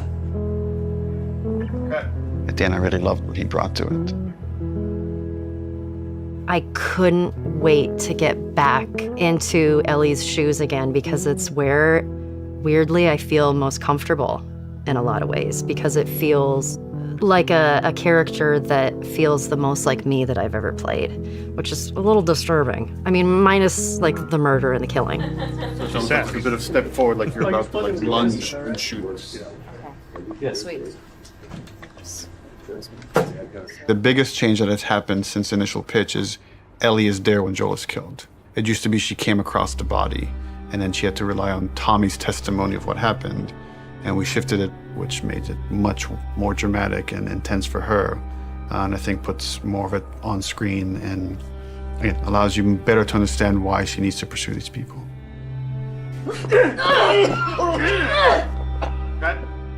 The hardest part for me was looking over at Ashley. No! No!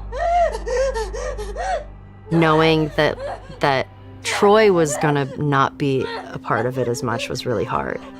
And knowing that Joel was not gonna be in Ellie's life anymore, it was hard. So much of that day kind of feels like a blur because there were so many feelings involved in it. What I had to do, I felt was very, very little. There's one reaction, and beyond that, we're on Ashley. There was no acting. There was pure, raw emotion. I'm staring in the face of that. Joel!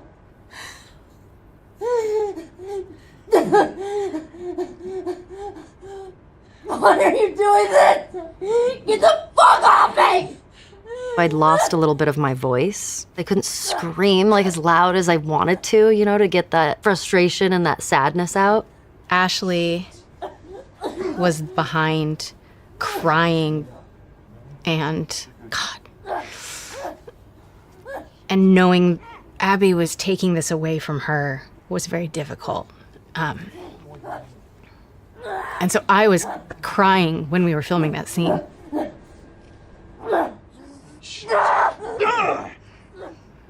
Yes, it was very emotional. You want what I want, right? End it.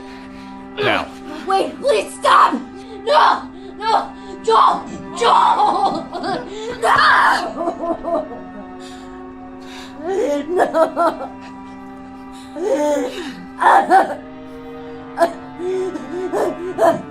We want him to die in this really unforgiving sort of way. Like it needs. It's no easier to watch the mocap than the actual final scene. Jesus. You can tell why they were all. It feels senseless for you to say, fuck these people, I'm gonna pursue them to the ends of the earth and make them pay.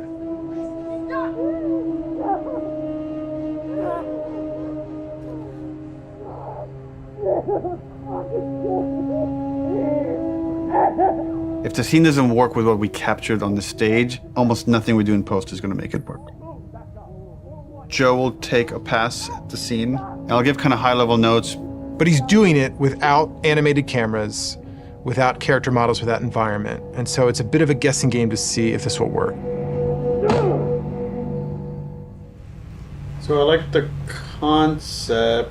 I felt like there was a lot of repetition and it felt long. Once like Joel's head gets smashed, I don't want a close-up look of him. Okay. I wonder if we could do like the smash from the back of his head. Yeah, I'd want So to just like it'd be like a black shape, and you see like a silhouette change, and like blood starts pouring out, but I don't focus on it. Like I don't see the details. Mm-hmm. When the club comes down and it's just like she's screaming, I feel like we could just take all their audio out and like music could take over. And again, we're trying to build more rage than sadness. That's going to really set up our journey. Okay. I'll come back and there'll be another version of the scene. Okay, play.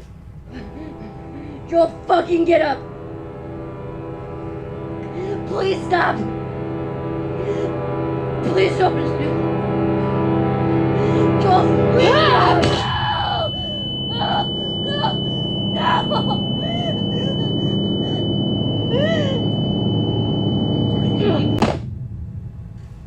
Overall, it's fucking awesome. Like The white noise was definitely the right call, though. And, like, not showing it as much. Man, every bit of this was just so well done. I got emotional just the part where before he gets killed, it feels so fucking tense. There certainly is still a ton to do. We still have like 45 scenes that haven't even been looked at yet. It's terrifying given our deadline. The process right now is just getting Neil. We just need to get Neil into the room. Which one are we showing first? We've got essentially 3 versions. The one that I did, and this would work with what we're talking about doing with the scene, and then... Close one.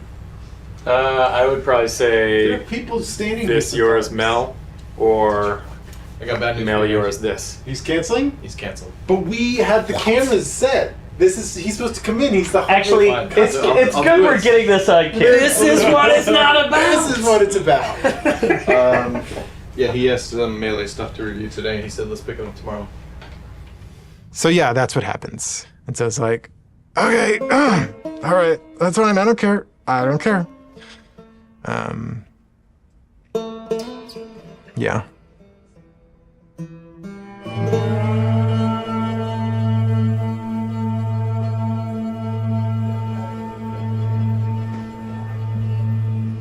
I get called up to Neil's office one day.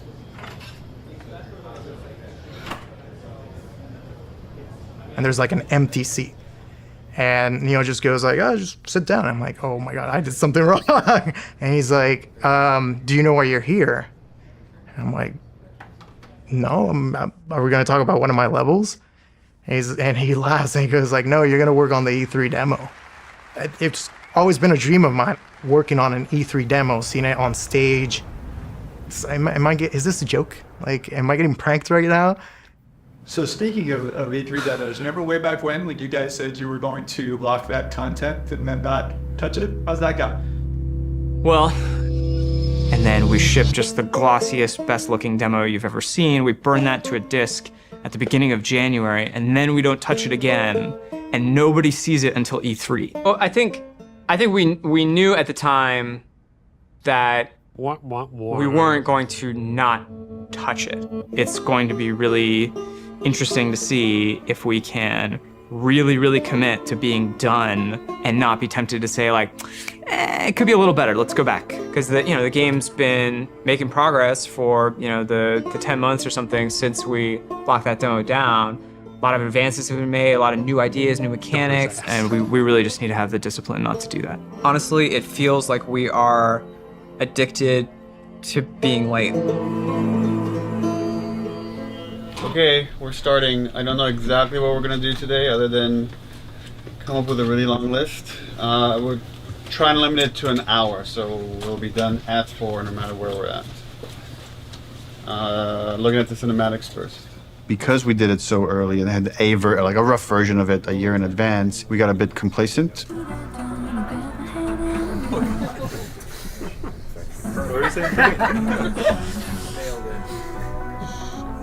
She's putting on quite the show. Sure is. Where are we on getting physics on these strands? We are working on it. So for next time? For next time? Yes, absolutely. We didn't scramble to figure out what it is we're going to show. We had the structure of like the festival going into this fight in the woods in Seattle. But it was harder to build the momentum we usually have. And I think that panic just wakes everybody up, and felt like it took us a bit longer to get there this time. So then you go in as if to kill this guy, see somebody over there. Sir, over here. Oh, breaks 50% of the time, but use your imagination.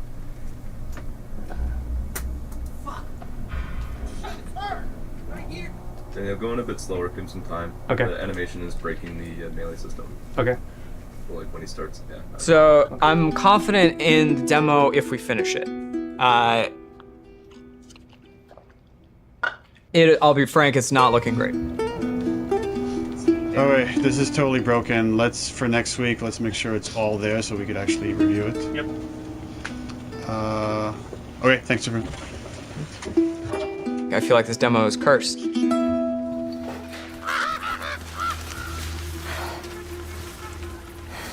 The E3 demo. It was a version of our original Greenlight demo. But I had to make it fully playable and shippable. Viper! The first thing I did was just basically take that space made by another level designer and put just enemies in it and start fighting. But when I started playing it, I remember like it wasn't there. That parking structure was way smaller, so it felt more cramped. God is good. God is good. I remember going to Neil's office and being like, how much can I change this? And he's like, well, what are you thinking? I'm like, well, I'm thinking like this big thing, and I'm like, just like brand new designer, I'm just throwing out like everything, like I want to do this and I want to do that. I want to make sure that it feels like a sandbox, that it feels like this big space, that it's multiple paths. It's like something like we really haven't done before in The Last of Us. And he just goes, go for it, like, let's do it.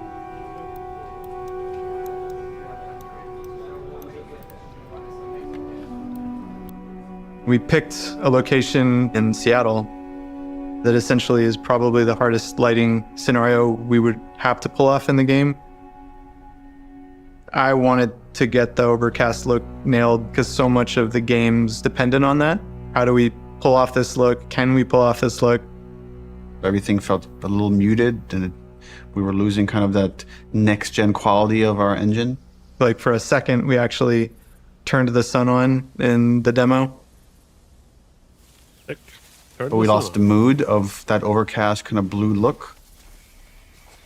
That moment was really rough for me. Just felt like years of my life that potentially would have just been like wasted on this pipe dream of a look.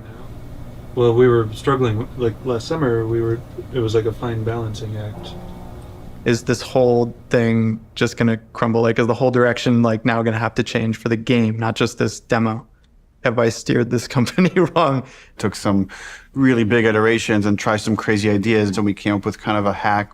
We talked with the programmers and found a few settings that actually gave us exactly what we wanted. It was really like one thing. We faked the sunlight within this kind of ambient look so we could get some directionality of the lighting. That it was like, oh, if we do this one thing, it actually got us the look we. It's not always raining in the Pacific Northwest. See, people say that about Wales as well, and they say it gets really sunny, but they never believe me. Wanted. So like, I'm glad that happened. For this game, there was a major push to make a new volumetric fog system. It's not just like a kind of an overlay on top of the screen. That's why it's called volumetric. You feel the volume of it. It's gonna be a little bit thicker near the ground, right? Because there, you will see grass kind of getting through it. Fog also allows you to see the light. Fog adds atmosphere. Atmosphere brings everything together. Now with this game, we did add recently some new tech that allows us to make some of the water drips more dynamic, meaning that if you have a car, you will see a water, follow the glass, follow the hood, and then from the bumper, you're gonna start seeing dynamic droplets. So that was really cool. And then we can now actually also use this technology to drive blood. Now we can have blood dripping and we have water dripping. The water trail can pick up where is it bloody. And if it's bloody, it can change its own color and start dripping more red. And on top of it, we also clear out the blood. So what you will see is you will see bloody area, you will see water trails going down, and you will see the water trails washing out the blood and picking up the redness and going down. Really, really cool. In the E3 demo, we do want to show our next-gen animation system.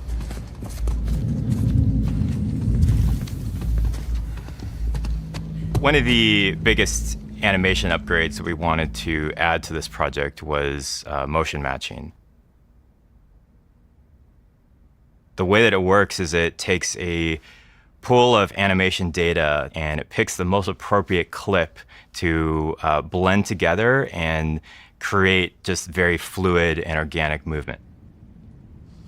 We want these characters to just feel grounded and believable in the world, properly shifting their weight and moving the way a real human would.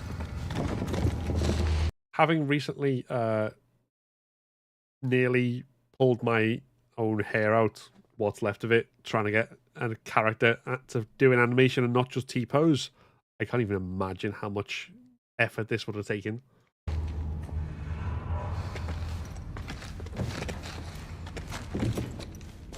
In order to capture all of those on the stage, we use something called a dance card, a choreographed set of patterns that the actor can move on the floor. Basically, that's creating this like bank of little pieces of animation. The motion matching system just pulls from that bank all the animations necessary to have them move perfectly in any arbitrary way. When it works, it's like so far and away better than any other animation technique. It's like a quantum leap of the highest order in terms of quality.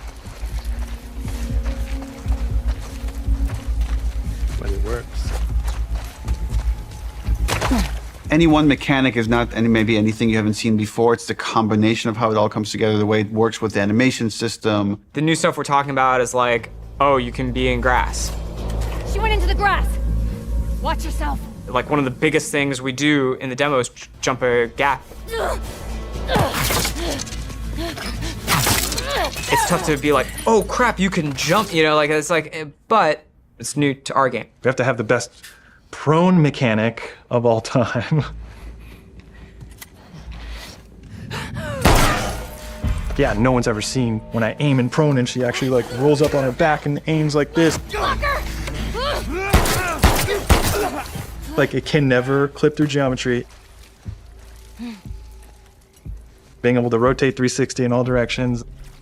It can never like do a janky thing when she's reloading while doing it or aiming in water. There's like an IK thing that will like lift her chest and head up, and then it gets too deep. Now we're in a special prone underwater moveset thing.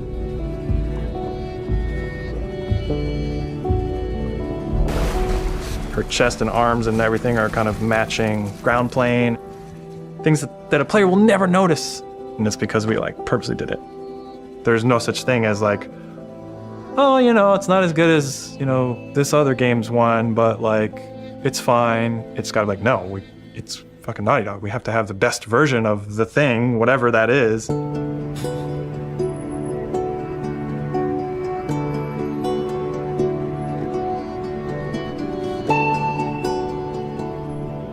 E3 overall was amazing. The press conference was in a very different venue. They usually have them in like these big auditoriums. And this was kind of like, almost like a pop-up.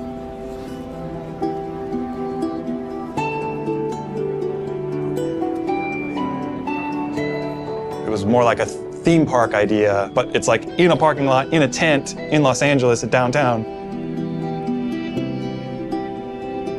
They had built the whole crazy church thing, which was pretty rad. It was super cool. It was better than we expected.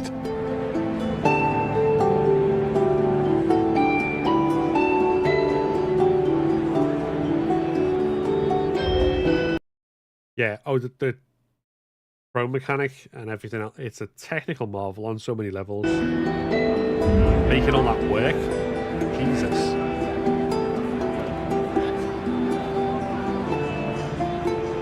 And you could feel like the tension of people trying to figure out, what is this press conference? What's going on? What game are they going to show here?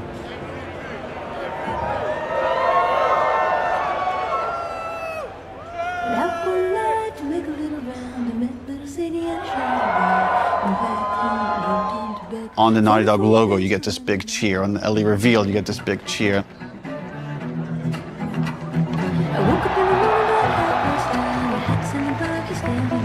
Every moment that we've constructed and planned like meticulously for really a year now hit the way we wanted it to hit. Maybe they're jealous of you. I'm just a girl, not a threat. I think they should be terrified of you.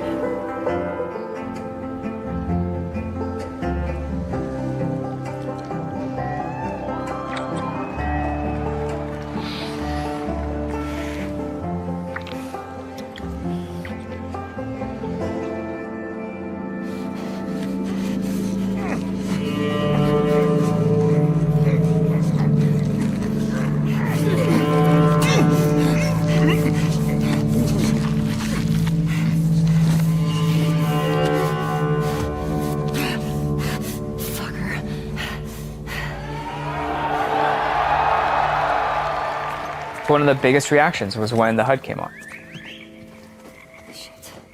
They looked at that forest and thought, there's no way it can look this good, like that's impossible. But when we flash the HUD and be like, yeah, that's it, this is the real game, people are not ready for this, like this is gonna fuck you up.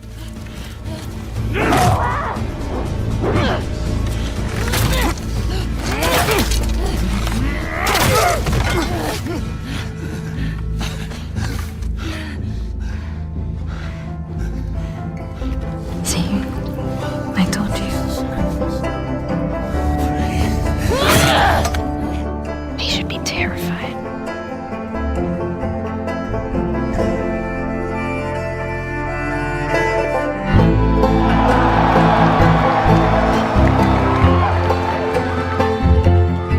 It was electric. My skin was like tingling the whole time. Like as soon as it's done playing, I'm like on my phone, And it was wild. It was wild to see it just everywhere, see it on YouTube, see people commenting on it.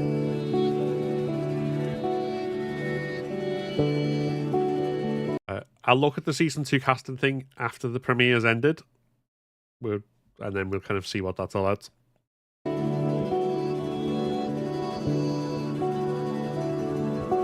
It was a really special moment. I shipped something, like, as a level designer. There was such a reaction to the animation fidelity. Holy crap, this is the best looking animation I've ever seen. Are you kidding me? We're on the forums, going through the messages, seeing how much people think it's amazing. Someone's like, sort of cynically, that our stuff was fake. I guess it's kind of a compliment to the animation team for like someone to say it's fake when they're working so hard. And right away I responded, I was like, don't respond, don't do anything, like it's just not professional. I was also a little anxious about it because it's a little fake, you know? Fake is an interesting word. There's an argument that he's right. It's not the final polished game. You can't just play this demo in any way. You have to play it in this very specific way. But before we even show the demo, it's like, let's not put anything in there we feel like we can't do. There was no thing of like, we don't know how we're gonna do that. It was just, we literally just don't have it systemic yet. You know, like systemically, a guy pulling you out from underneath a car, we didn't have that hooked up yet. It does happen.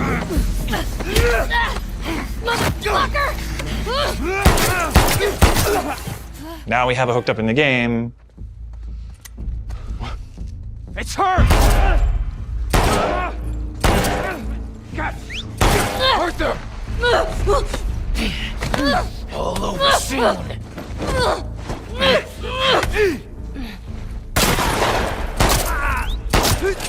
Ultimately, as we're building the rest of the game, if anything feels like it's not the right call for the game, we don't mind changing it. Like we had certain things in the demo for the first Last of Us where like Joel picks up a pistol and takes out individual bullets from it and then pockets it.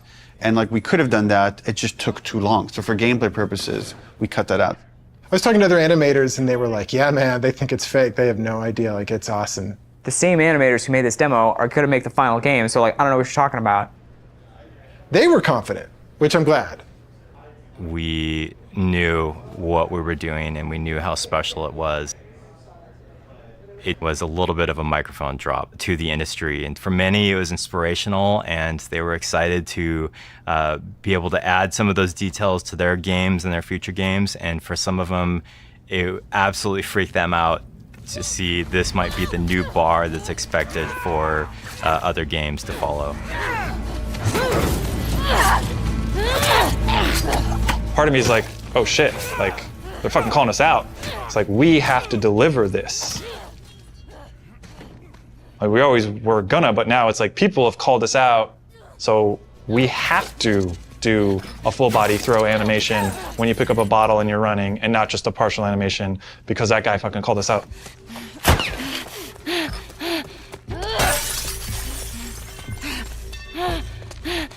The real challenge is making the whole game look as good as this one controlled situation. We come out of E3 and hopefully we've set the standard for this, what the rest of the game needs to feel like.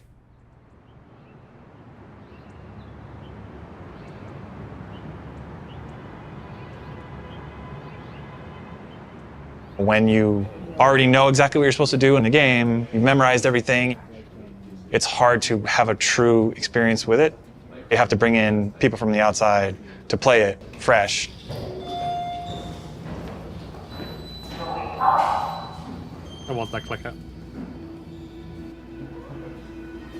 And so we try to start playtesting as early as possible. We've got testers in bright and early. They're going to start playing the game. They're actually just right across the hall over here. So this is Grounded 2. It's the making of The Last of Us Part 2 documentary, which is just released. That's what we're watching at the moment.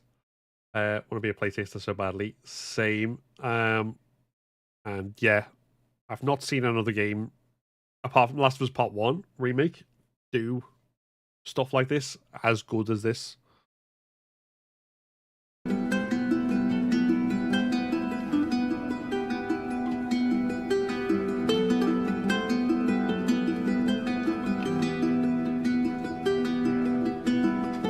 It is a fire drill.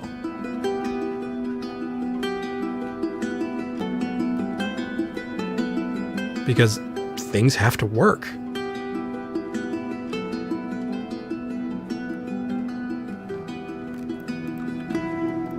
So I'm currently watching the 10 people that we have in at the moment focus testing. We've got all of their screens up, so I can kind of watch all of them at the same time, generally keep track of any kind of recurring patterns or how long people generally take in certain areas. They do things we haven't thought of, and it really shows us where our holes are. It's like, maybe I should change this. Maybe I should try that. This player's pretty lost, trying to figure out this puzzle here, and they're trying to jump on a truck. He's got a really awesome solution here where he's putting this plank on a dumpster, and now he's moving the dumpster around.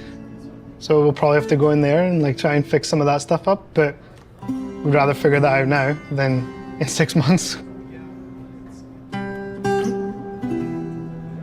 For things like puzzles like this one, that although they're figuring out the puzzle, they're actually not doing it in the kind of order that I'd like. What would be better is if they came into the space and realised, okay, that's the thing I need to be like climbing up to or getting to, and then they can kind of work backwards from there and go, well, if I need to get there, how do I get up? Oh, I can get up on this thing.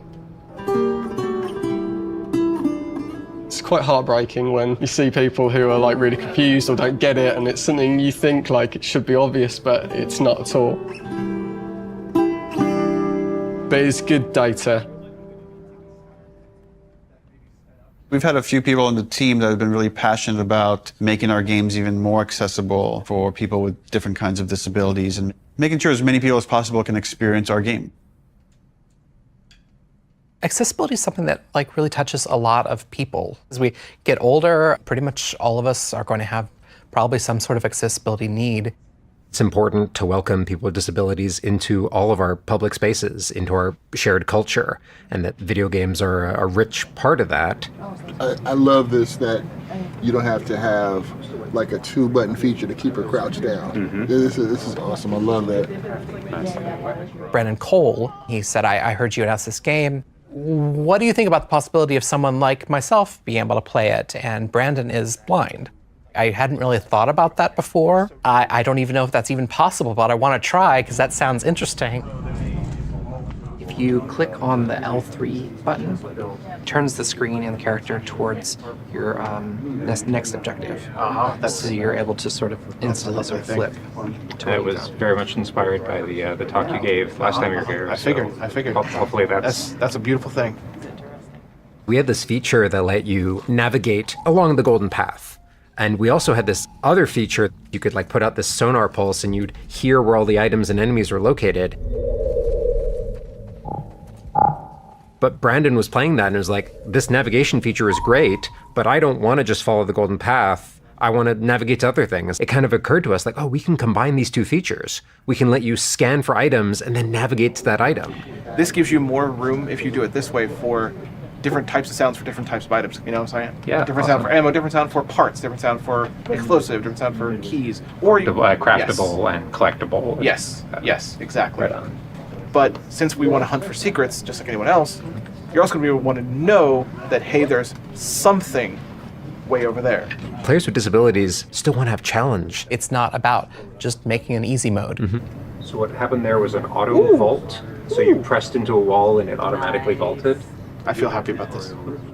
This is an example of actually the good part of the studio culture, which is self-empowered, that I think allowed us to do this crazy thing, this thing that, you know, I couldn't tell you if it makes business sense to some degree, but it was something we were passionate about and interested in. It was a way we saw we could make the game better. It was something we saw we could like push the frontiers of, and we went with it. Studio leadership was supportive of us, but this really was like a bottom-up kind of initiative. Yeah, absolutely. And I think that early success really helped to build momentum for the rest of the project. Shielding everybody from the cost, from the budget of these decisions helps them focus on their discipline. Don't worry about money, worry about making the best game possible. Trust that there are people at the top that are looking at the budget and considering that. At a certain point in the project, we start offering dinners to the team. And it's kind of like an acknowledgement of like, okay, there's a lot of hard work to get it done. Okay, crunch. crunch time. And we know people are probably going to want to be staying late.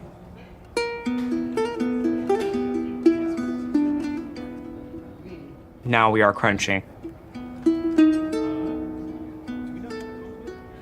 This is crunch.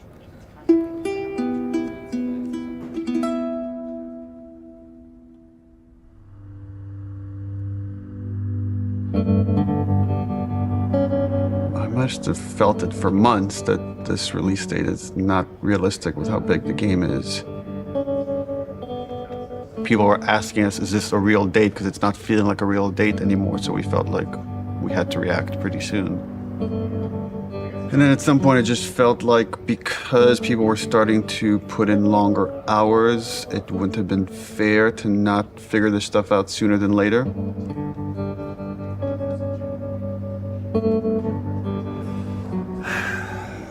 We're never gonna finish this game. If you work hard for longer, that could have a toll on you. We tell everybody, pace yourselves. It's like, it's a marathon, it's not a sprint.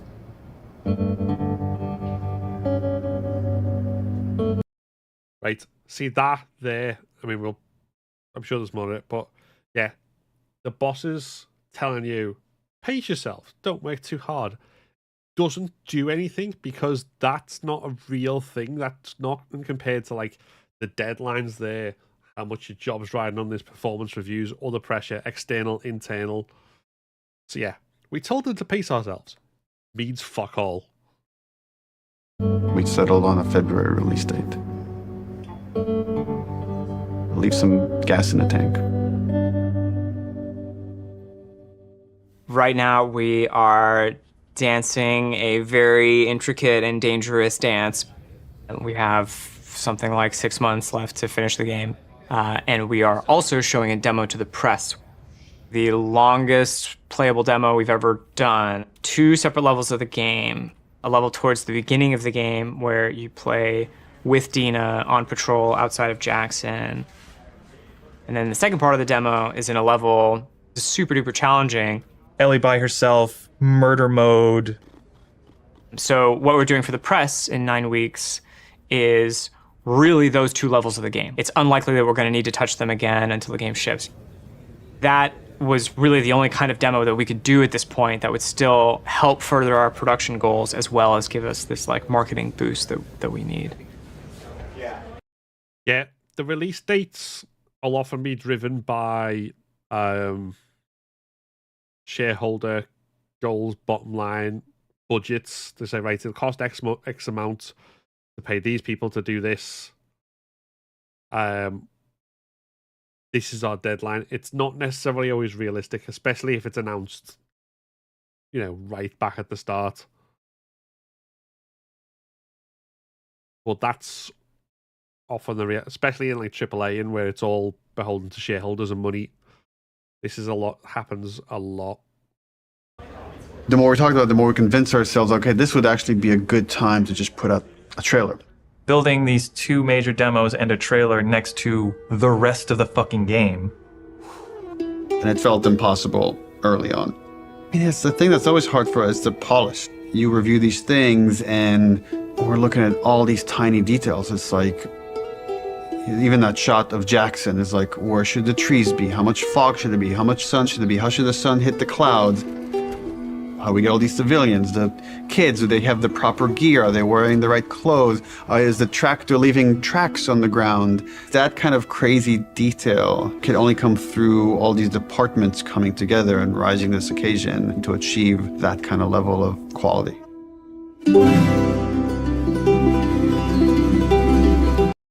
We're all in this together, guys. Rise to the occasion, break your brain, stress yourself out till you explode with burnout. It's fine. We wanted to show the team the final trailer. Before we show you the trailer, just to say thank you to everyone, we jumped from doing a 3-hour demo to this trailer where we had almost nothing, and it's like pretty amazing what we can do when we all come together. In fact, it's so amazing you can forget, and I've been here for a long time and I can forget. So to remind you, and maybe reignite some of that panic, we're going to show you 2 trailers. One from exactly a month ago, and one from about an hour ago when we wrapped up the trailer. So enjoy.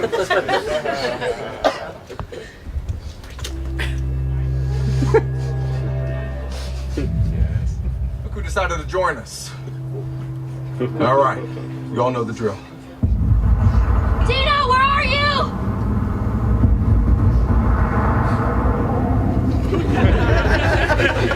You think I'd let you do this on your own?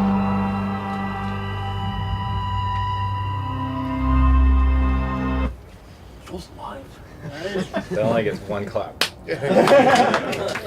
Keep in mind, this is what the whole game's going to look like. We're going to make it this awesome. That's what the game was lacking. No floating horses, 0 out of 10. You can't stop this. This was a good reminder. Look, when we come together, when we rise to the occasion, when we do this thing that people outside the studio talk about, like this Naughty Dog magic, this is what it looks like. So when you look at parts of the game that aren't there yet, know that we could get there in a pretty short period of time when we're so focused.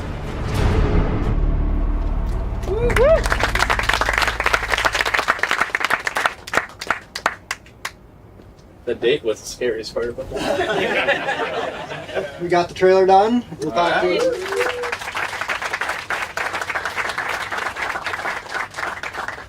Just wanted to take this moment to run through the events of Outbreak Week, which is when the trailer is going to debut.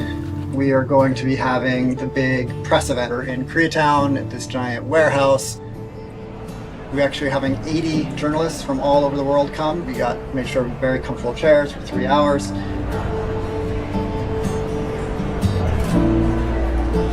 Outbreak Day is the day the outbreak happened in the United States in 2013. In real life, we celebrate September 26th as Last of Us Day.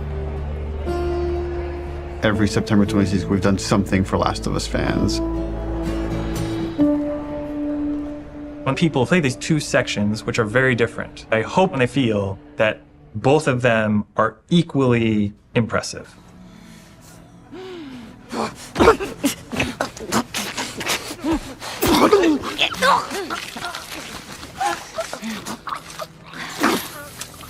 When you play that first demo, you're like, that was incredible.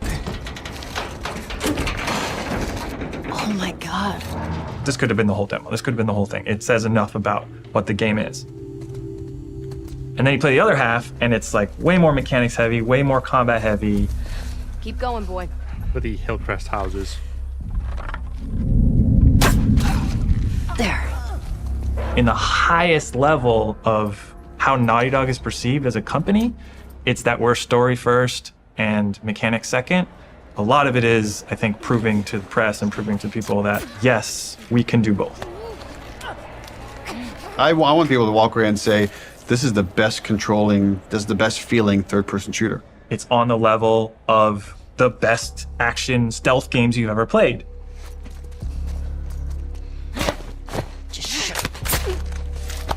So one of the things that I've always found really exciting about The Last of Us is the kind of fidelity with which we represent human intelligence. One of the ways that really helped make them feel more human and more alive was the way that they used their body language to communicate to each other. Everybody spread out. We may have multiples. We had a number of sessions where the animation team, design team, and programmers all got together and we acted out a number of scenarios. And what that does is it gives us really great reference and touch points that we can always look back to about the way that we naturally behave, the way we naturally respond to each other. And those are the types of details that we want to weave back into the game. Someone took out Zoe!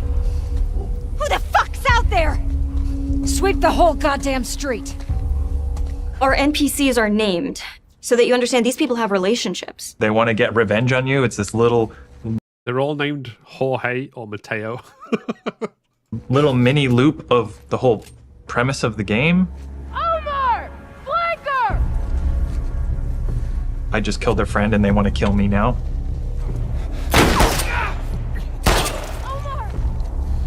There's a cost. You killed that person. His friend now feels a loss. You know, his dog is now alone.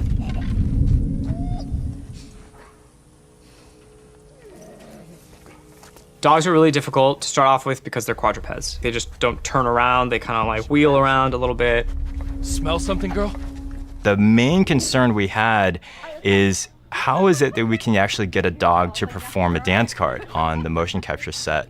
And when we finally brought them on set, it was just incredible what these dogs were capable of doing and what the trainers were able to accomplish in a short time. Jump, jump, jump, jump! Oh, yeah. There you go. They move extremely quickly, so they're super hard to shoot. Right in here! Fuck! Get her! Yep. They are very low to the ground. You have like these attacks that are designed to go up here, and now you have to kind of do them down there. Killing a dog has gotten people more like upset than anything else in the game, than hanging people, than eviscerating people. We're gonna break new ground in dog murder.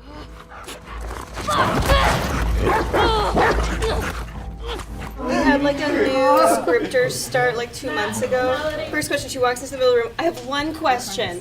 Does the dog survive? And everyone's like, oh no, first day, first day, first day, first day. Oh no.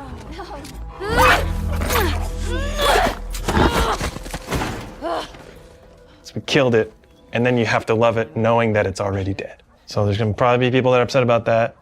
Hey, Al. You want to go to the trucks? Let's go to the trucks. With the notable exception of Alice, we took great pains to ensure that every combat encounter that you fight against a dog, you do not have to kill any of them. It's true, you don't. It's more palatable to kill people because they're all there because they choose to be there, but all of these dogs were trained to do this exact thing, and so you're killing an innocent creature. What the fuck's that? Fuck! Fuck! Got you. That feeling of discomfort, it's exactly what we're trying to explore with The Last of Us. Ironically, making them more realistic makes people feel more okay about killing them. Just because you mentioned John Wick Run, there is a Twitch streamer called Polysyl, P-O-L-Y-S-Y-L, who is trying to do the John Wick Run where you kill every single enemy except the dogs on grounded permadeath. Highly recommend. He's a cool guy. We had like kind of a goofy art prototype. We had like just a very rough dog. We found that goofy dog that had no fur, people felt really bad about killing that dog. Like when you would shoot them, they would fall over dead and like give one last whine as their like dying breath and stuff. So we just really tried to like tone down the pitiability of all the dogs and stuff.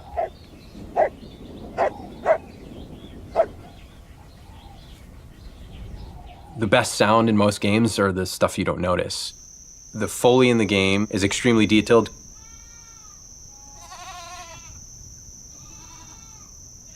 Things like Foley are very easy to get wrong and noticed for the wrong reason, very difficult to get right, but when you get it right, no one's gonna pat you on the back for it.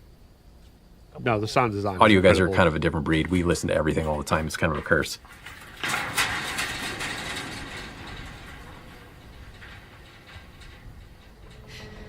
Our ability to use pre-recorded assets from a library that's like commercially available has been diminished almost entirely because we have very specific needs. Do you want more of those?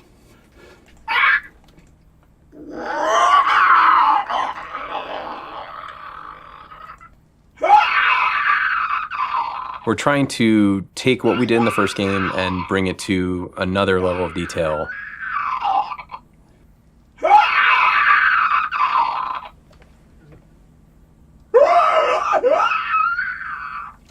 Yeah, play with that a little bit. Like mixing that tonality in is cool. Yeah.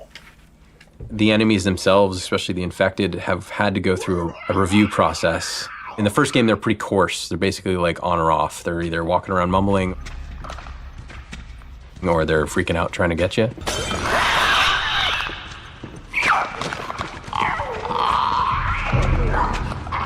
And so now we've developed sort of this like murmuration breath system that allows them to have a much more natural flow between being agitated and not.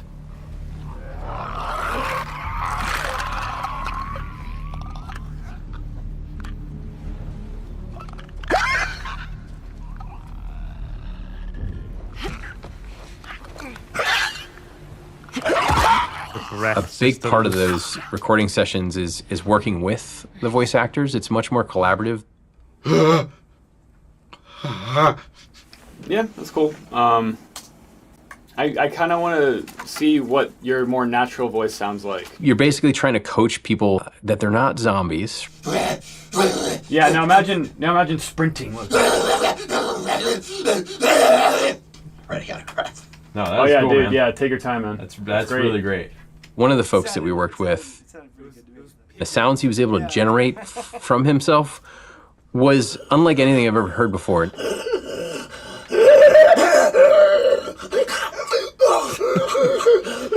Damn.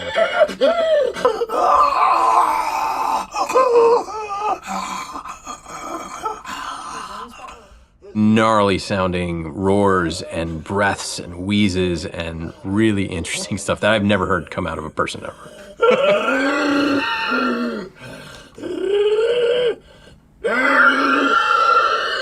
Sound is, we're inherently post-production on a lot of this stuff. We kind of just have to be jamming, and we have to be as prepared as possible, and that's what we try to do. A lot of stuff is yet to come for us, which means there's not a lot of time left, which means that it's going to get really intense. It gets really intense for everybody, but for audio in particular, we'll be here late.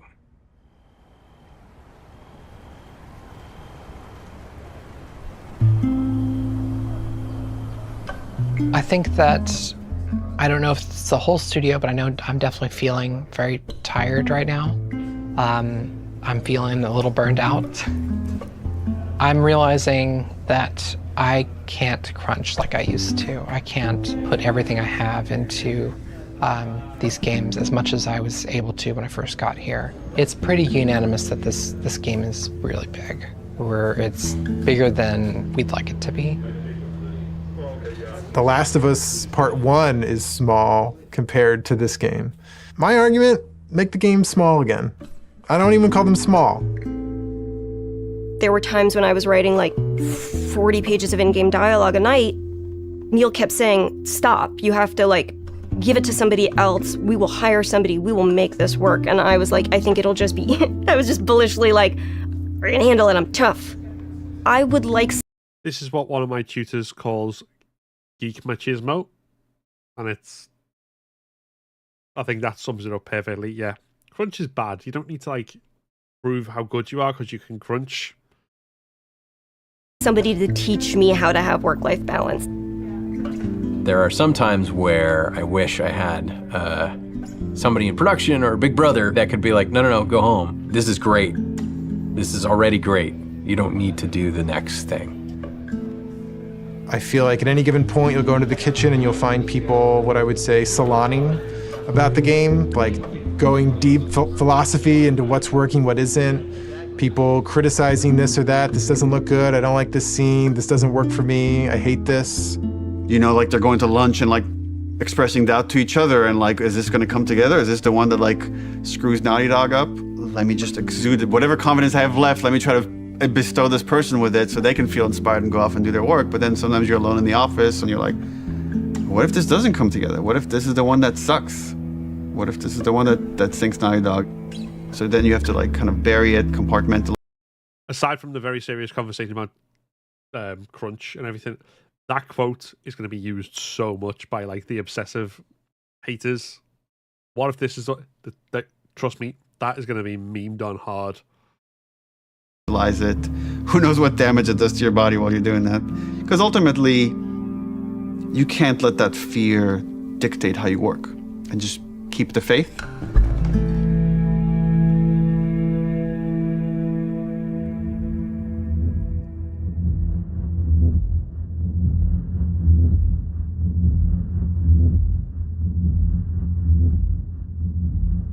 Okay, so we don't have a like in the moment on the actual final push. That's interesting. The game was just about done, was content complete. We were fixing bugs when there's these like rumblings of this pandemic happening. Like I remember when this COVID shit hit and we're like, bro, really? Like for real pandemic? You know, at first it feels like, oh, this is nothing we need to worry about. And then all of a sudden you do have to worry about it. And like, are people going to want to play a game that takes place in a pandemic when there's a real pandemic? We had never worked from home ever. Naughty Dog was actually strictly against working from home. We did not have the infrastructure set up at the studio to work from home. And it's because we were so intense about security and leaks that all of our data, including our emails and our wires, are important to the cinematography. That's what it is. But it sounded like he's going to say that working from home is basically where the leaks came from. our chats and IMs, it all had to be on a server inside the building.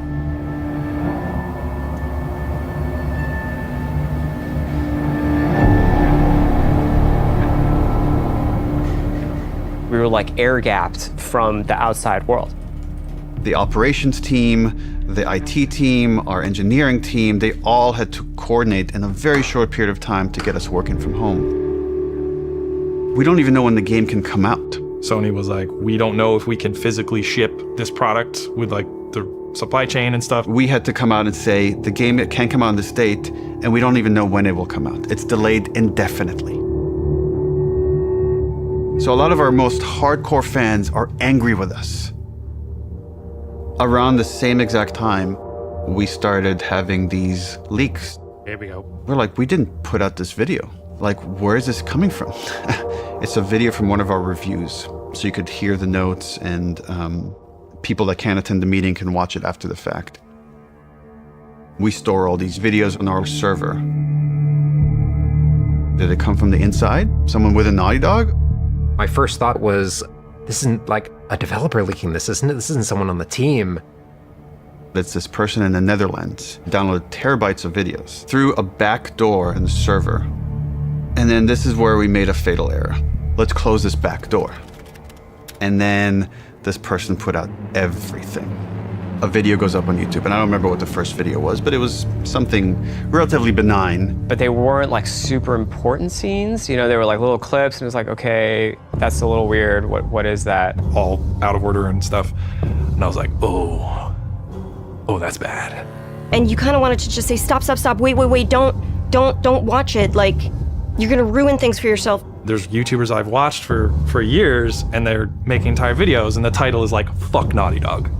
And fuck The Last of Us Part 2. There's just all this negativity and no positivity because no one has played the game. They just have these videos out of context and all these rumors mixed with them. Abby is playable. They thought Abby was trans because she has muscles. Here's the ending if they kill Ellie. And then it just turned into this whole political thing. Oh, Naughty Dog's they're doing this political shit. And then I get this text from Evan. They just posted Joel's death. And my heart sinks. I can't even describe this feeling. It's just this like dread. It's almost like you just heard someone you care about died. I don't know, that's the closest I could come to. I thought Troy would be looking at that and be like, you see, you were wrong. He said, do you think we did the right thing? And I said, I don't know, Neil. I haven't played the game yet. I was livid. I was real angry. I'm bombarded with hundreds of negative comments, death threats, anti-Semitic comments. It's putting me in a deep depression. There's some stupid stuff that's like, you're a feminazi, you're whatever shit like that. But it's like some stuff was really like, you know, disturbing. The hatred, I think that was behind it. I was sad. Like there were a lot of days where I would just cry. Every time I went online, it was just, that's all I saw was death threats and threats of violence. And the worst of it, the really like hardcore death threats got passed along, and they, you know, made sure that they weren't anyone that like lived close by. Yeah, they were like threatening my son, you know, who was born during all of it. And yeah, it was rough. It was rough. But, you know. Yeah. And this is why, like, people can have whatever opinion they want on Last of Us Part 2. People like it, people don't like it. Fine, fair. But the amount of people who frame themselves as having legitimate criticism, who are entirely in the camp of all the people who made death threats, who did all this, like, weird alt-right shit over it. There's a whole bunch of high-profile YouTubers who did all that. Yeah. fuck all those guys. And when they say, oh, we're not allowed to have legitimate opinions, like, no, you don't have legit opinions. You're fostering this bollocks. And that's entirely different from not liking the game genuinely. That's the sort of shit that people always forget. It's like the absolute worst, most unhinged people came out the woodwork. And certain YouTubers in particular were just fanning the flames of that for clout because they're bellends. More than anything, it just kind of like... It kind of like taught me to kind of keep a distance, you know?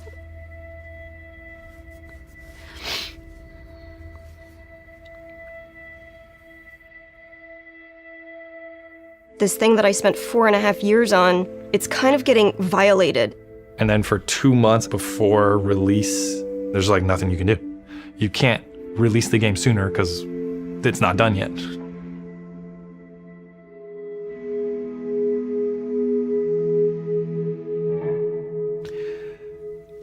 And that was the lowest point in my life. I'm working on the game towards the end at home by myself, feeling very alone. And I said, who am I doing this for? Like, why? It's too much. And I barely squeaked by. And then we were able to finish it. And, we sent it to reviewers, and reviews are through the roof.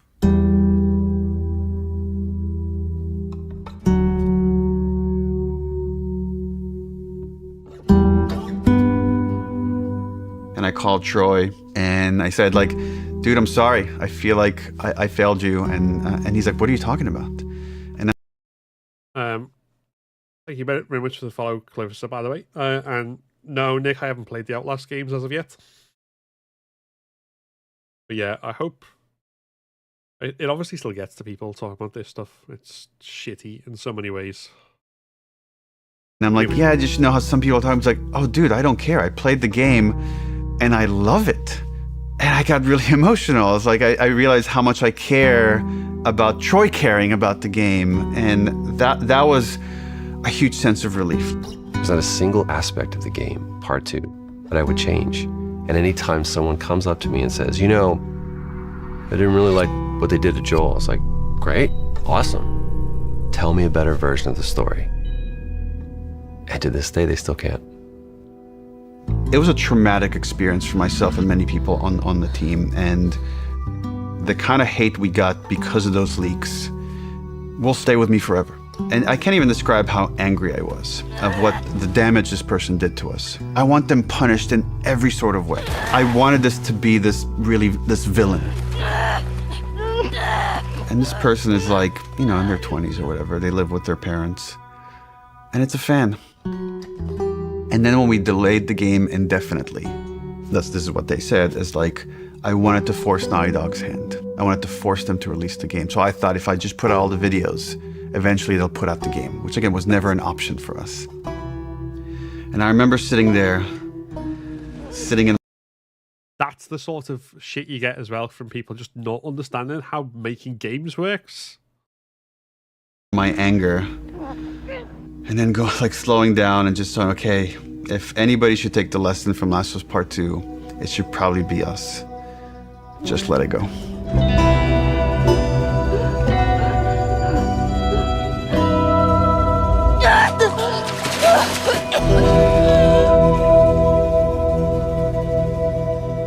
The editing on there.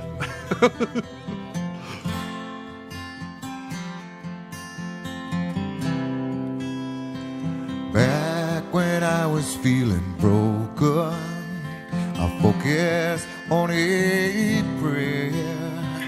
I believe, and I believe, 'cause I can see our future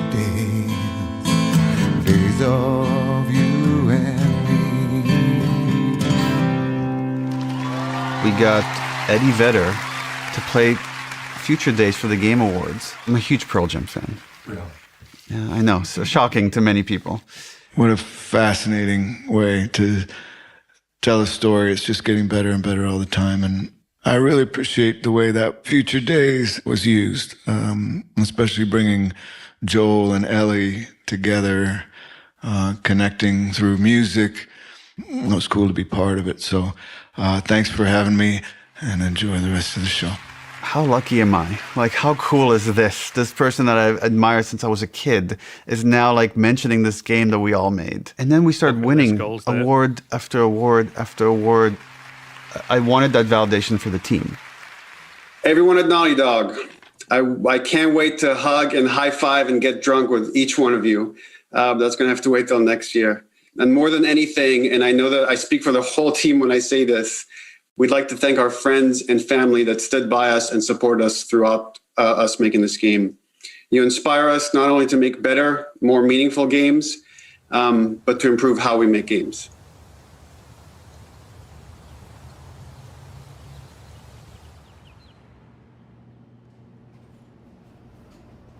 The pandemic kind of brought up that question of like health and mental health. Are we developers that are going to stay at the studio and have full careers? How do we make this sustainable? I chuckle in retrospect, just how absurd the failure of trying to alleviate crunch was. If you have great processes and you're super organized, that doesn't fix crunch. What that does is it allows you to make a bigger game. We read the post-mortem feedback for The Last of Us 2, and it was really, really upsetting to see what coworkers had gone through. So we were highly motivated to try to figure out how to fix it. Everything about our workflows were already being upended with remote work and everything. So it's like, okay, well, yeah, we got to do this now. And we knew that to make the real changes we did, it would take the entire studio working together. We now have the goal for Naughty Dog to eliminate crunch. The only thing that fixes crunch, the only thing is just deciding that you're not going to crunch.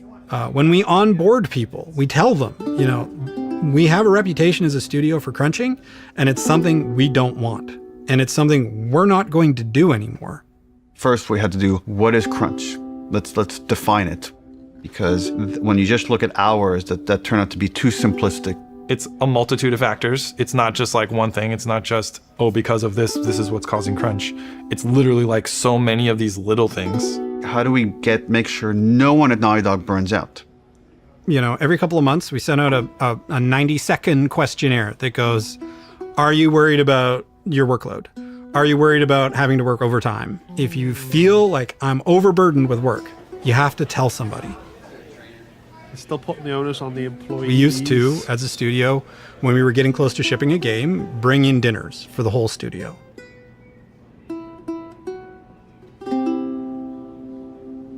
We don't do crunch dinners anymore. Being able to work from home We don't do dinners is anymore. hugely Crunch helpful has got for me, Jesus. from my mental health. Of my daughter's there, my wife is there. Hybrid is really the sweet spot because I think the benefits have just been enormous. In the past, our leads, our managers, were the people that were best at their craft, but not necessarily the best managers. So we created the role of principal. We really gave people the choice, like, do you want to make stuff or do you want to lead and manage? And Arnaldo is now a lead designer here. Now I'm responsible for a team, and I really enjoy that, and being able to share that knowledge and kind of work with someone, even if they're more experienced than me, and it's been great so far. We have a very large and robust production department now that we didn't have. Holding us accountable when we make a decision, when it's just everyone going, yes, more, yes, better, yes, polish, polish, polish, tallying that up and going, okay, well, this is the result. Now you're not in your ship date anymore. It feels so much like a different studio. I hope that we can keep changing for the better and make sure that we're making the games that we want to make. Okay, so it seems to be coming from a place of like genuine good intent, and some of the stuff like the production team thing and having that like keep check on scope creep and everything else definitely seems like a good idea. But like I say, they still seem to be putting the onus on the employees to like manage themselves from not overworking rather than like mandating it and putting a stop and saying, right, and monitoring it and doing all this sort of thing. But at least, crunch is something they're addressing. A, because circumstances change, but also because B, a lot of people talked about it and a lot of people made a lot of noise about it, which I think is something we need to keep doing over like conditions in the industry and everything. And then the one thing they're lacking to make it go even further. Hey, game devs, unionize. That we're really passionate about, that we don't stop doing that. We want self-driven, healthy designers. Yes, we want to have it exactly. all. We want to have it both. And can we do that? That'll be the question, I guess.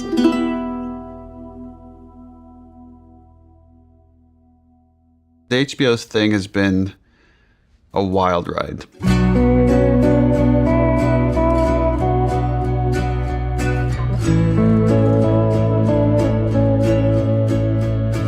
I just wanted it to be like good. Like, dude, if it just comes out and it's a good show, like that's gonna be huge.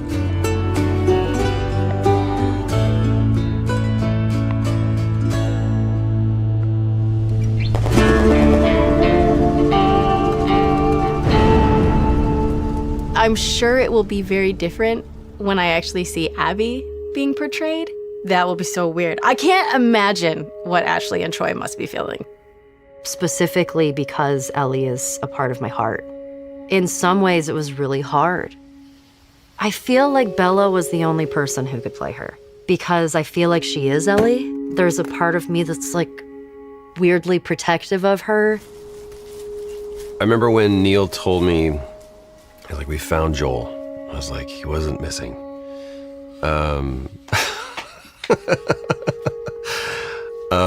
He goes, Pedro Pascal. And I went, oh, we're bulletproof. It felt like Craig and Neil together saw that this was a story about humanity, and they made it a story about humanity. We got Frank. Who knew that was waiting? Craig's screaming from the sidelines going, I did. When Neil and Craig asked me to play Ellie's mother, Anna, it made me so happy. And I'm crying, so it doesn't seem like it, but it was symbolic in so many ways to me. Being able to sort of bring Ellie into the world, be the first one to fight for her.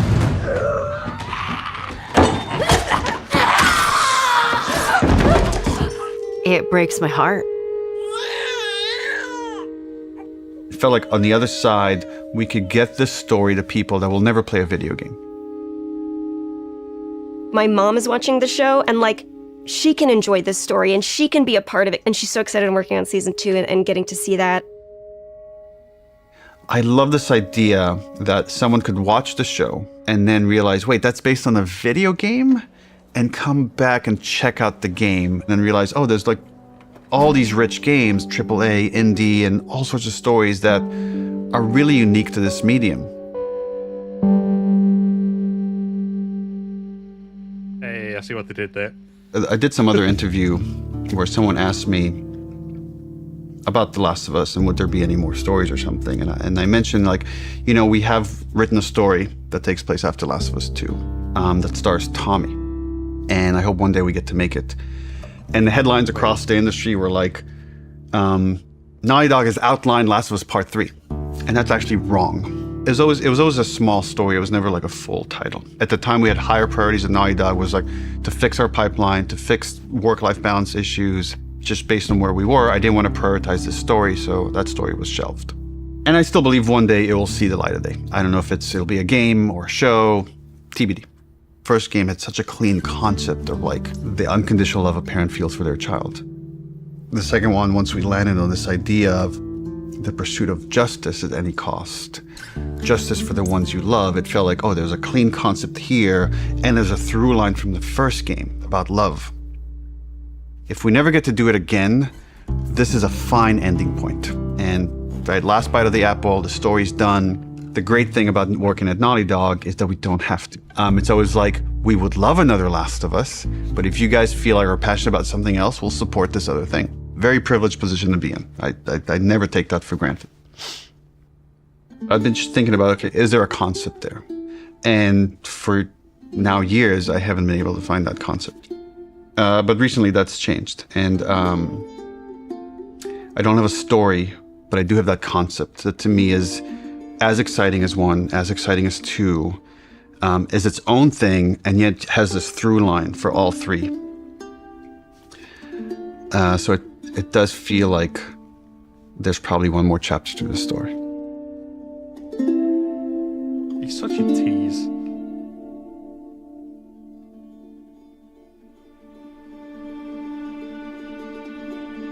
Well, there we go. Whoa.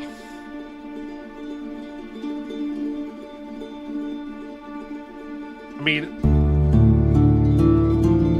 that was a really, really fascinating behind the scenes look at the whole show and everything. Like, I'm really glad I took the time out and stopped and watched that. That was like, what, 2 hours, I think, overall? Teasers are kind of yeah, so everything about that was like absolutely fascinating, and like the job they did on the technical level on it, so many levels, is incredible. Especially with the stuff they were up against, the leaks and everything else, and then the crunch. I feel like I'm in two minds, but it seems like they're sort of taking accountability for what happened to a degree, and they've sort of come from a good place. Or there's still so many places where that could fuck up. And it's like, okay. Main takeaway, no floating horse. True. Kind of hard to hear over Tina score. Oh, sorry. Let's lower that right down. Yeah. So, I was saying, basically, like, it feels like they took accountability of what happened with Crunch to a degree, and they're making changes which are coming from a good place and which are probably positive changes in and of themselves, but they're not outright eliminating and saying we don't do this anymore. They're still kind of the onus on employees, and it's still problematic in that way.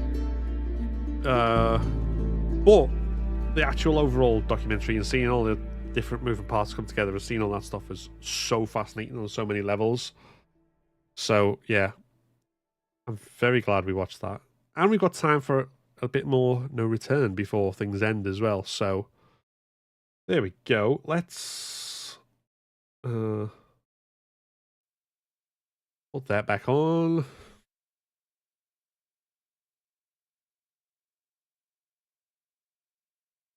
Just wish Neil would outright say hello. It's on my shoulders. I apologize. Yeah. Well, if there's one thing I know experience of like bosses is that they don't do that sort of thing.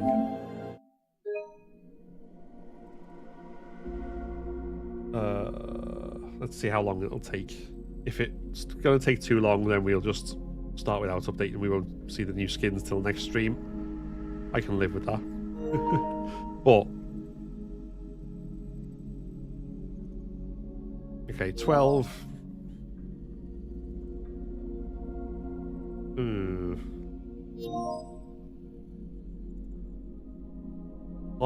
Encore. Yeah, thanks for streaming and talking about it. No worries. It was a pleasure. So it's up to you guys. Do you want me to just dive straight into more gameplay, or do you want to wait for the update? We can carry on chatting, obviously, about the documentary. And do you want to let the update download and see how much what we get in terms of the new skins and stuff? I'll go with the majority on that one. If everyone screams at me, play, then I'll play. If everyone screams at me, wait, then I will wait. Talk, yes. Okay then. 12 minutes isn't bad. We can wait if that's cool. That's fine, yeah. I have no problem either way. Felt so weird seeing the actors play the scenes. Yeah. It was fun. I don't know if did anyone here watch the original Grounded documentary, the making of the first Last of Us? And they did that, like, I think they ended up releasing a whole bunch of like the full mocap scenes as well, so you could like see, here's the final scene that was created, here's them doing the mocap and acting the whole thing out. Because you can probably piece together bits from that, but like it'd be cool, like if they released the full mocap, final mocap of Joel's death or scenes like that would be pretty Damn iconic. What is crunch? It's basically so in relation to games specifically, it's where to meet particular deadlines as they're coming closer and closer, people will start working longer and longer hours. They'll do like ridiculously long days. They'll be working overnight. They'll be staying in the office, like sleeping in the office and doing all these things, and just essentially extreme unpaid overtime, all to meet a deadline that may or may not be realistic. And it can go on for months on end. Like when we saw in there, they'd originally had a date. I think their original date to release was 2018, and then they end up releasing finally in, was it April 2020 it came out? So even factoring in the part where they were working from home, they basically had 2 years straight of crunch, and it burned employees out. It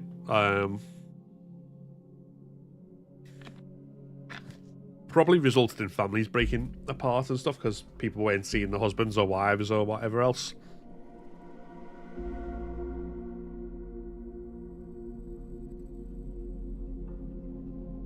So yeah, it's a bad thing overall, but that's essentially kind of the gist of it.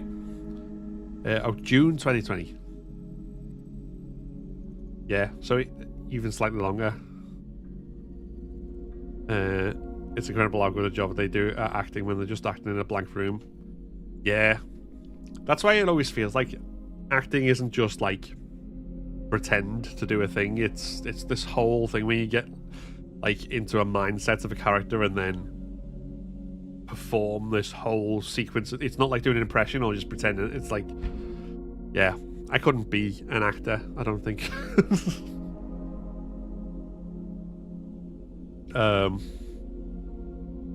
I'd love to give a go of voice acting and doing impression, doing infected voice and stuff. The guy who was all I think I'd be quite cool at that. Making weird sounds. Pay me money, I will make weird sounds for you. My update's going to take an hour if you have a super PS5. I think it's internet speed, honestly. I've got ultra fast internet. Given that I'm download speed is really, really fast. What do you think the story of Last of Us 3 will be, or what would you like to see? So for me, I kind of see it as ending Ellie and Abby's arcs. So for Ellie, she's just pulled back from vengeance, and the whole thing from part 1, part 2 has been dealing with survivor's guilt and PTSD and all these things that feel like her life, and whether her life means anything is entirely defined by all the other people who've died before her, whether it was Riley, Tess, Sam, Joel. So it was become the cure, get vengeance, all this sort of stuff. And now she needs to start realizing that actually she doesn't need to just live just to do this grand gesture for all the people who are not there anymore. She has to live for herself. And then on Abby's end, she's kind of gone through that a lot, but she's now refound the Fireflies, who she started having the blinkers taken off her about a lot of things. She the ideology of the WLF she kind of come back away from with Lev and everything else. So she needs to realize, and again this is purely my interpretation, but the Fireflies are not good guys. Their vision of thing is not, obviously Fedra aren't good guys either, but the Fireflies aren't the way forward for humanity communities like Jackson are. So I'd have it start where she reveals that Ellie's alive and Ellie's got, is immune. Fireflies send her out to get her so they can forcibly take the cure from her. And then it kind of, the two things, Abby, mainly through Lev as her conscience, realizing that actually she shouldn't do this is a bad thing. And her dad was wrong. And then Ellie initially kind of being this is what I said I was always going to do, and then realize, no, actually I'm going to fight to live. And it kind of, if you throw in something I don't know, Fireflies try and invade Jackson to take her when stuff, they form an uneasy alliance. That in turn tests Tommy's loyalties because he's really bitter about the fact that Ellie didn't kill Abby, and throw all that into a conflict.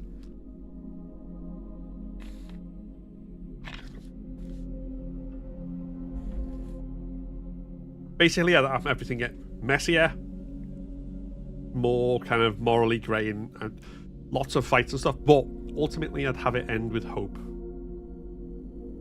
Not the hope of there's a cure, the hope of actually there's a way to live even with infected around, and we can live and produce and create a new world for ourselves. Yeah, good thing you do have fast internet, Pip, because of content purposes and being able to stream. Yeah, well, on that point, Rick, just at the time that this is downloading, at the speed that's downloading, I'm also sending 6,000 kilobytes per second to upload to YouTube, Twitch, and TikTok. 1440p 30 frames a second to YouTube, 1080p for 30 frames a second to Twitch, and 1080p 30 frames a second to TikTok. So that's some good internet.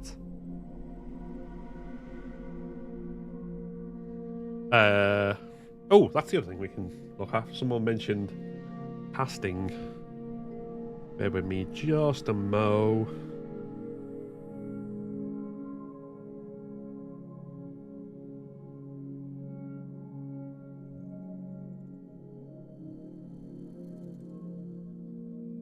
Okay, so Catherine O'Hara, Kevin's mum from Home Alone, or Moira Rose from Schitt's Creek, which is a fantastic show if you've never seen it, has been cast. Details on the character are being kept under wraps.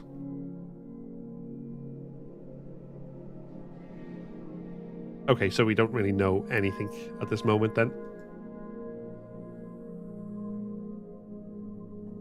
Interesting.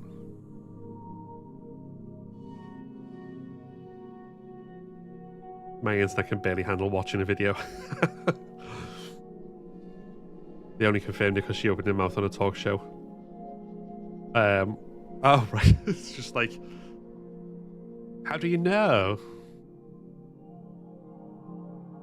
Although, I reckon it's going to be a Schitt's Creek Last of Us crossover, and Moira Rose is, like, survived the outbreak somehow.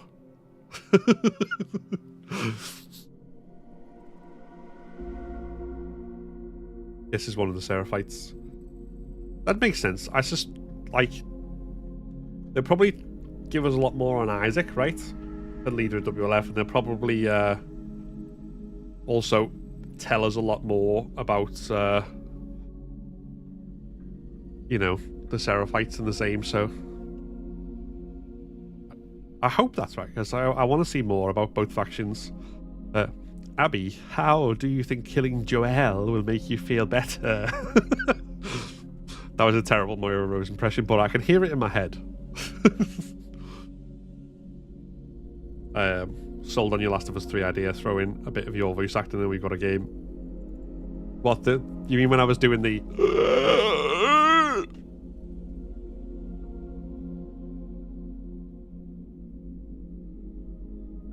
she could be Esther. She could be the Prophet.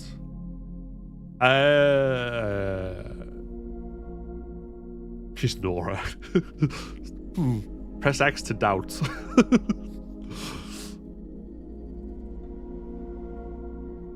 Yeah, I don't think they'll change Levignora to white for that. And I think she's a bit too old for that as well, because they're both quite young, and I think the mum was quite young as well. Like, I say young, like more like 30s than... How old is she? Like 60 at this point? See, Ferret Kiss Boy, I think your casting guesses are going a bit off the rails.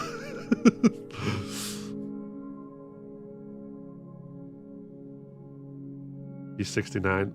Ah, nice.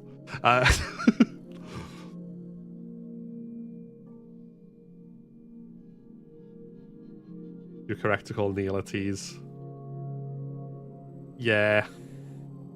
I also think he's a liar, because he'll say all that and it won't be like what he basically said is there's a concept, a rough concept that we can then flesh out into a story that we can make a game of. And I don't think that's true. I think it's probably more true to say that there's something in pre-production at least. If there's anything. Wait, that was just the download? Oh, Jesus.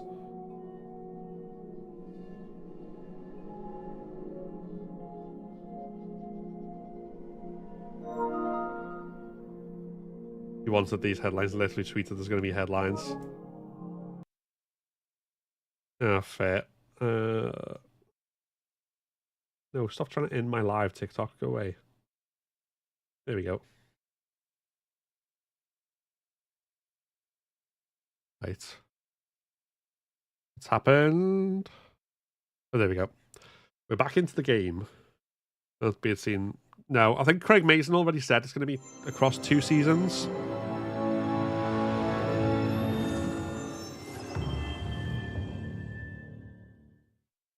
Which makes sense.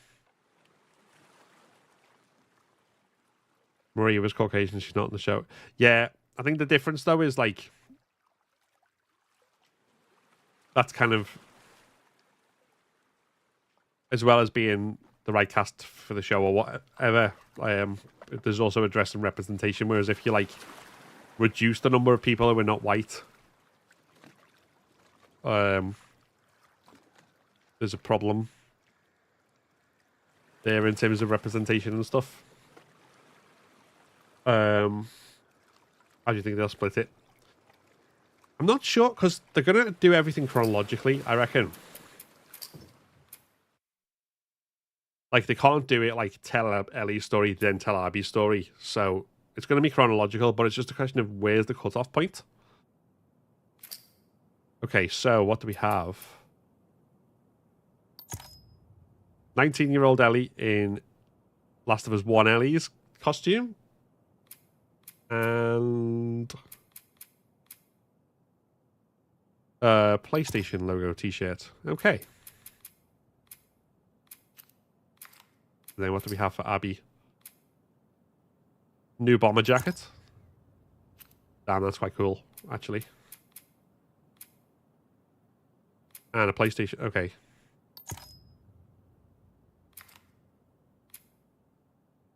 Okay.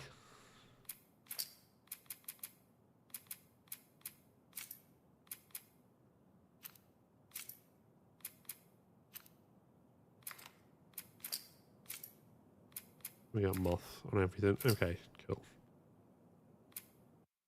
Did we unlock anything? Was there anything else in the new update? Or was it all bug fixes and things?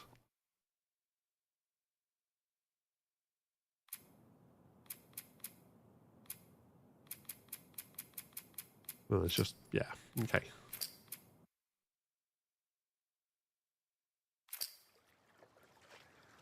Yeah. I know, I agree about mixed representation, Adriana, but yeah.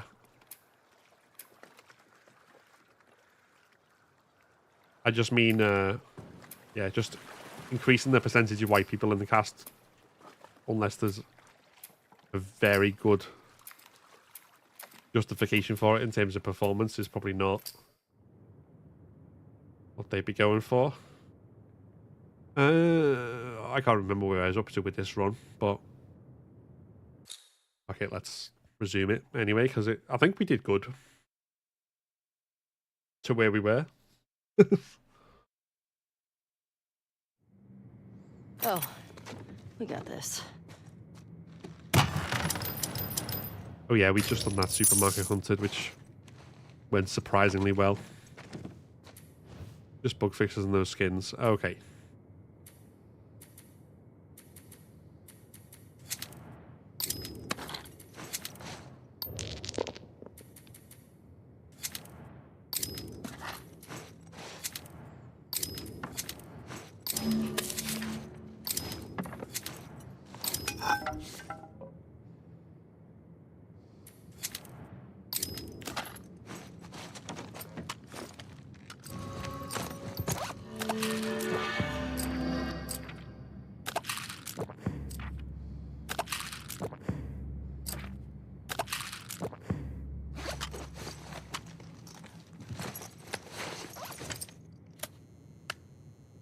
Okay,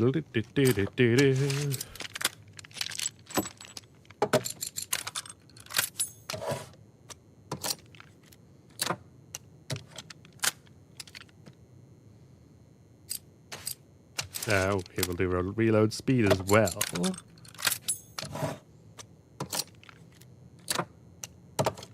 Woman they cast as Dina doesn't appear Jewish. They bummed me out.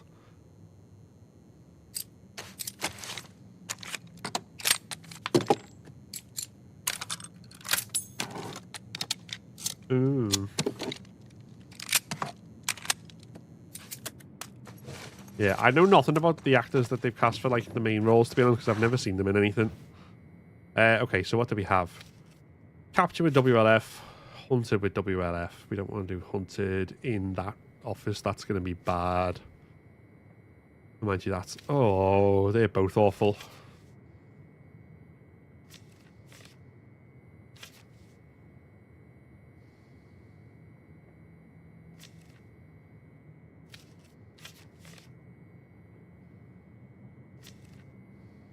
Stuns restore melee durability. That's a crap mod, to be honest. Okay, let's go that one. Let's do assault. Because Ellie decided to pick the worst, hardest options. Oh, yeah. Damn it, past me.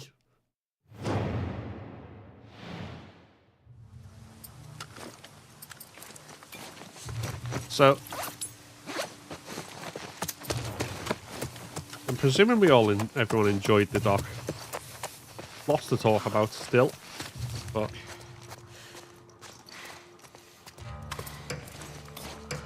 very, very good.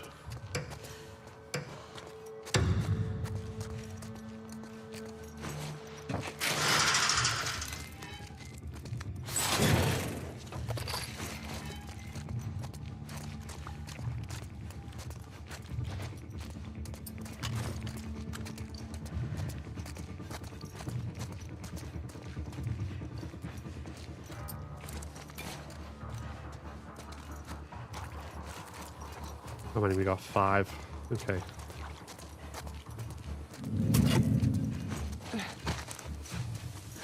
And where did they almost see us from?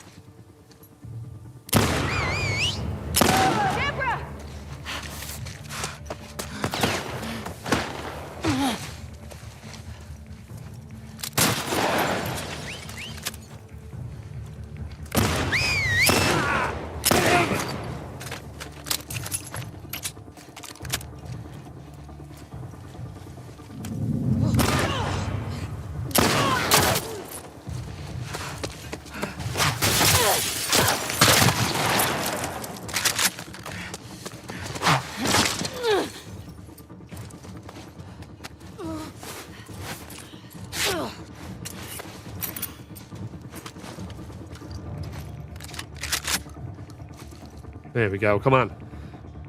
I'll find you.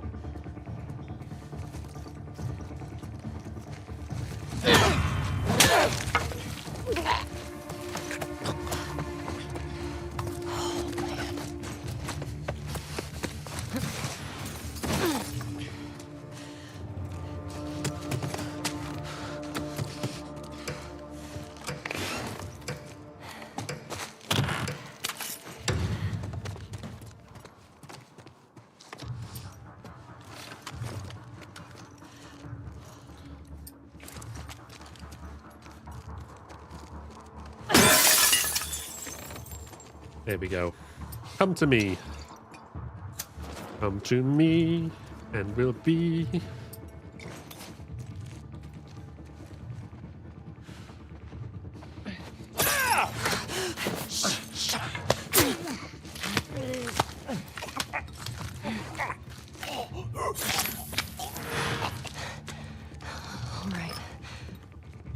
In a world of pure imagination. Where are the rest of them?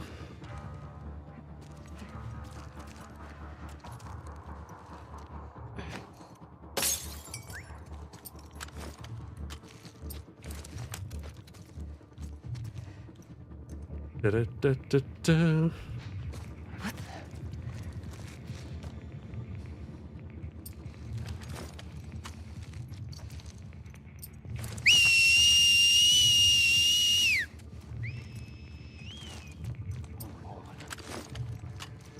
Spread out. Ruder.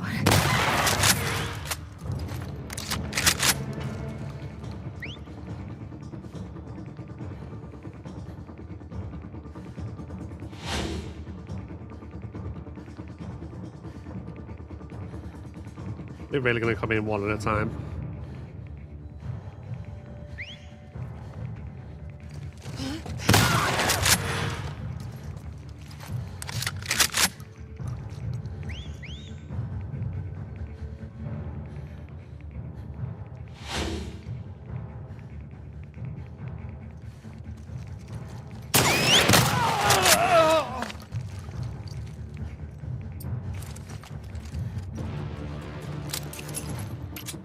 I swear the game knows when you're like trying to get them all together and when you don't want them all together, and it'll do the opposite. I'll find you, Ray.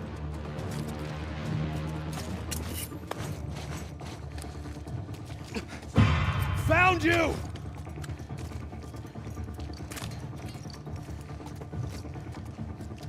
I know you're out there.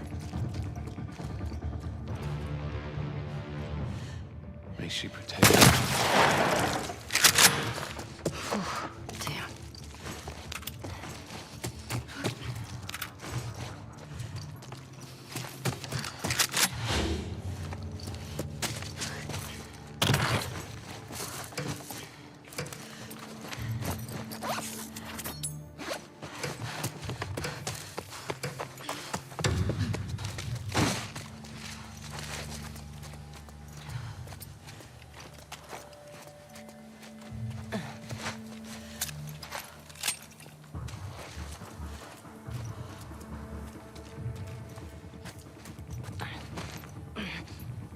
Oh, we got a big beefy boy.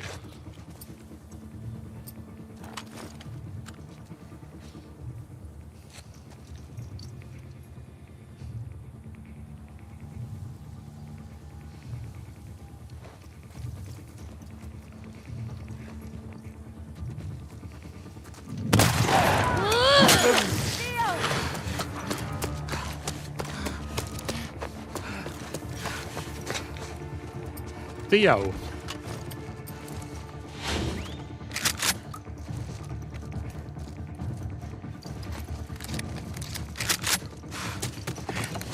Don't let her escape!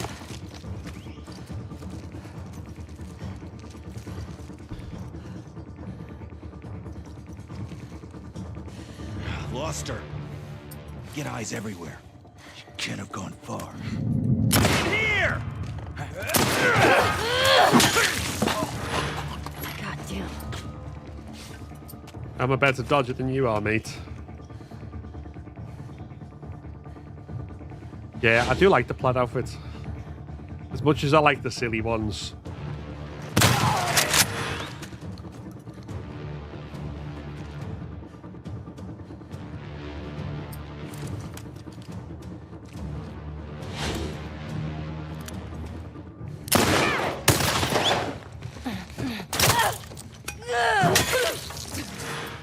Oh, God. What was with not even flinching when I shot you with the fucking revolver then?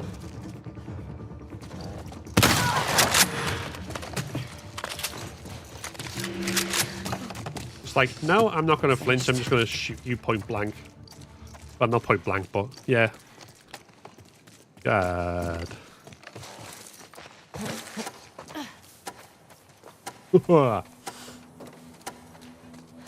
Definitely need a rewatch before I run my mouth more. That's fair, that's fair.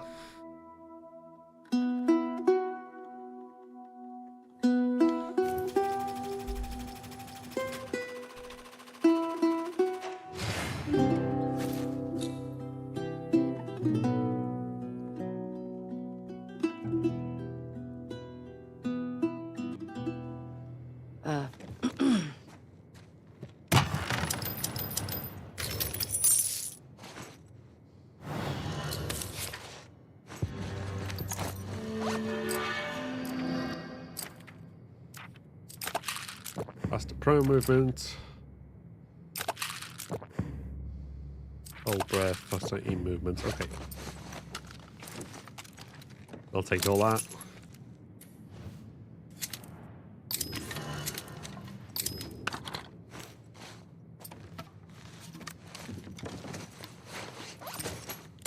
And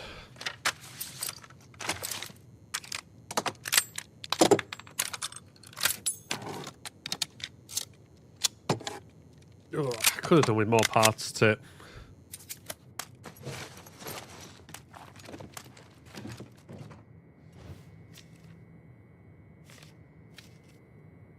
Right, hunted with increased enemy health. Melee weapons set them on fire though, so there's that. See how we do. If we beat this one and get to the boss, then this is officially a PB on Survivor.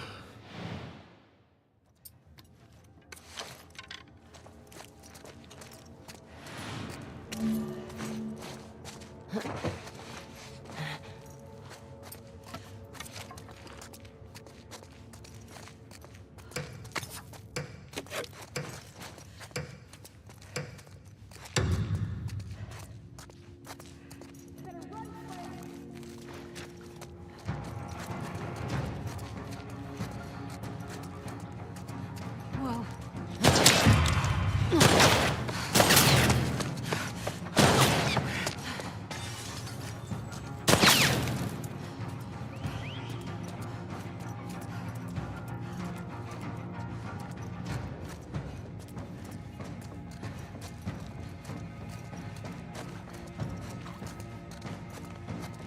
Can't see a pissing thing. Holy shit.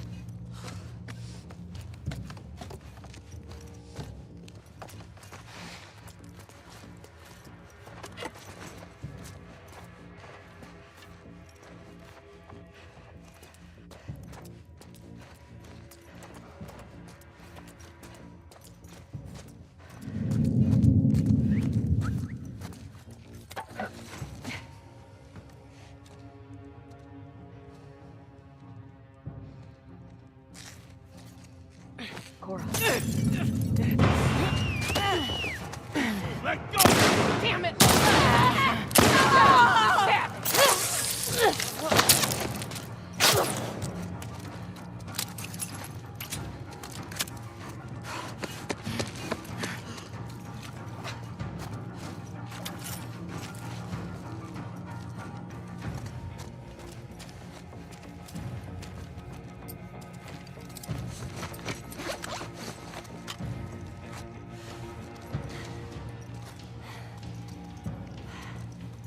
Shit.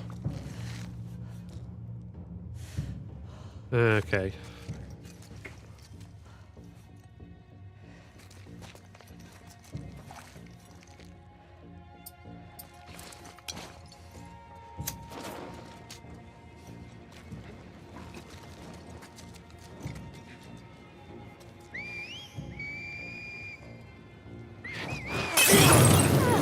Out of the way!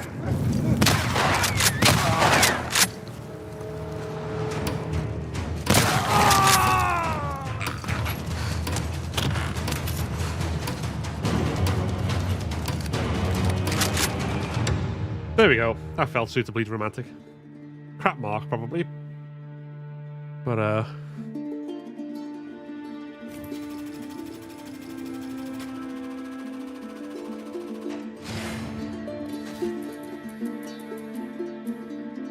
4 killed. Only 12 damage taken. 100% accuracy. Nice.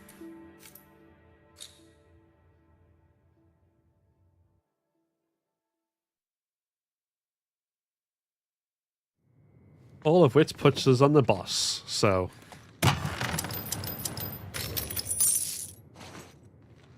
Can we do it?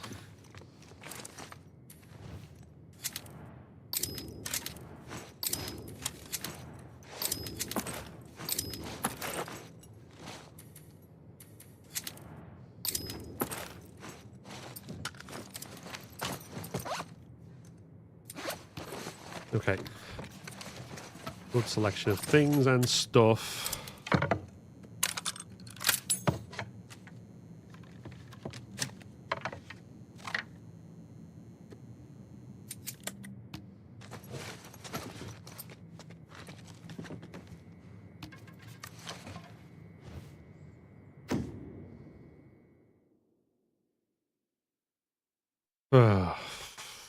Right. I've not got a distraction. It's only a matter of time. In that building!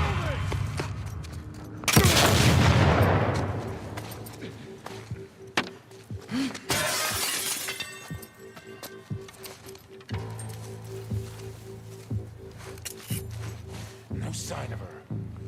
Look everywhere. Find that wolf. All right.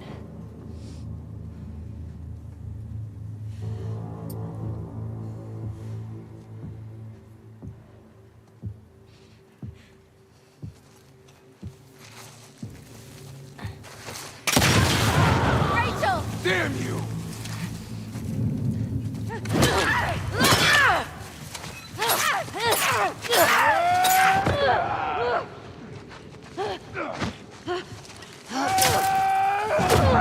Well.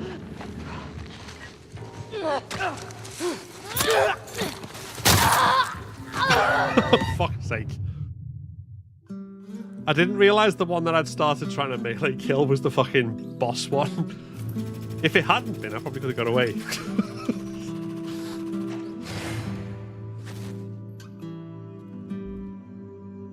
It's fine. It is what it is.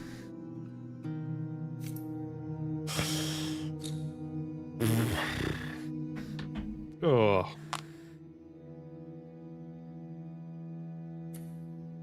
How'd you rank the bosses in difficulty? So I would say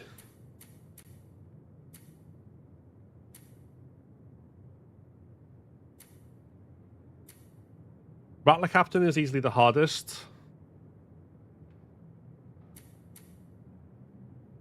Then Seraphite Elite.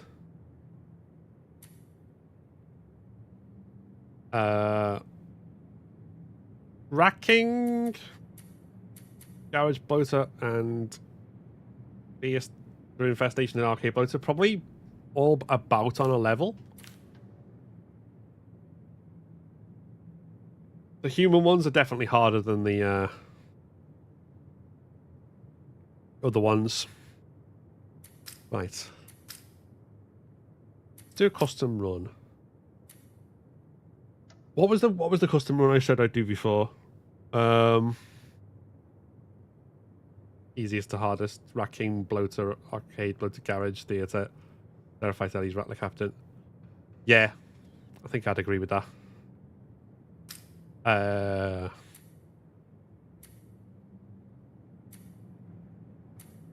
Oh yeah, only holdouts.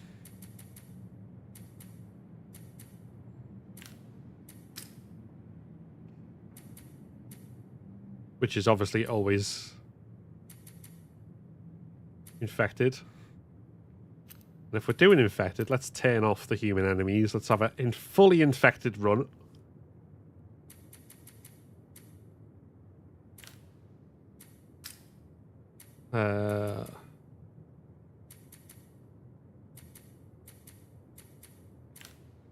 Leave them as they are. Select. Let's give Boston Ellie a go. Yo, hold on.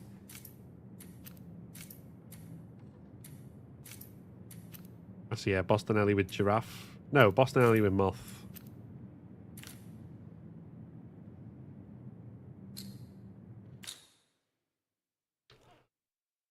All holdouts. Let's see how well, let's see what if they mix up the allies they give us, and let's see whether we get any mix of interesting infecteds. Okay, so what's our mode filters? Jesse. Let's go. Because I've once played it and got a bloater on this part.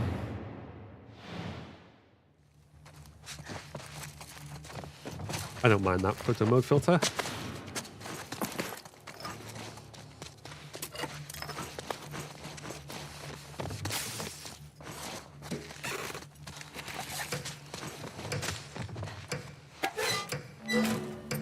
Screw it, we'll do the gambit.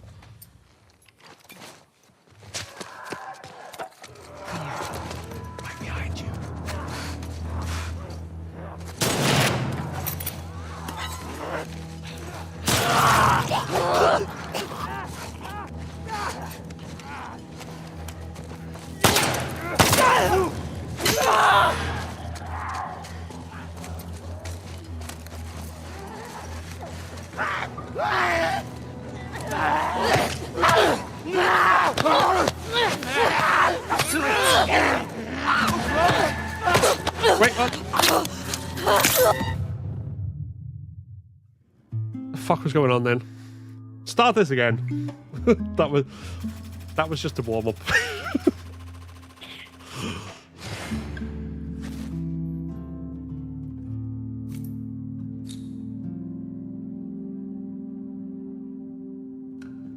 Came with the ponytail.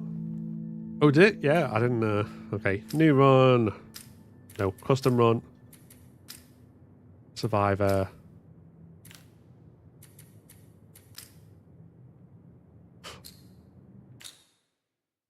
No one saw that, it's fine.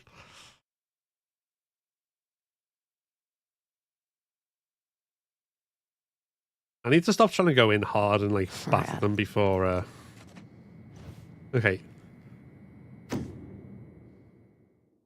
Same one, but without a photo mode filter.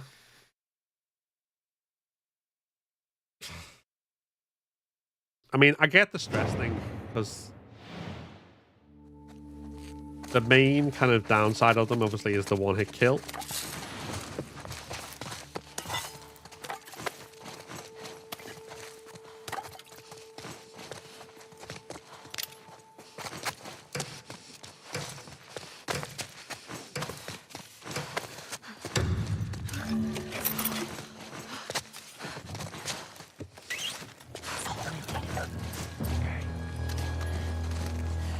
Okay.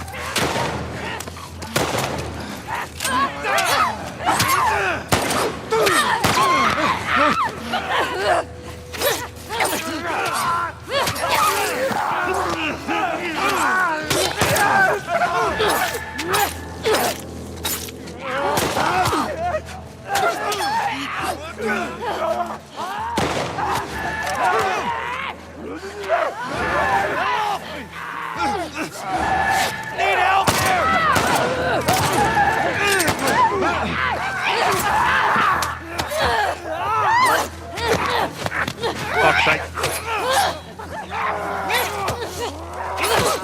Oh, fuck.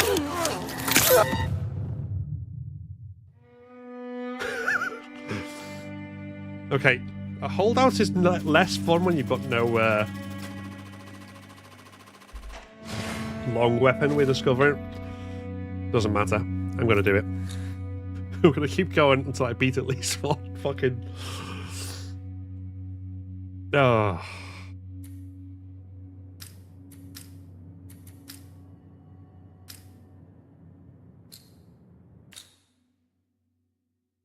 Happened with Jesse. I don't know. I think I was on the wrong side to do the like strike on the thing the one he grabbed, but Anyone else in here? time slows on headshots, and I'm defending Dina.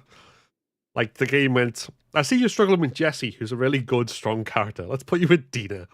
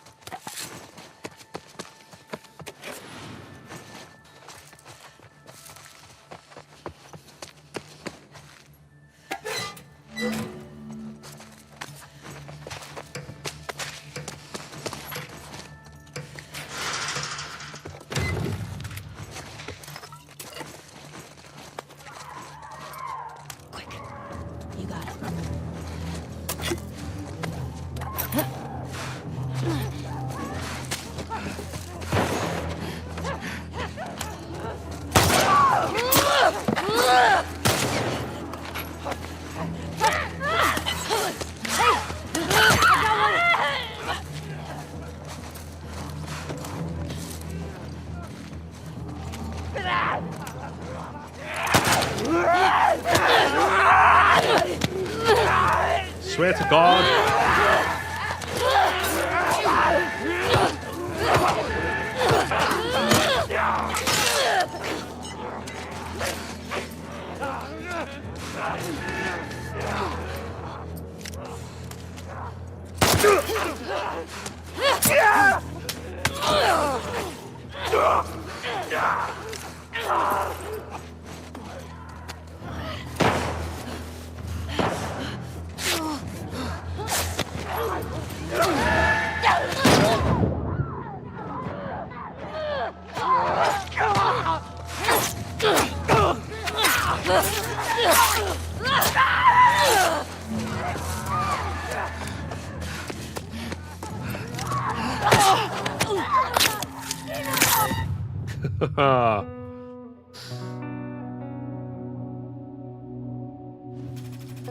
Bonus game released for PC.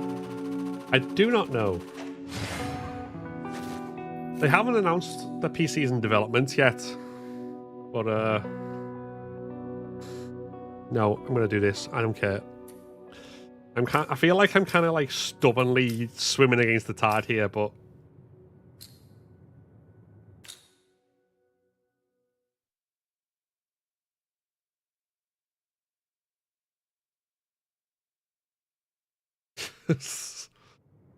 Let's get out of here. hospital's a slightly better location, maybe?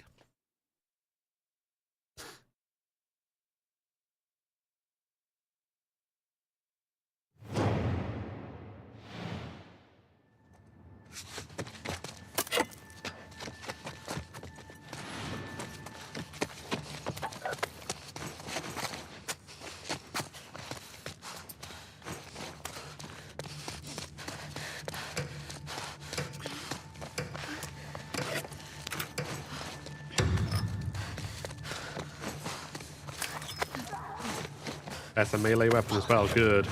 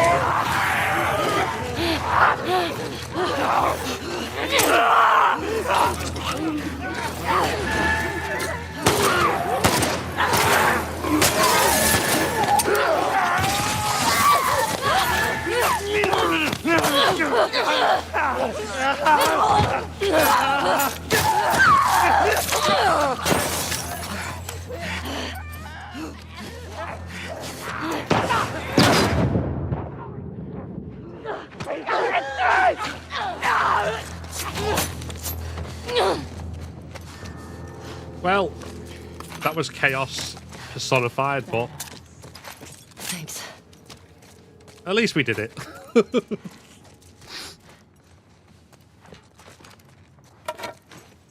Oh. Damn it, Dina.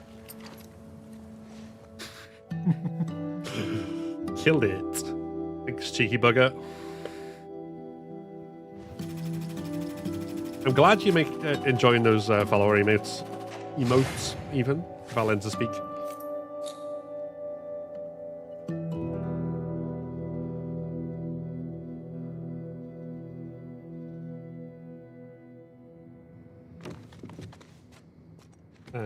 Also, one sec.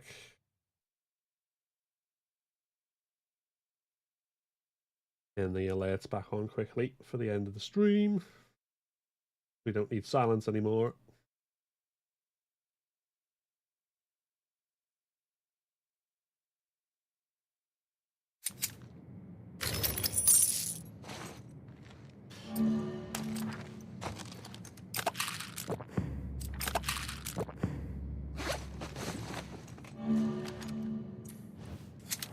Definitely want one of them, one of them, one of them.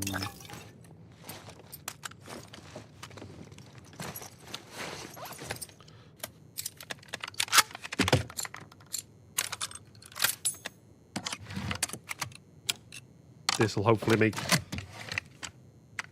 it all go a lot smoother. Next run.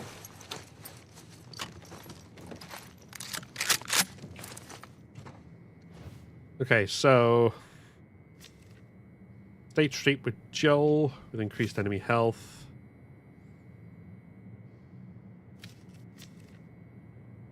Or with Tommy on the overpass. No, I hate the overpass. Do that one. As much as it's killed me several times.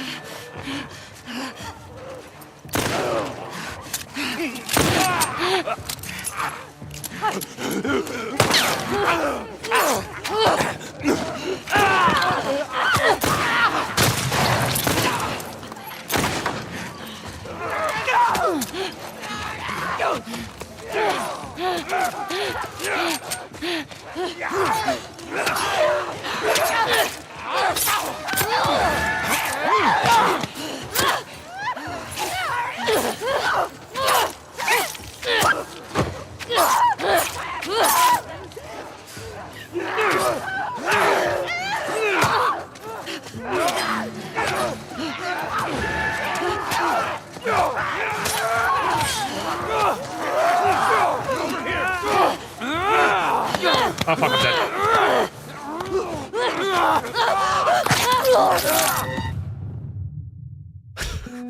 Okay. That's enough of that. Because I just...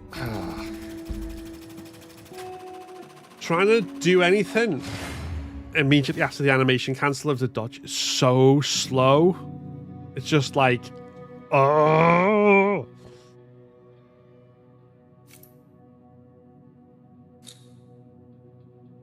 Oh well. Oh well. Right.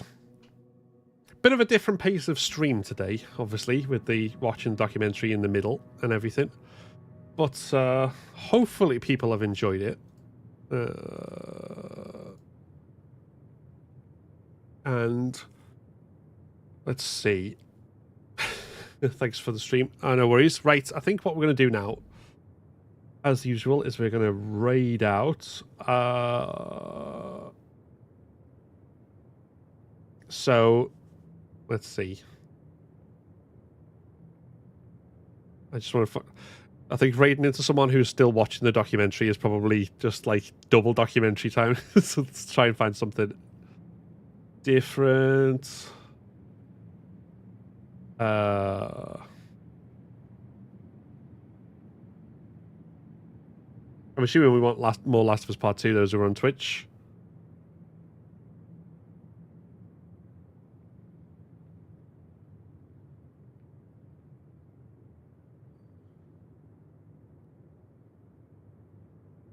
But yeah, right. So the plan tomorrow is to carry on with the the permanent run on Survivor, which we know is not going to be the run because we've died once, but good practice to carry on. So we'll do that, and we'll obviously do the daily run as well. So that's the plan for tomorrow. And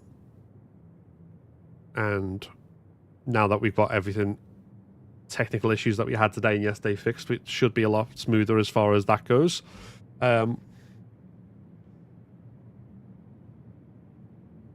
So yeah, what we're going to do now is, if you're on Twitch, stick around. We're going to try out a guy called Dynasty DN who's doing speed runs on Last of Us 2 Remastered. And then anyone else, obviously, if you're watching on YouTube or TikTok, you won't be able to raid, but you will be able to catch me tomorrow from 2 p.m. UK time. So the streams are generally about 6 hours, so work back 6 hours from now if you're in a different time zone, and that's when we normally start. But yeah, thank you everyone who has hung out today. It's been a lot of fun on all platforms. Thank you to our new followers on Twitch and TikTok, and thank you to Chris, Ayo McCunlery, Nat, Brooke, Lucas, Bella, Ken for all the gifts. I very much appreciate it. Things just fall off my wall. Right. Whatever you're doing with the rest of your day, have a good one. Twitch viewers, please stick around for the raid. Hope you enjoy the guy we're going to go see. And whatever else you're doing, I will see you next time.